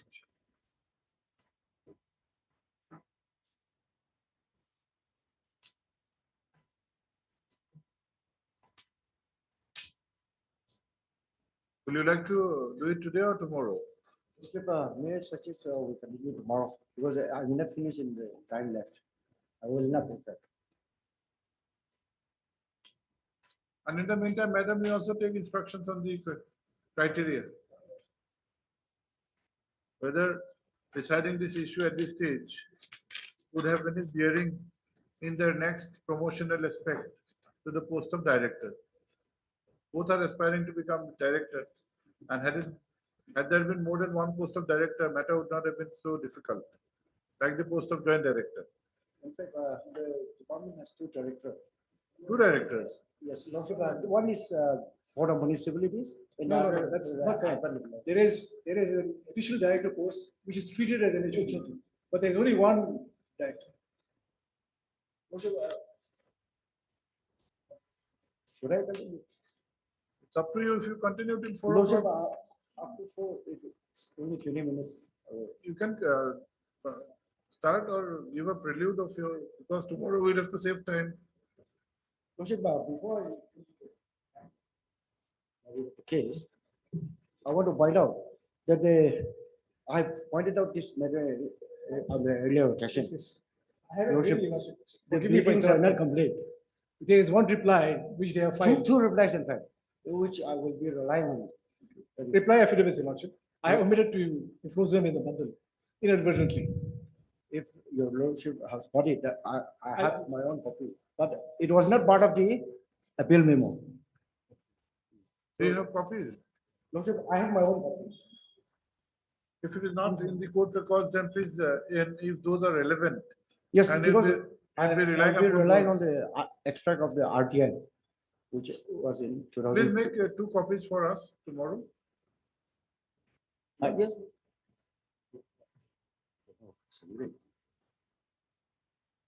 Not this one.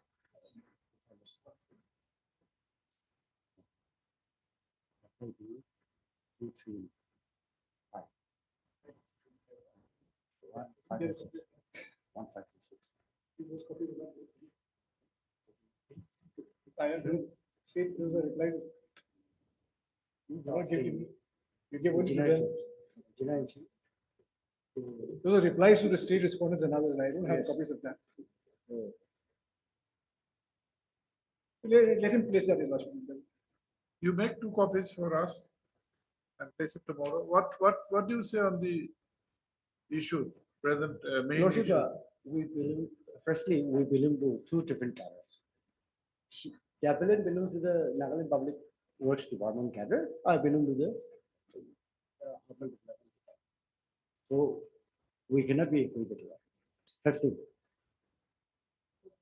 Saying the appointment order of the appellant, and my appointment also.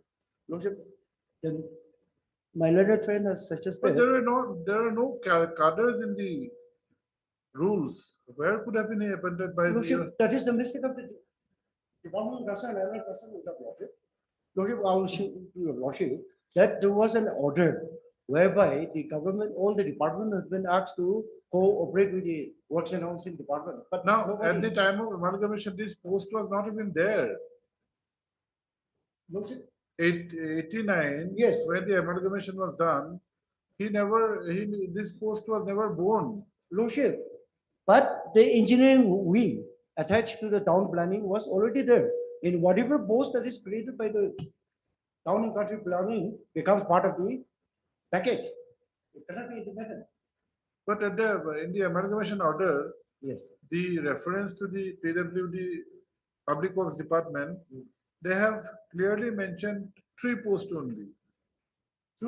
Three departments. No, were 3 excluded. posts. 1 architect, 2 posts of assistant architect. He is not one of those 3 posts. Lordship, that's why. And What else? it cannot have been because he had come into the scene thereafter in 1990. So unless there is an expressed order that this should also be a part of the consolidated Lordship, I department. will try to satisfy your lordship in all those. Yes, on those aspects, you need to.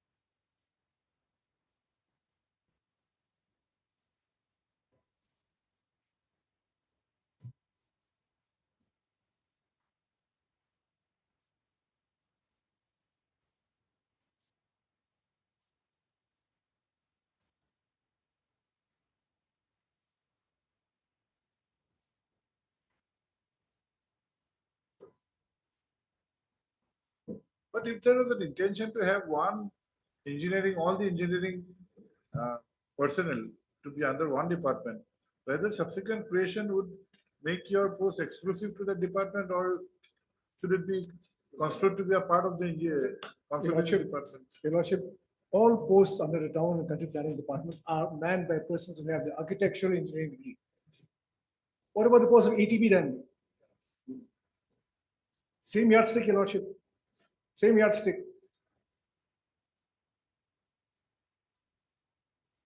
For the post of town and No, country. we are not of the engineering degree. We are with the engineering job of an engineer. Yes, Your Lordship. All of them are doing the same job.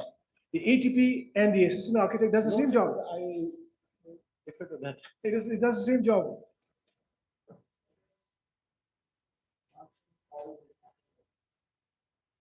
Please wait.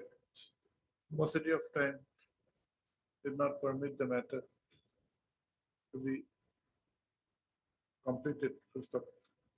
Let an endeavor be made for further hearing tomorrow.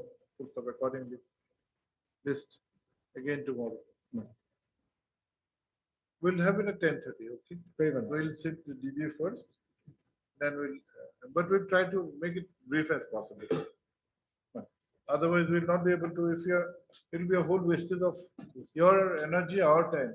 And these matters are old matters. We want to dispose this of. Yes, Though the judgment of the single judge is not a very old one, but matter is of repetition is of the year 2010. Not desirable at all.